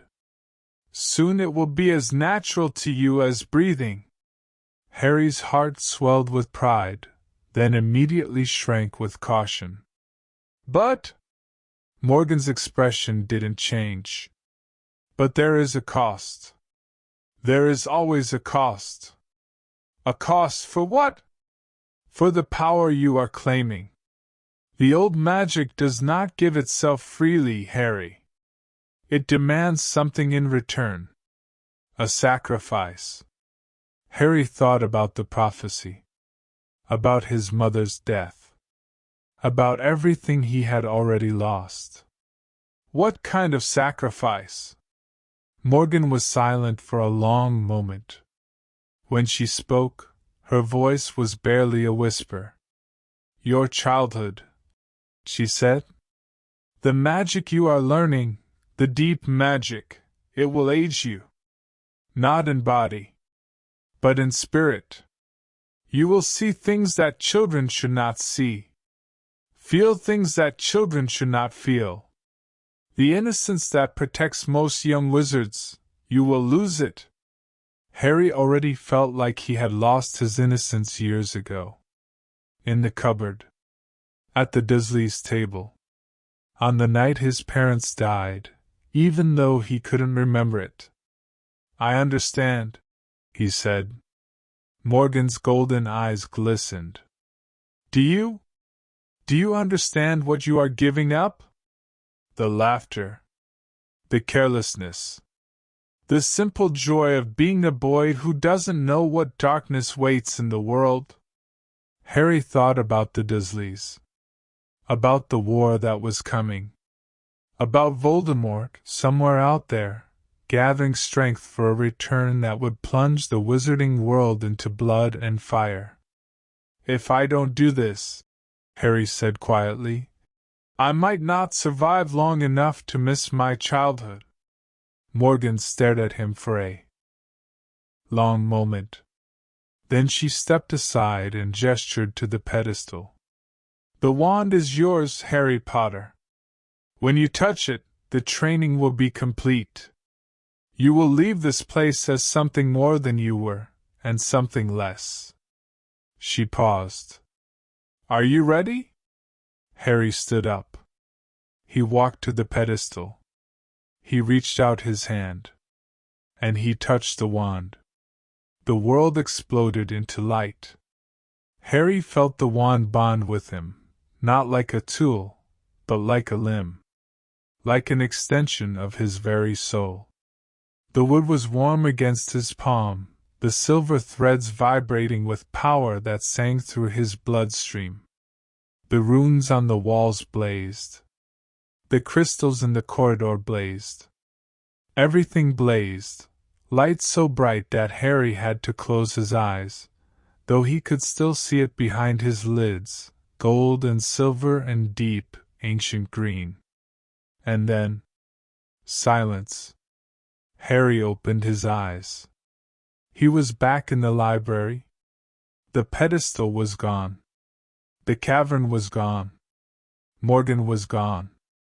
He stood alone in the center of the room, the wand clutched in his right hand, his heart pounding against his ribs. You did it, Master Harry. Tilly's voice came from behind him. Harry turned. The house elf stood in the doorway, tears streaming down her face, her small hands clasped together in front of her chest. You did it, she repeated. You passed the trial. The old magic has accepted you. Harry looked down at the wand. It was beautiful. Dark wood, silver threads, warm and alive in his grip. He could feel its power humming against his palm, matching his heartbeat, waiting for his command. What now? Harry asked. Tilly smiled, a trembling, tearful smile. Now you prepare for Hogwarts, Master Harry. The term begins in 6 months. And you have much to learn before then. Harry nodded. He slipped the wand into his pocket, where it nestled against his mother's portkey and his father's journal. 6 months. It felt like forever. It felt like no time at all. But Harry Potter, heir to the Potter legacy, student of the old magic, survivor of the Dursleys and the killing curse and everything else the world had thrown at him. Harry Potter was ready. Chapter 12, The Hidden Protector. The wand never left Harry's side. He slept with it under his pillow, ate with it beside his plate, trained with it in the ballroom until his arm ached and his fingers blistered. It had become a part of him, not just a tool, but a companion. When he was lonely, he held it. When he was afraid, he gripped it tighter. When he dreamed of green light and a woman's scream, He woke with the wand already in his hand, as if it had been watching over him while he slept. But the wand was not the only protector the manor had hidden. It started with footsteps. Harry heard them at night, soft, careful, trying to be silent. They echoed through the corridors long after Tilly had gone to bed, long after the portraits had closed their painted eyes. Someone was walking through Potter Manor while Harry slept. Someone who wasn't supposed to be there. The first time Harry heard the footsteps, he assumed it was his imagination. The manor made noises. Old houses always did, and the magic humming through the walls sometimes sounded like whispers, like breathing, like movement. But the footsteps continued. Night after night. The same soft tread. The same careful rhythm. Always just outside Harry's door. Never entering. Never speaking. Just waiting. On the fifth night, Harry decided to confront whoever, or whatever, it was. He lay in bed with his eyes open, the wand clutched beneath his blankets, listening. The manor was silent.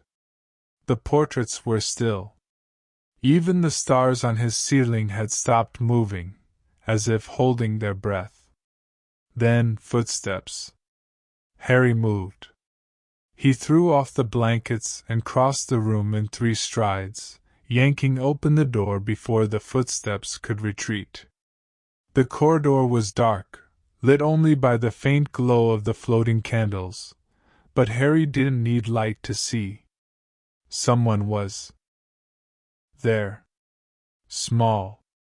Hunched. Trembling. A house elf. But not Tilly. This elf was older, much older. His skin was the color of old parchment, wrinkled and spotted with age. His ears were tattered, ripped in places as if something had been chewing on them. His eyes were large and pale blue, clouded with cataracts, and his hands, clasped in front of his ragged pillowcase, shook with a fine, constant tremor. Harry had never seen him before. "Who are you?" Harry asked. The elf flinched. His pale eyes darted around the corridor, as if searching for an escape route. His mouth opened and closed, but no words came out. "Tilly?" Harry called. "Tilly, come here!" The old elf's eyes widened in panic. He raised his trembling hands as if to ward off a blow. "No, please, Tilly must not, Tilly cannot know."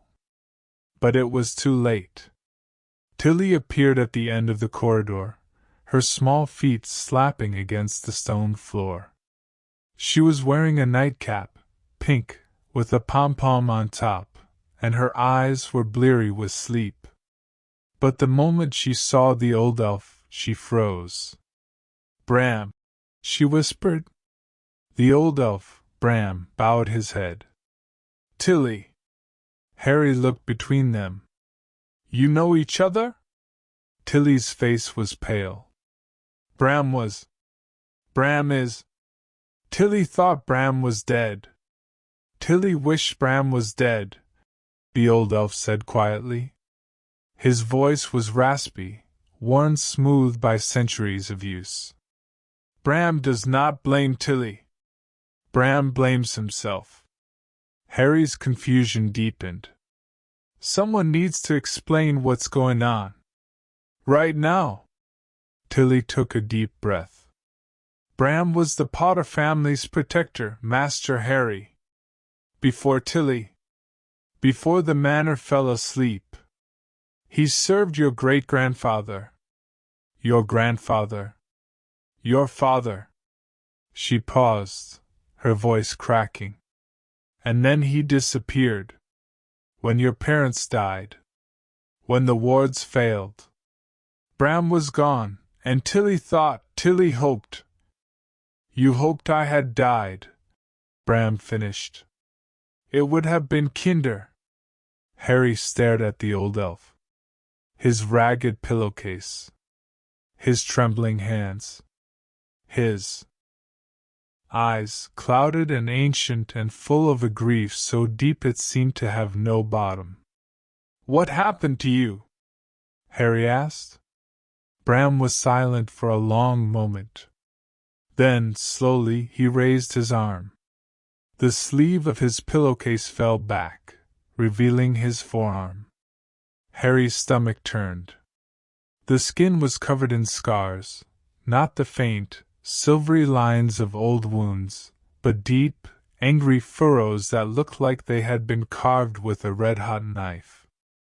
And in the center of the scars, burned into the flesh like a brand, a skull, a snake, the dark mark. Harry stumbled backward. His wand was in his hand, though he didn't remember pulling it out. You're a Death Eater. Bram's eyes filled with tears, cloudy, ancient tears that spilled down his wrinkled cheeks.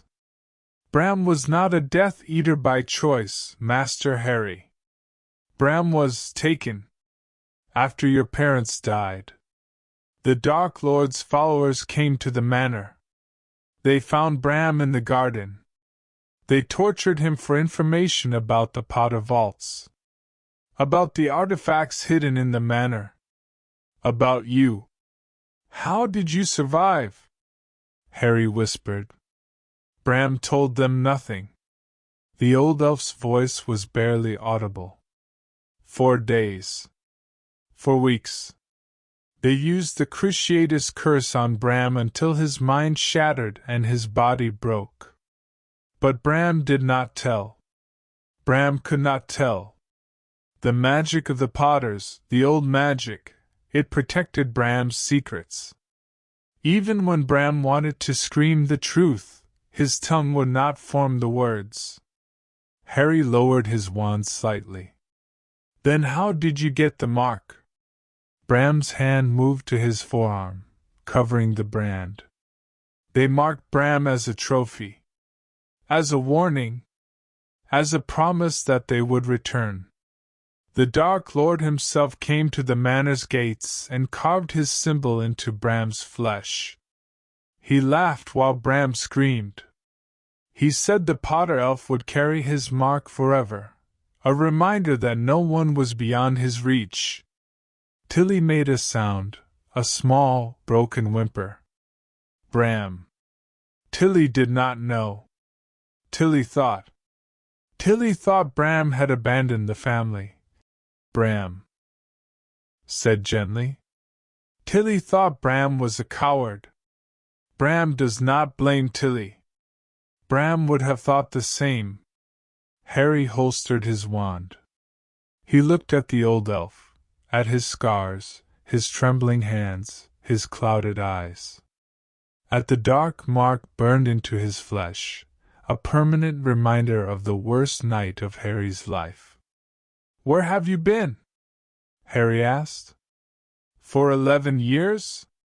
Bram bowed his head. Bram has been in the walls, Master Harry.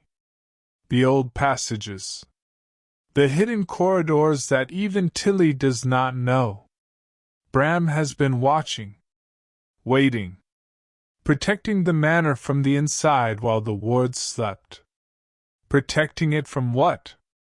From those who would steal from it. From those who would defile it.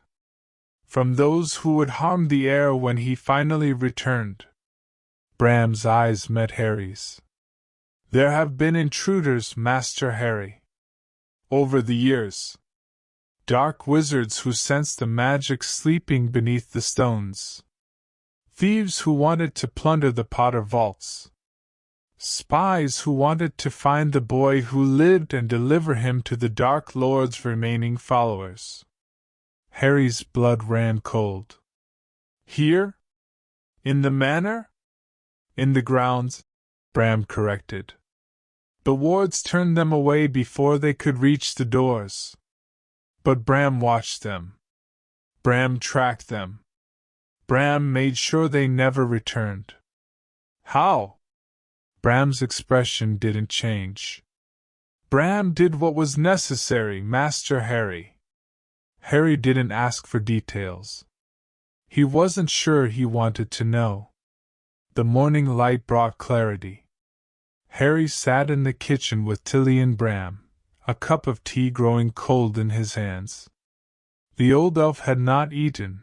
He claimed he had forgotten how, but he had accepted a glass of water, which he held in his trembling fingers like a sacred object. Bram should leave, the old elf said quietly.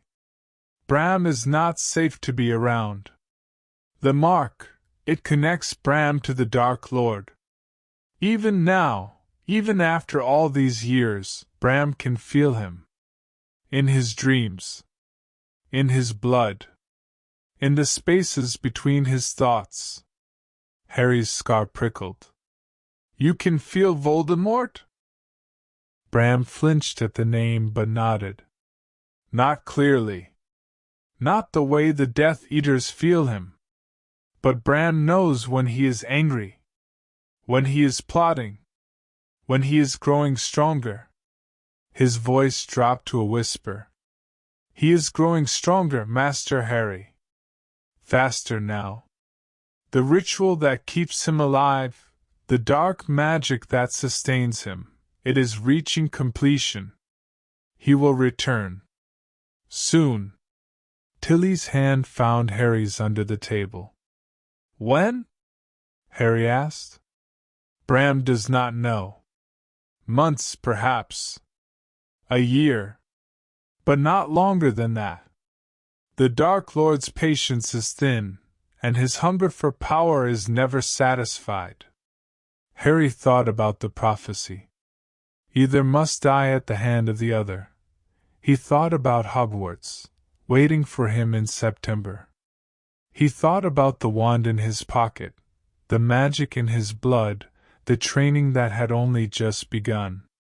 I want you to stay, Harry said. Bram's clouded eyes widened. Master Harry, you've been protecting this house for 11 years. Watching. Waiting. Keeping the darkness at bay. I'm not going to throw you out because of a mark you didn't choose. Harry's voice was firm. You're a Potter elf. You served my family. You protected my home. That makes you family? Tilly gasped. Bram's lower lip trembled. Bram is not worthy. Bram is exactly worthy, Harry interrupted. You survived torture. You kept secrets that would have gotten people killed. You stayed here, alone, for 11 years, guarding a house that might never have woken up. He leaned forward. If that's not worthy, I don't know what is. Bram's tears fell into his water glass, sending ripples across the surface. Bram will stay, the old elf whispered. If Master Harry truly wishes it. I truly wish it, Harry said. And for the first time in 11 years, Bram smiled. Bram knew secrets that Tilly did not. Hidden passages that led to rooms Harry had never seen. Caches of ancient artifacts buried beneath the foundations of the manor. Spells and rituals that had been forgotten by the wizarding world, not because they were dark, but because they were old. Too old for modern wizards to understand. In the walls, Bram said, leading Harry through a passage so narrow he had to turn sideways. The original builders of the manor, the first Potters, they knew that magic attracts danger. They built escape routes, hiding places, sanctuaries that could only be found by those who knew where to look. The passage opened into a small room, no larger than Harry's cupboard, but infinitely different.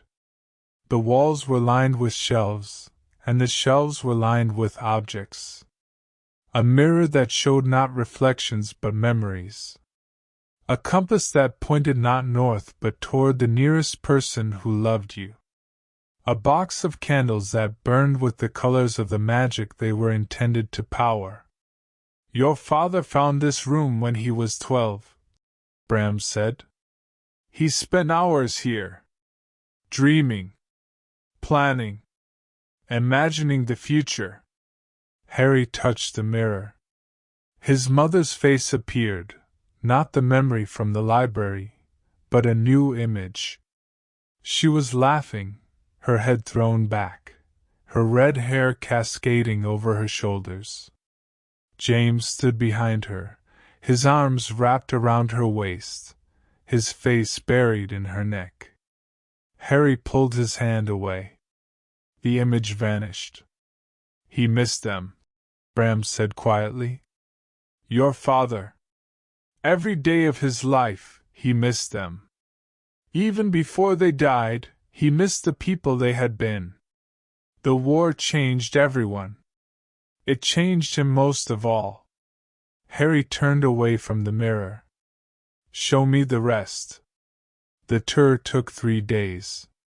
Bram showed Harry tunnels that led to the edge of the property, hidden exits that could be used if the manor was ever breached. He showed him rooms filled with potions ingredients that had been growing in the dark for centuries, their magic so potent that the air shimmered around them.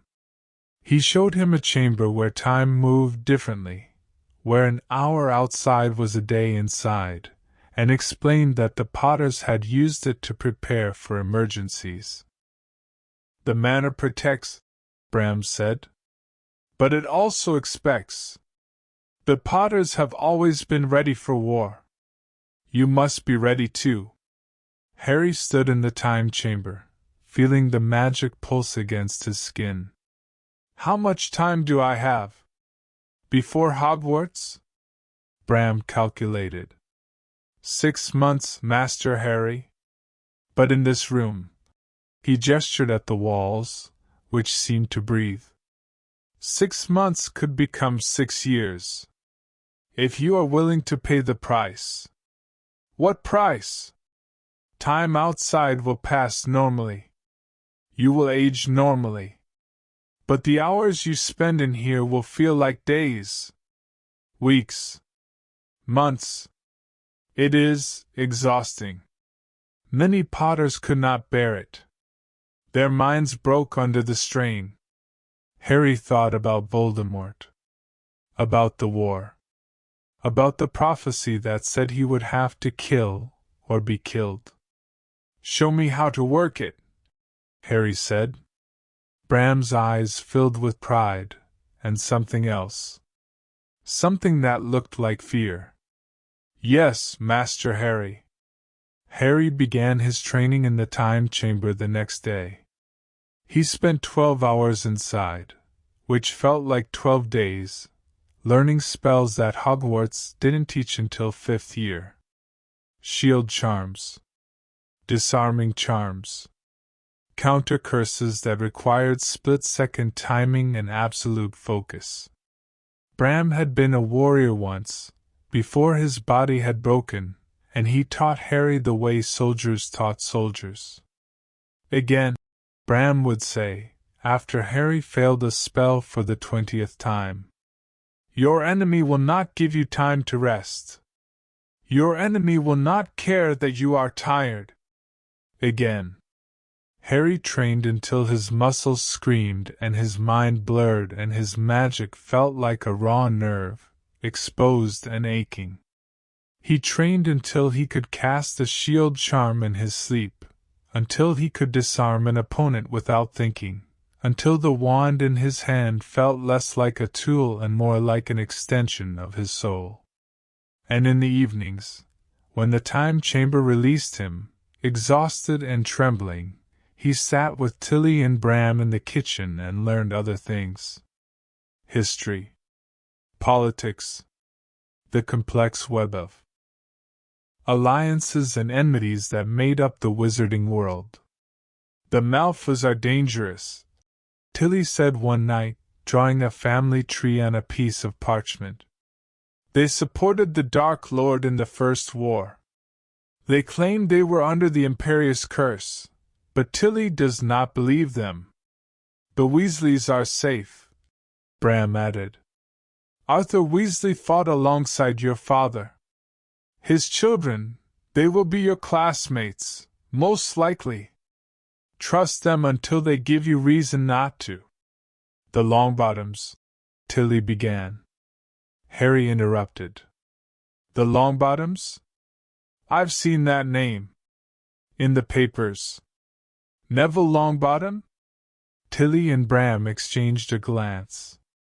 Neville Longbottom is your age, Master Harry, Tilly said carefully. His parents were Aurors. They fought against the Dark Lord. They were tortured. After the Dark Lord fell. By Death Eaters who wanted information about his whereabouts. Harry's stomach turned. Are they alive? Barely, Bram said. They live at St. Mungo's Hospital for Magical Maladies and Injuries. They do not recognize their son. They do not recognize anyone. Harry thought about the boy with the round face and the forgetful manner, the one he had glimpsed in his visions of Hogwarts, in the dreams that sometimes came to him at night. Neville Longbottom. Orphaned in a way. Parentless in a way. Just like Harry. We're the same, Harry said quietly. Him and me. Tilly reached across the table and took his hand. You are both survivors, Master Harry. That is not nothing. Harry squeezed her fingers. It's not everything either, he said. That night, Harry dreamed of Voldemort. Not the memory from his mother's lessons. Not the shadowy figure from the prophecy. The real Voldemort, alive and waiting and hungry.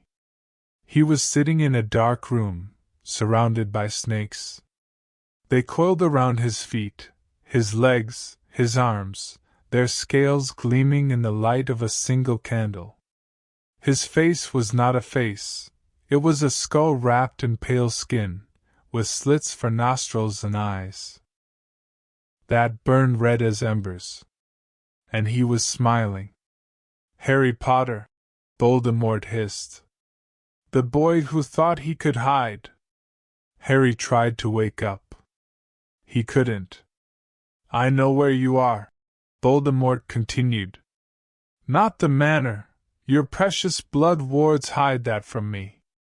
But I know you are alive. I know you are growing stronger. I know you are preparing for a war you cannot win. The snakes around his feet began to hiss. Their voices merged into a single word, repeated over and over. Kill, kill, kill. You will die, Harry Potter, Voldemort said. Not today. Not tomorrow. But soon. And when you die, everything you love will die with you. Harry woke screaming. Bram was there, his scarred hands hovering over Harry's forehead, his clouded eyes wide with fear. Tilly was there too, her small body trembling, her tears falling onto Harry's pillow. The Dark Lord, Bram whispered. He is reaching for you. Through the scar. Through the connection you did not choose. Harry's heart pounded.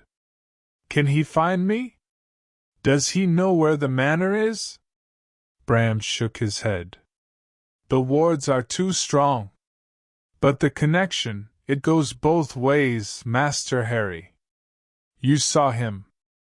And he saw you. Harry closed his eyes. He had thought the manor was safe. He had thought the wards would protect him from everything. But Voldemort was in his head. In his scar. In his blood. And no walls, no matter how strong, could keep that out. We need to train harder, Harry said, opening his eyes. Faster. I need to learn a clemency. I need to learn how to block him out. Bram nodded grimly. Yes, Master Harry. Bram will teach you. Tilly climbed onto the bed and wrapped her arms around Harry. She was so small, so fragile, but her embrace felt like armor. You is not alone, Master Harry, she whispered. You will never be alone again. Harry held on to her and tried to believe it. Chapter 13 Letters That Never Came. The dreams did not stop. Every night, Harry saw Voldemort.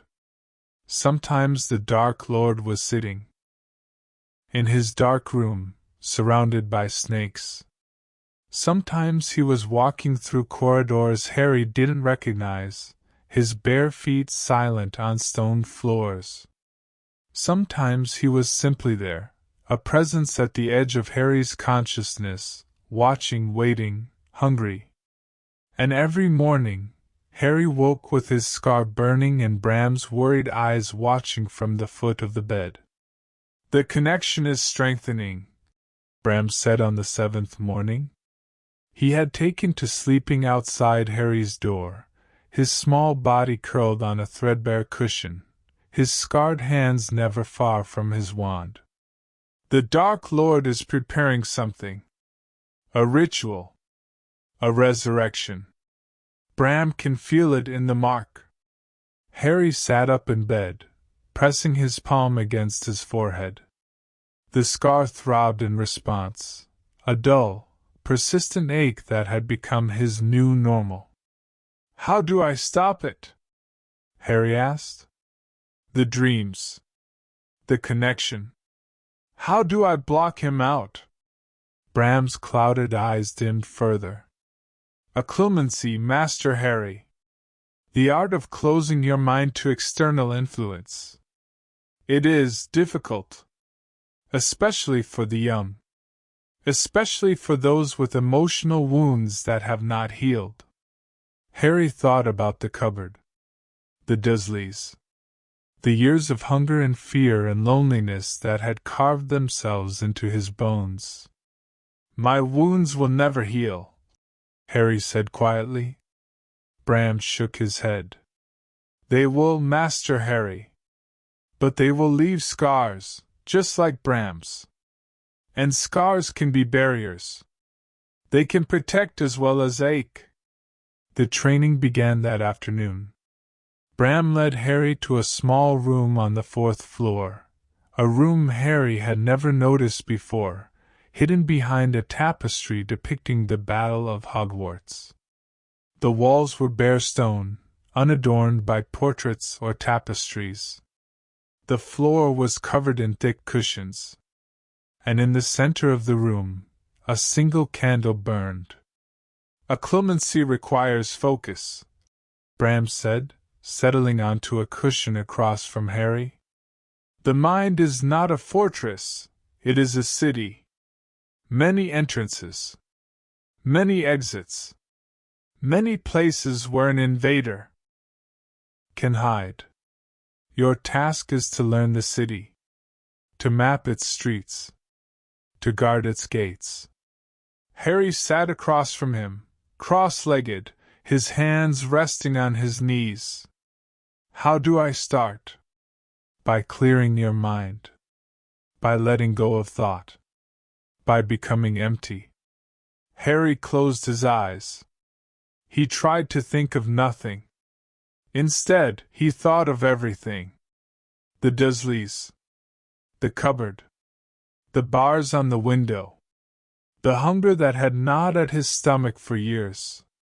The loneliness that had settled into his bones like cold. The moment he had found the portkey in the attic. The golden light. The manor. Tilly. Bram. His mother's memory. His father's journal. Voldemort's red eyes. Too much. Too fast. Too loud. Again, Bram said. Harry tried again. And again. and again. 3 weeks passed. Harry learned to clear his mind for seconds at a time, then minutes. He learned to push aside the memories that rose unbidden, to quiet the fears that whispered in the corners of his thoughts. He learned to build walls in his imagination, walls of stone and light and ancient magic, walls that Voldemort could not penetrate. The dreams faded. Not completely. The connection was too strong for that, but the nightly visits became less frequent, less intense. Harry woke more often without his scar burning, more often with the sense that he had slept deeply, peacefully, for the first time in months. Bram was pleased. "You have a natural talent for occlumency, Master Harry," the old elf said one evening, as they shared a pot of tea in the kitchen. "Most wizards take years to achieve what you have learned in weeks." Harry dunked a biscuit into his tea. "Maybe it's because I've been hiding my whole life. Hiding my feelings. Hiding my magic. Hiding myself." He paused. "Maybe occlumency is just another way of hiding." Bram's eyes clouded with something like sadness. "Perhaps, Master Harry. But there is a difference between hiding from yourself and protecting yourself from an enemy. The first is cowardice. The second is wisdom." Harry wasn't sure he deserved to be called wise. But he took the compliment anyway. It was Bram who found the letters. Harry had been in the Manor for nearly 4 months. Spring was melting into summer, the garden blooming with flowers that seemed to glow in the twilight. The time chamber had become his second home. He spent hours there every day, training, studying, preparing for a future that grew closer with each passing sunrise. And then, on a warm June evening, Bram appeared in the library with a cardboard box in his trembling hands. The box was ordinary, brown, battered, damp in places. But the moment Harry saw it, his scar began to tingle. "What is that?" Harry asked. Bram set the box on the library table with exaggerated care. "Bram found this in the walls, Master Harry. Hidden behind a false panel in the attic. Bram believes, that these were meant for you. Years ago. But someone hid them instead." Harry approached the box slowly.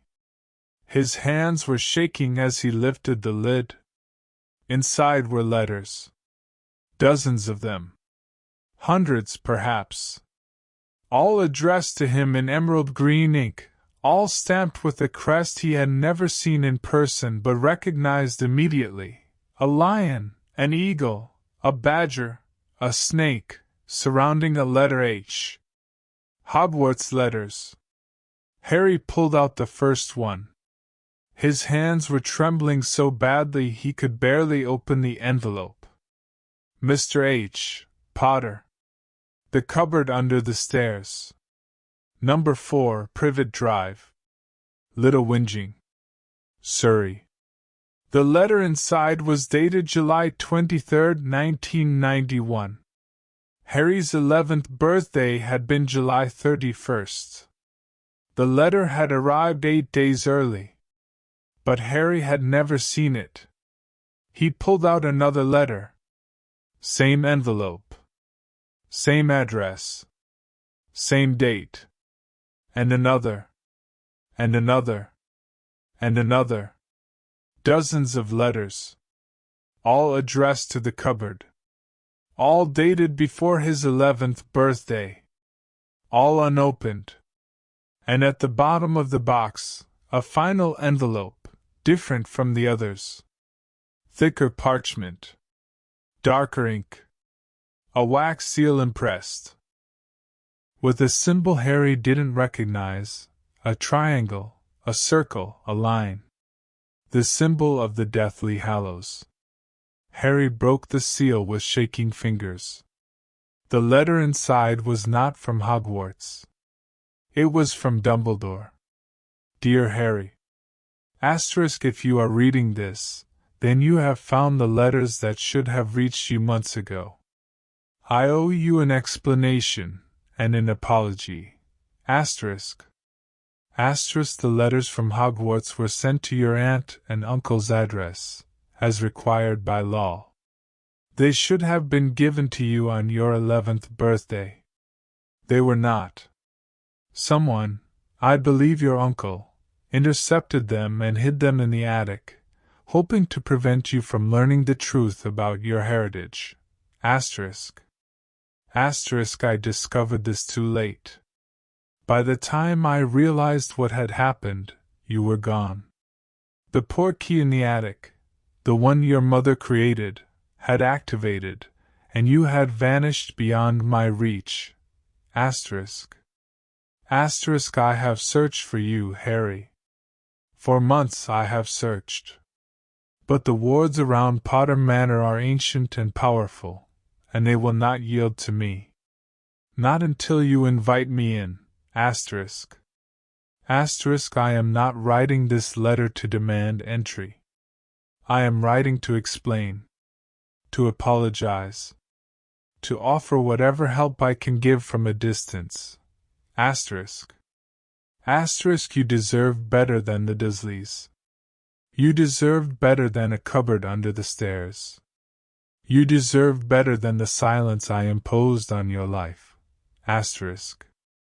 Asterisk, I believed I was protecting you. I was wrong. Asterisk. Asterisk, I cannot undo the past. But I can promise you this: when you are ready, when you choose to leave the manor and enter the world, I will do everything in my power to help you. Not because of the prophecy. Not because of the war. But because you are a child who deserves to be happy, and I am a man who failed to give you that. Asterisk. Asterisk, Hogwarts will be waiting for you when you are ready. As will I. Asterisk. Yours sincerely, Albus Percival Wulfric Brian Dumbledore. Headmaster. Harry read the letter 3 times. Then he set it down and stared at the box of Hogwarts letters. Hundreds of them. All hidden. All kept from him. If I had gotten these, Harry said slowly, I would have known about Hogwarts earlier. I would have known about magic. I would have known that there was somewhere else I could go. Bram nodded gravely. Yes, Master Harry. If I had known there was a way out, I might have left the Dursleys sooner. I might have found the Portkey earlier. I might have. Harry stopped. His hands were shaking again. Someone hid these letters on purpose, Harry said. Someone wanted to keep me in the dark. Someone wanted to make sure I didn't know about Hogwarts until it was too late. Bram's eyes were sad. Your uncle, perhaps. Or your aunt. They hated magic. They hated everything it represented. Harry shook his head. No. The Dursleys were cruel, but they weren't clever. They wouldn't have thought to hide the letters. They would have burned them. Thrown them away. Made sure I never saw them. He picked up Dumbledore's letter again. Dumbledore said my uncle intercepted them. But how? How did Vernon even know the letters were coming? How did he know to look for them? Bram was silent. Harry's mind raced. The Dursleys had never shown any knowledge of the magical world. Not really. They knew it existed, and they hated it, but they didn't understand it. They wouldn't have known when Hogwarts letters were sent. They wouldn't have known to watch for owls. Someone had told them. Someone had warned them. Someone had helped the Dursleys hide the truth from Harry. Who? Harry whispered. Bram's scarred hand touched his arm. Bram does not know, Master Harry. But Bram will help you find out. Harry looked at the box of letters, hundreds of them, all addressed to a boy in a cupboard, all unopened, all full of promises that had been stolen from him. He thought about Dumbledore's letter, the apology, the explanation, the promise to help. He thought about the Dursleys, sitting in their prison cells, paying for crimes that were only part of the story. And he thought about whoever had told them to hide the letters. Whoever had wanted to keep him small and scared and alone. That person, Harry said quietly. Whoever they are. They're still out there. They're still free. Bram nodded. Yes, Master Harry. Harry picked up the first Hogwarts letter, the one dated July 23, 1991, and smoothed out the creases. I'm going to Hogwarts, Harry said. Not because Dumbledore wants me there. Not because the Ministry expects it. Because I want to. Because I deserve to learn magic. Because my parents died so I could have this chance. He tucked the letter into his pocket, next to his wand and his mother's portkey. And when I get there, Harry continued, I'm going to find out who helped the Dursleys. Who kept these letters from me. Who wanted me to stay ignorant and afraid. His voice hardened. And I'm going to make them pay. That night, Harry wrote his first letter to Hogwarts. Not a response to the hundreds he had found. They were too old, too late. A new letter. One addressed to Professor McGonagall, the deputy headmistress, whose name he had seen in the library's copy of Hogwarts, a history. Dear Professor McGonagall. My name is Harry Potter. I am writing to inform you that I have received the Hogwarts letters that were sent to me last summer, though not at the time they were originally delivered. They were hidden by persons unknown, and I have only just discovered them. I will be attending Hogwarts this September. I understand that I am late in responding, and I apologize for any confusion my absence may have caused. I am currently residing at Potter Manor, in Sussex. The Manor's wards prevent visitors, but I can receive correspondence by owl. Please send any further information to this address. Thank you for your understanding. Yours sincerely, Harry James Potter. He sealed the letter with wax. Tilly had found a stick of Potter crest wax in the study, and gave it to Bram. Can you find an owl? Harry asked. Bram nodded. There is a rookery in the East Tower, Master Harry. The Manor's owls have been sleeping for 11 years. But they will wake for you. Harry climbed the winding stairs to the East Tower, Bram at his heels. The rookery was dusty and dark, filled with perches and nesting boxes and the soft, sleeping forms of a dozen owls. Harry approached the largest perch, where a magnificent snowy owl sat with her eyes closed, her feathers gleaming silver in the dim light. Wake up, Harry said softly, touching her wing. The owl's eyes opened. They were golden, brilliant, intelligent, aware. She looked at Harry for a long moment, tilting her head as if appraising him. Then she hooted softly and extended her leg. Harry tied the letter to her leg. Take this to Hogwarts, he said. To Professor McGonagall. Can you do that? The owl hooted again, a sound that might have been agreement, and launched herself into the air.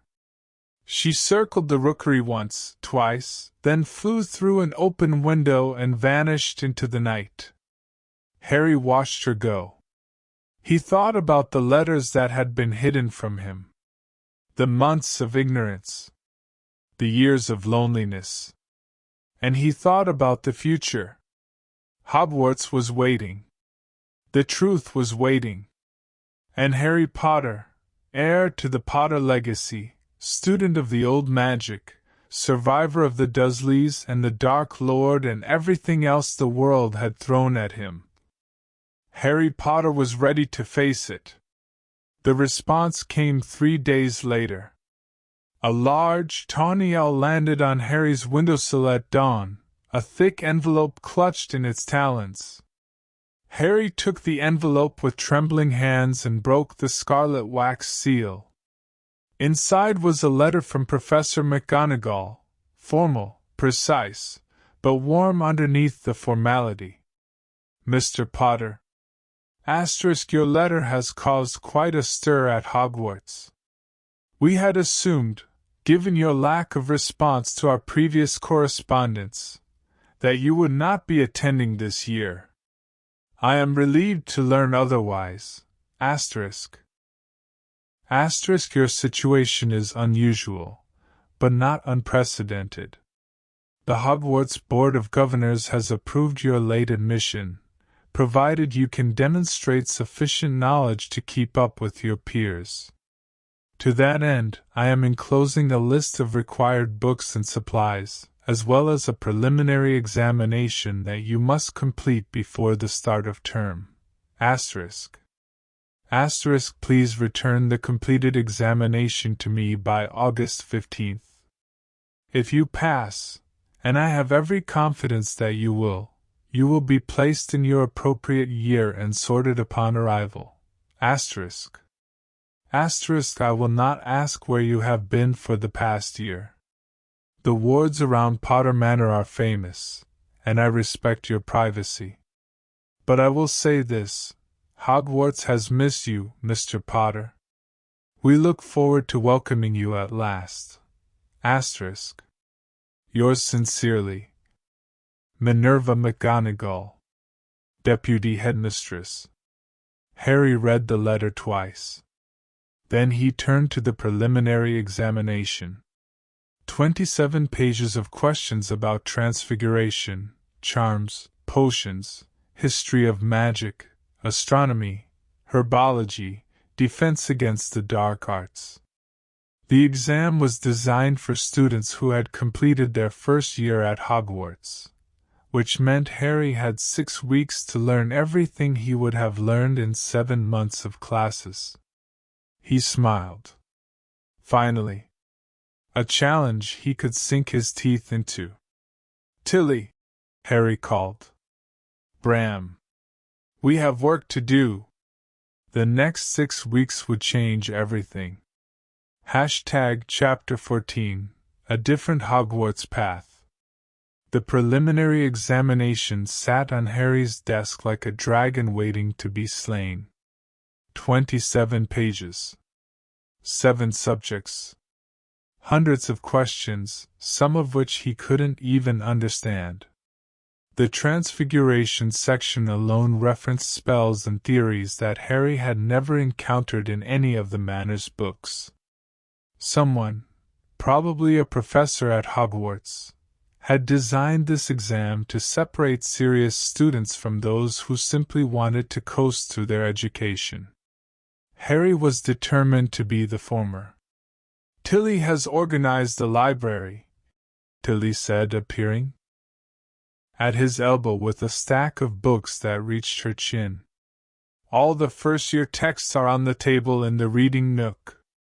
Bram has added some supplementary materials.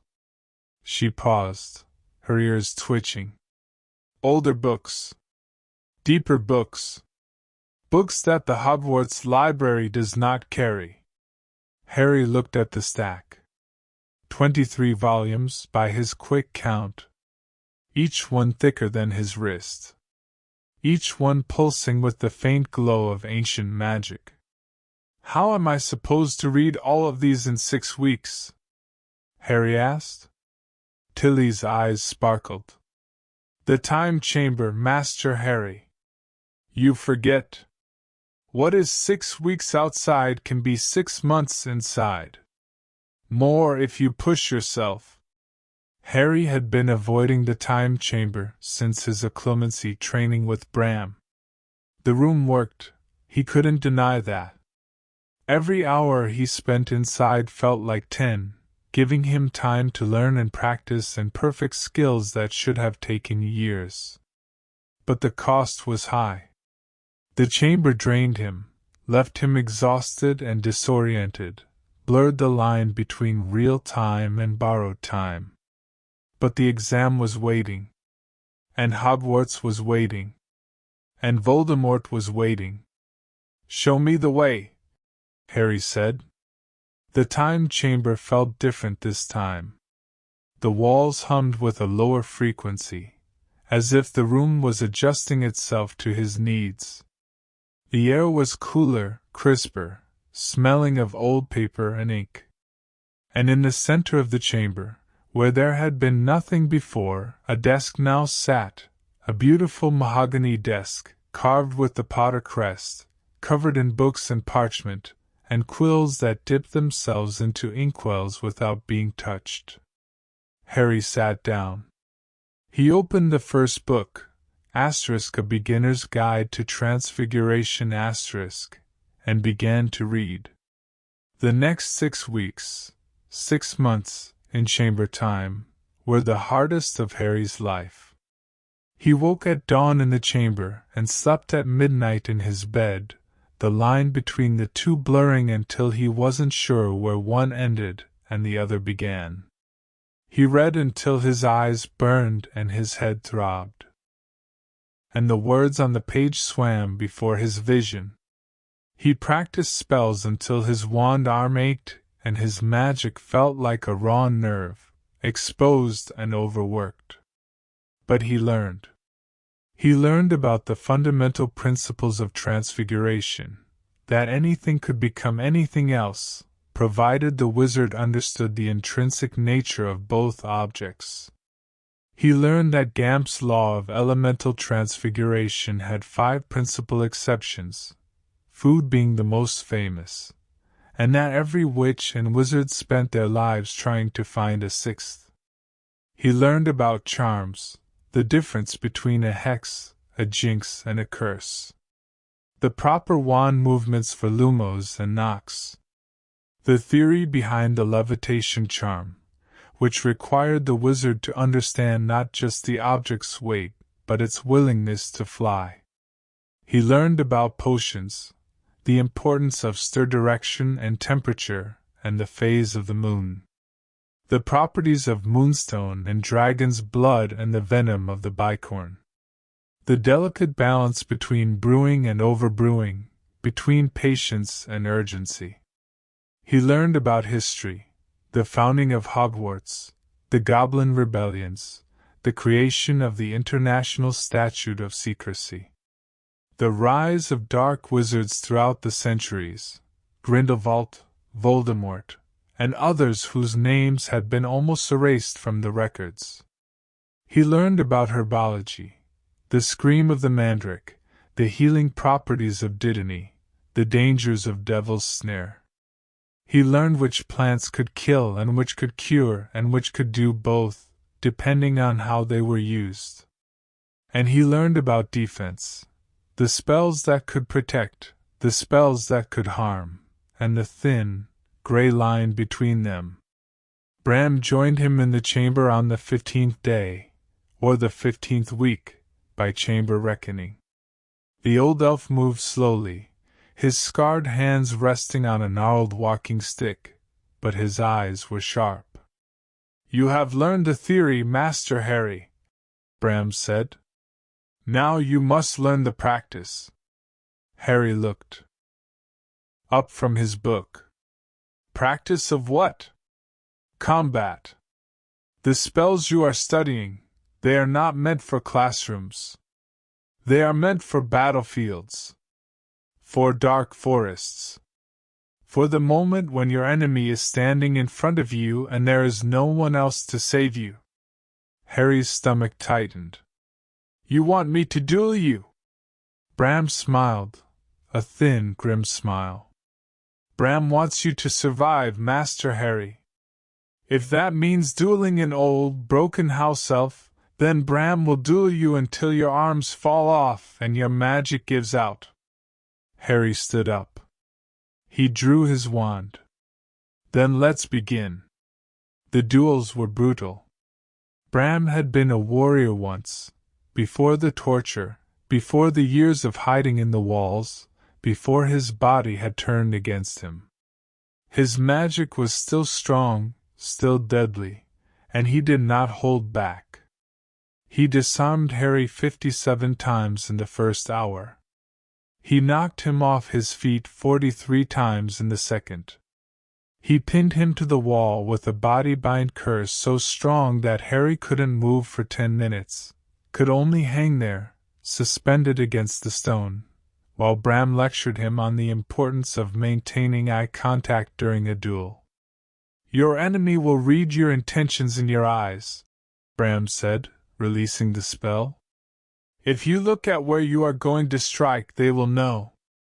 If you look at where you are trying to protect, they will know. You must learn to hide, to deceive, to make your eyes lie. Harry picked himself up off the floor. His body ached.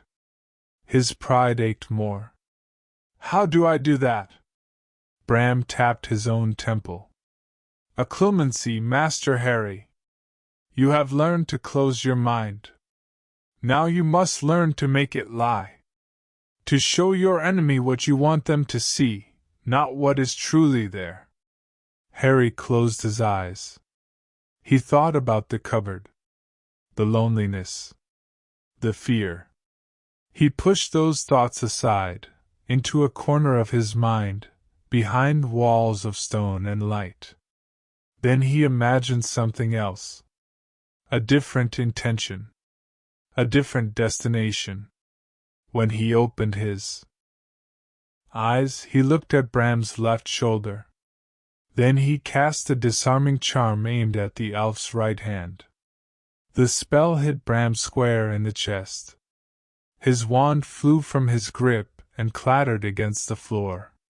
Bram stared at Harry.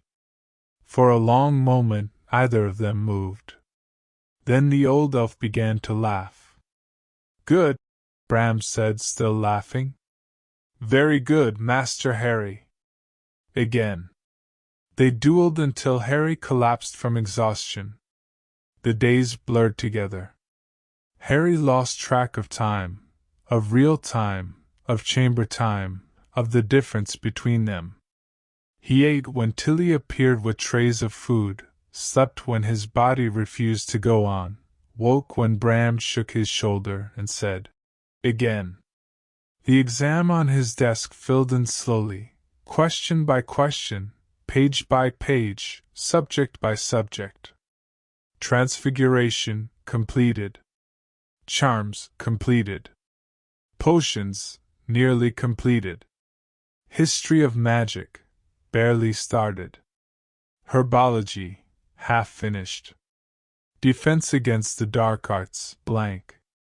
Astronomy, blank. Harry stared at the empty pages and felt despair creeping into his chest. 6 weeks, 6 months, and he still wasn't ready. He would never be ready. He was just a boy from a cupboard, pretending to be something he wasn't, and Hogwarts would see through him the moment he walked through the doors. Stop! Bram's voice was sharp. Harry looked up. The old elf stood in the doorway of the chamber, his clouded eyes fixed on Harry's face. Stop thinking like that, Bram said. The Dursleys taught you to doubt yourself, to believe you were worthless. They were wrong. You are not worthless. You are the heir to the Potter legacy. You have magic in your blood that most wizards can only dream of.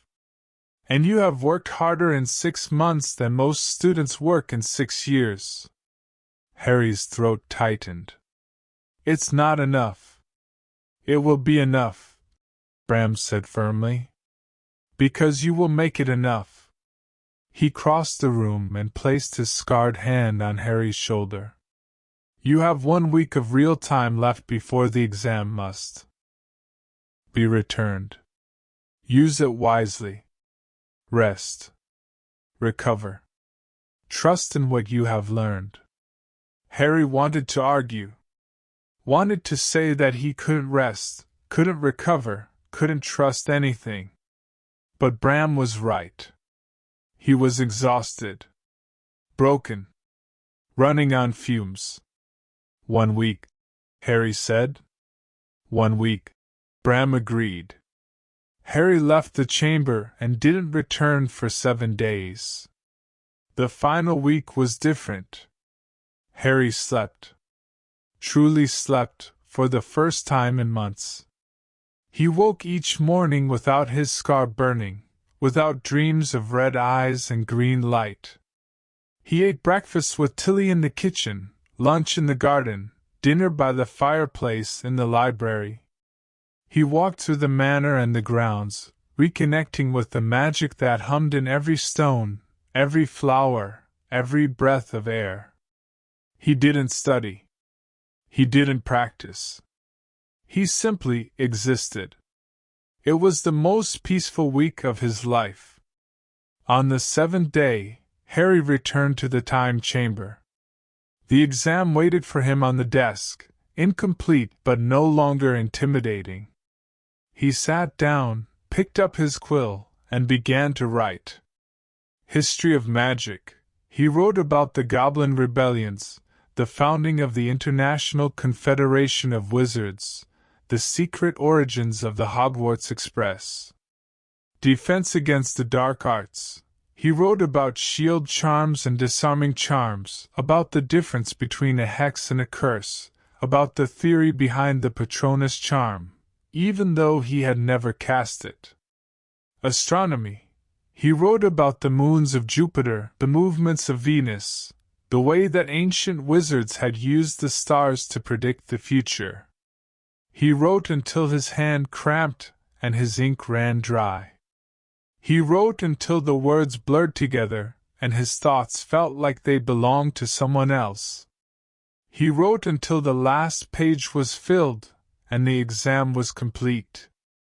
Harry set down his quill. He looked at the stack of parchment, 27 pages, covered in his handwriting, representing 6 months of work compressed into 6 weeks.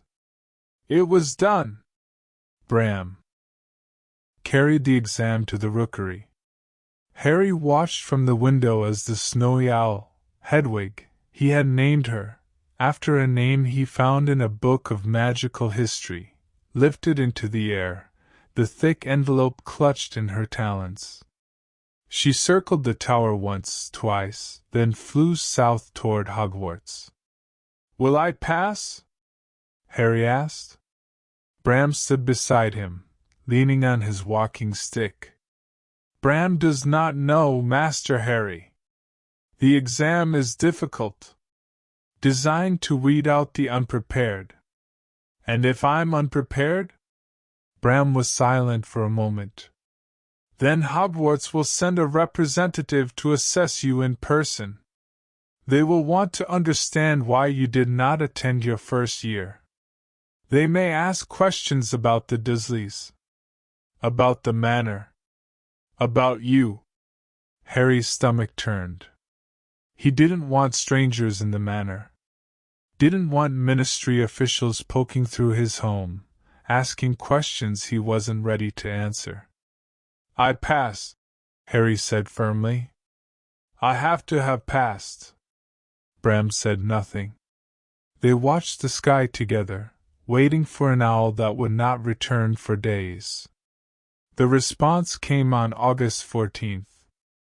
Harry was in the garden when Hedwig landed on his shoulder, a thick envelope in her beak. He took it with trembling hands, broke the scarlet wax seal, and read, Mr. Potter. I am pleased to inform you that you have passed the preliminary examination with high marks. Your scores in Transfiguration and Defense against the Dark Arts were particularly impressive, among the highest I have seen from a first-year student. You have been admitted to Hogwarts School of Witchcraft and Wizardry as a second-year student. You will join your peers on September 1st at King's Cross Station, platform 9 3/4. The Hogwarts Express departs at 11 a.m. sharp. Enclosed, please find your list of required books and supplies for your second year. Please note that you are also responsible for the material covered in first year.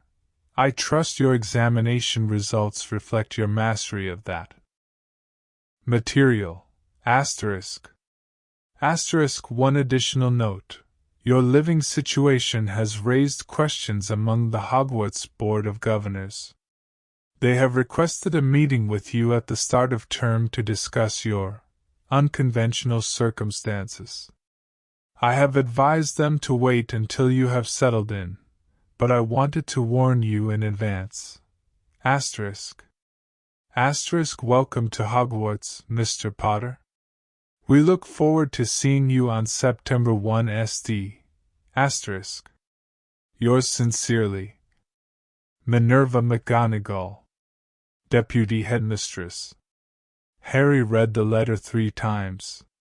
Then he looked at Tilly, who stood in the garden doorway with tears streaming down her face. I'm going to Hogwarts, Harry said.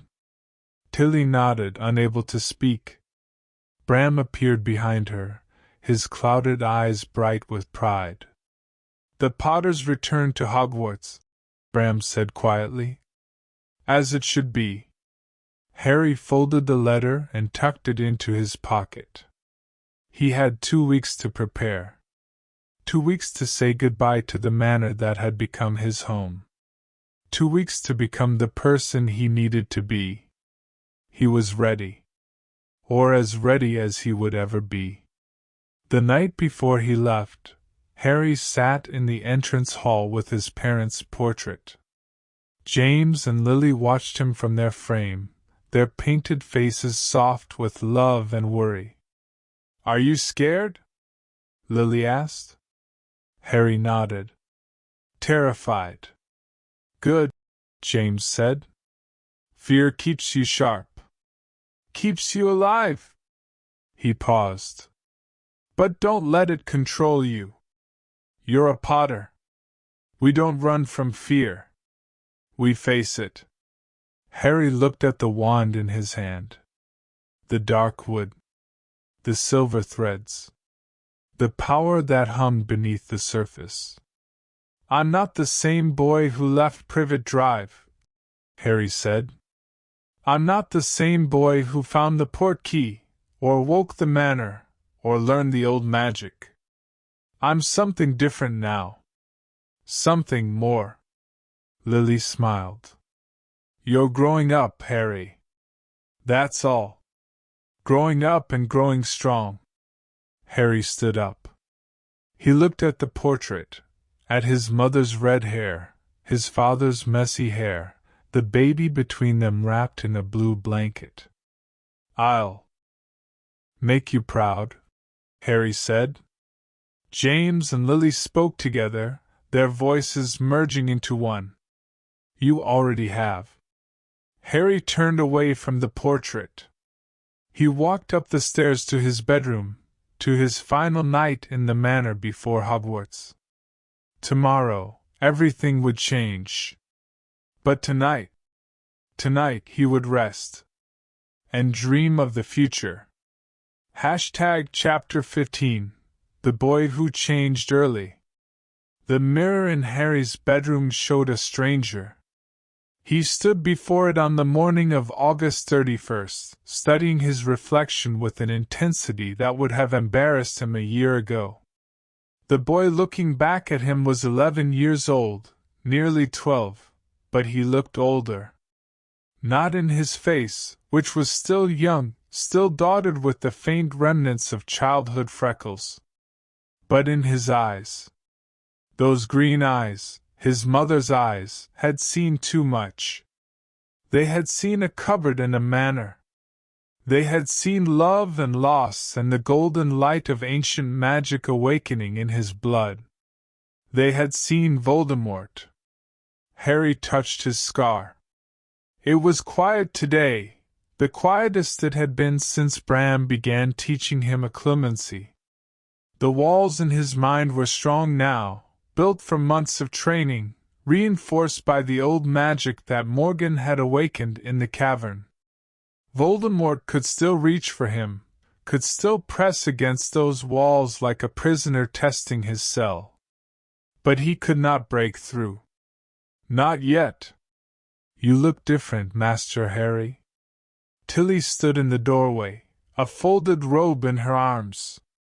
Her eyes were red, she had been crying again, though she denied it every time Harry asked. Harry turned from the mirror. Different how? Tilly tilted her head, considering.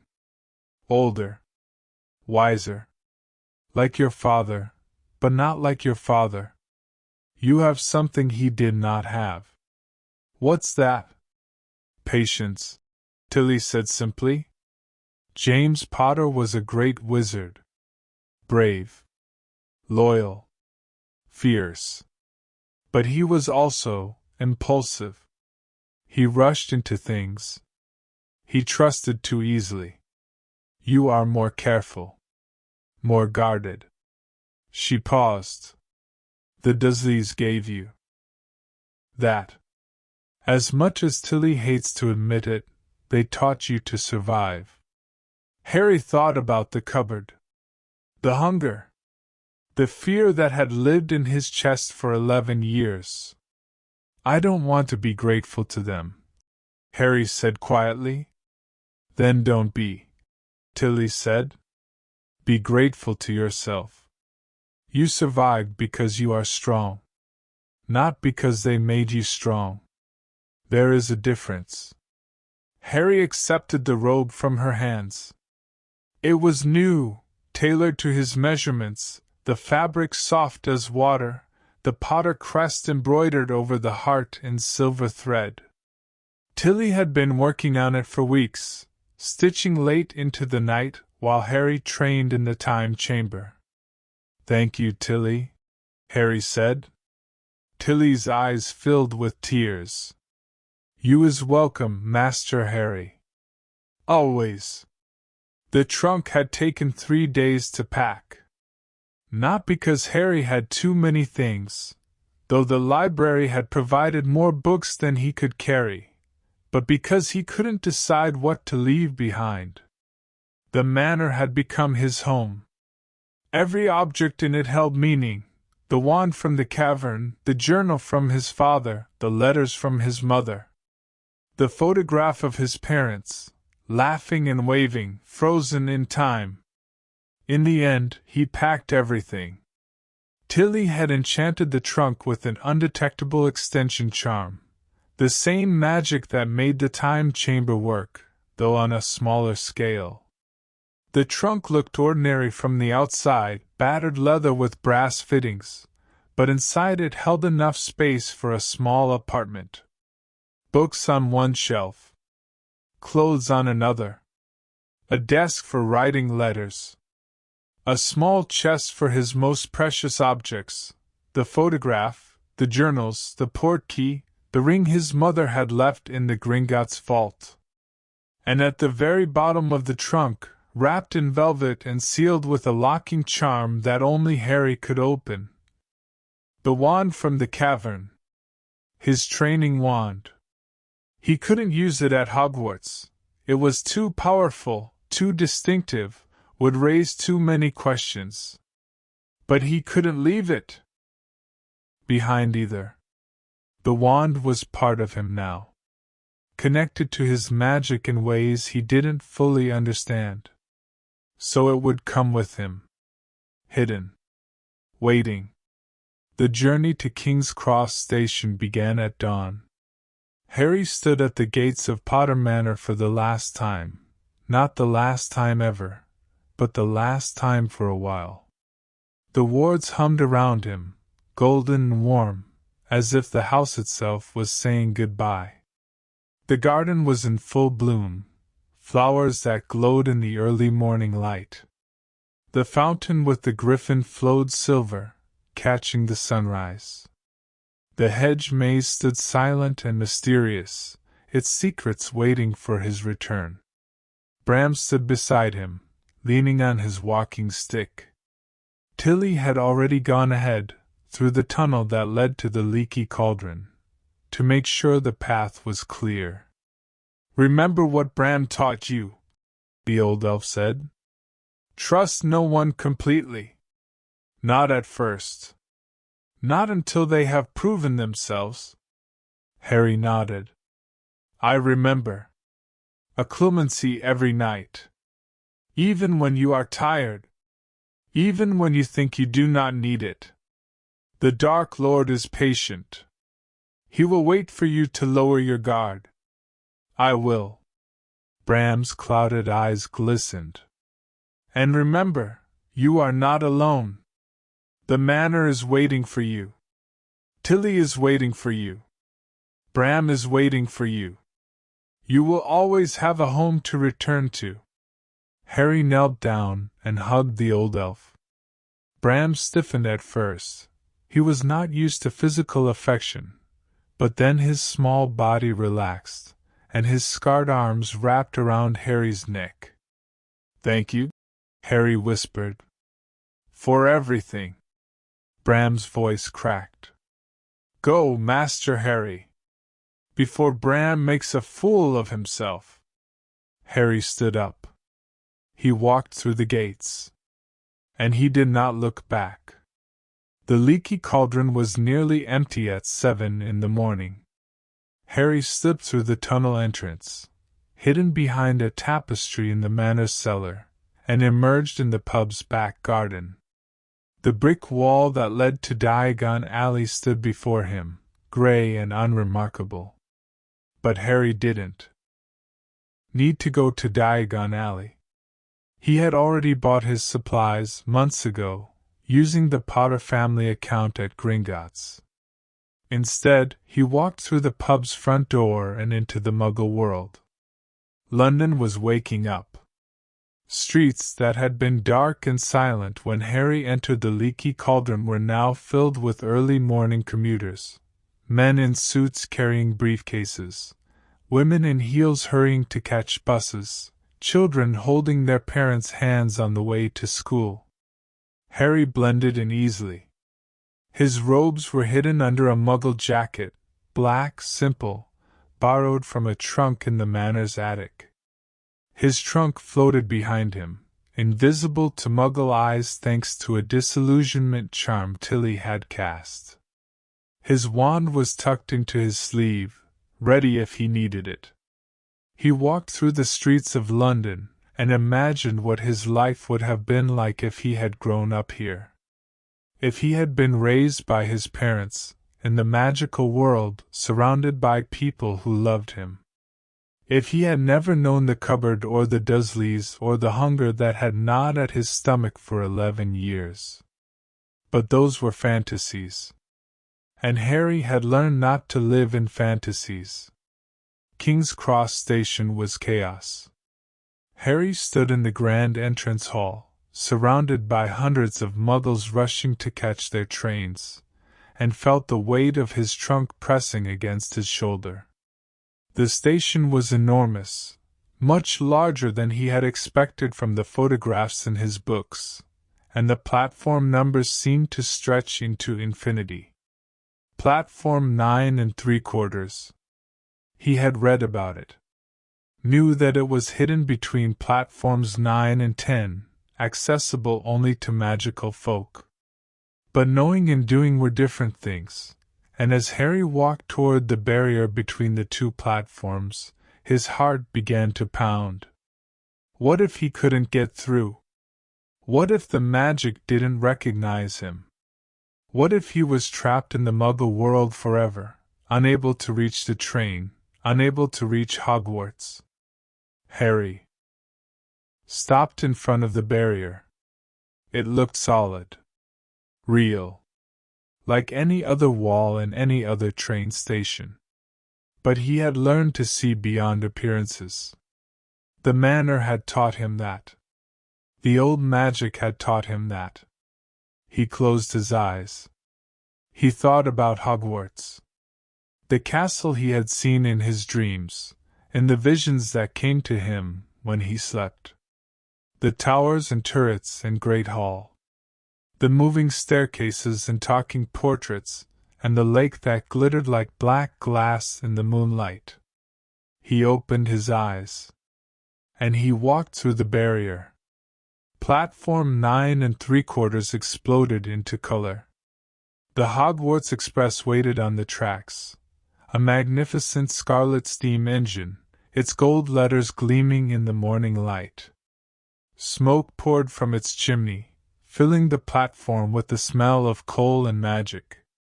Hundreds of students milled about, some hugging their parents goodbye, others loading trunks onto the train, others simply standing and staring at the engine with the same wonder Harry felt. He had imagined this moment 100 times. The reality was better. Harry walked forward, his trunk floating behind him, his eyes scanning the crowd. He saw families with red hair, the Weasleys, he guessed, based on Bram's descriptions. He saw a family with platinum blonde hair and cold, aristocratic features. The Malfoys, he realized, his hand drifting toward his wand. He saw children in robes of every color, laughing and shouting and waving at friends they hadn't seen all summer. And then, he saw a boy with messy brown hair and a round face, standing alone near the train's entrance. The boy was small, smaller than Harry, even, and he was clutching a toad with trembling hands. Neville Longbottom. Harry remembered Bram's words. His parents were tortured. After the Dark Lord fell.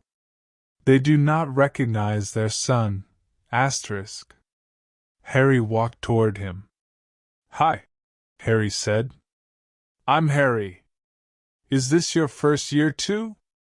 Neville looked up, his eyes wide. I'm Neville. And no, I mean yes, I mean, this is my second year, actually. I was here last year. But I lost Trevor. My toad. Have you seen him? Harry smiled. No, but I'll help you look. They searched the platform together, Neville calling Trevor's name, Harry scanning the crowd with eyes that had been trained to see magic. They found the toad under a bench near the back of the train, trembling and confused, and Neville scooped him up with a cry of relief. Thank you, Neville said. Thank you so much. I'm always losing him. Gran says I'd lose my head if it wasn't attached. Harry thought about the Dursleys. About the way they had never thanked him for anything. You're welcome, Harry said.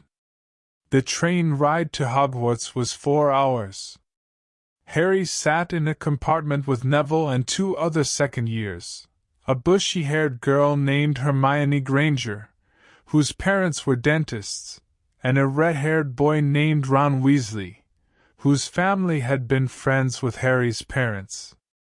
Hermione talked about the books she had read over the summer. Ron talked about Quidditch. Neville talked about his toad. Harry listened.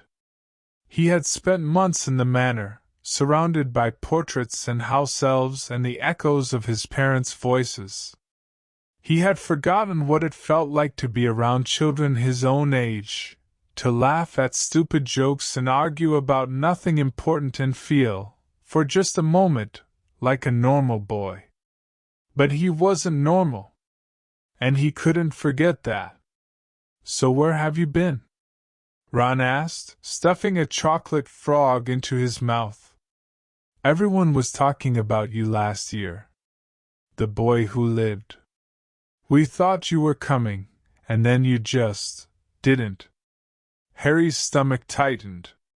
He had prepared for this question. Had rehearsed answers with Tilly and Bram, crafting a story that was true enough to be believable but false enough to protect his secrets. I was living with my aunt and uncle, Harry said carefully. They're muggles. They didn't want me to come to Hogwarts. They hid my letters. Hermione gasped. They hid your letters? That's illegal.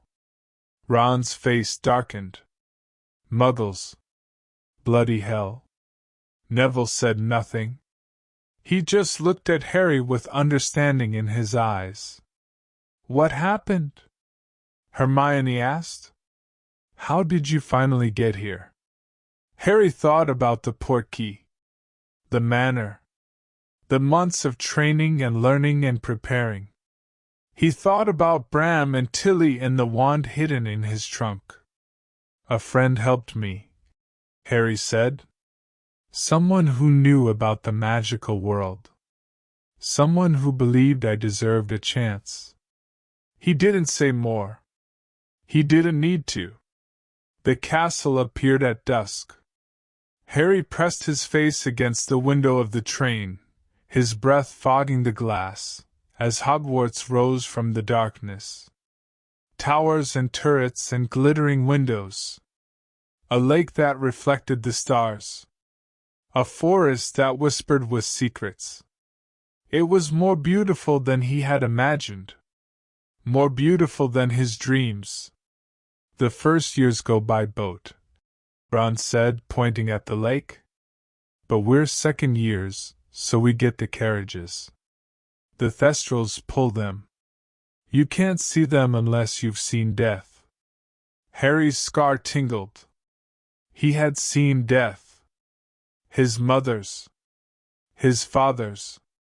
Perhaps even his own, in the green light of the killing curse that should have ended his life before it began. He wondered if he would see the Thestrals. He hoped he wouldn't. The great hall took Harry's breath away. Thousands of candles floated in the air, casting soft light on 4 long tables filled with students. The ceiling reflected the sky outside, deep blue, scattered with stars, so realistic that Harry felt like he could reach up and touch them. And at the front of the hall, seated at the staff table, Dumbledore.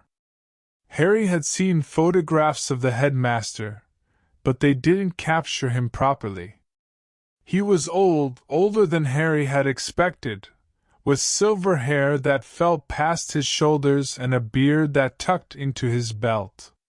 His robes were purple, embroidered with silver stars, and his half-moon spectacles glittered. In the candlelight, their eyes met across the hall. Harry felt the headmaster's gaze like a physical weight, like the wards around the manor, pressing against his skin, testing his defenses. His acclimacy walls rose automatically, pushing back against the unspoken intrusion. Dumbledore's eyes widened. Just slightly. Just for a moment. Then he smiled, warm, grandfatherly, utterly unreadable, and looked away. Harry sat down at the Gryffindor table, between Neville and Hermione. The Sorting Hat sang its song. New students were sorted. And Harry Potter, heir to an ancient legacy, student of the old magic, survivor of the Dursleys and the Dark Lord and everything else the world had thrown at him. Harry Potter began his first real day at Hogwarts. The boy who lived had finally arrived. But he was not the boy anyone expected. "Thank you,"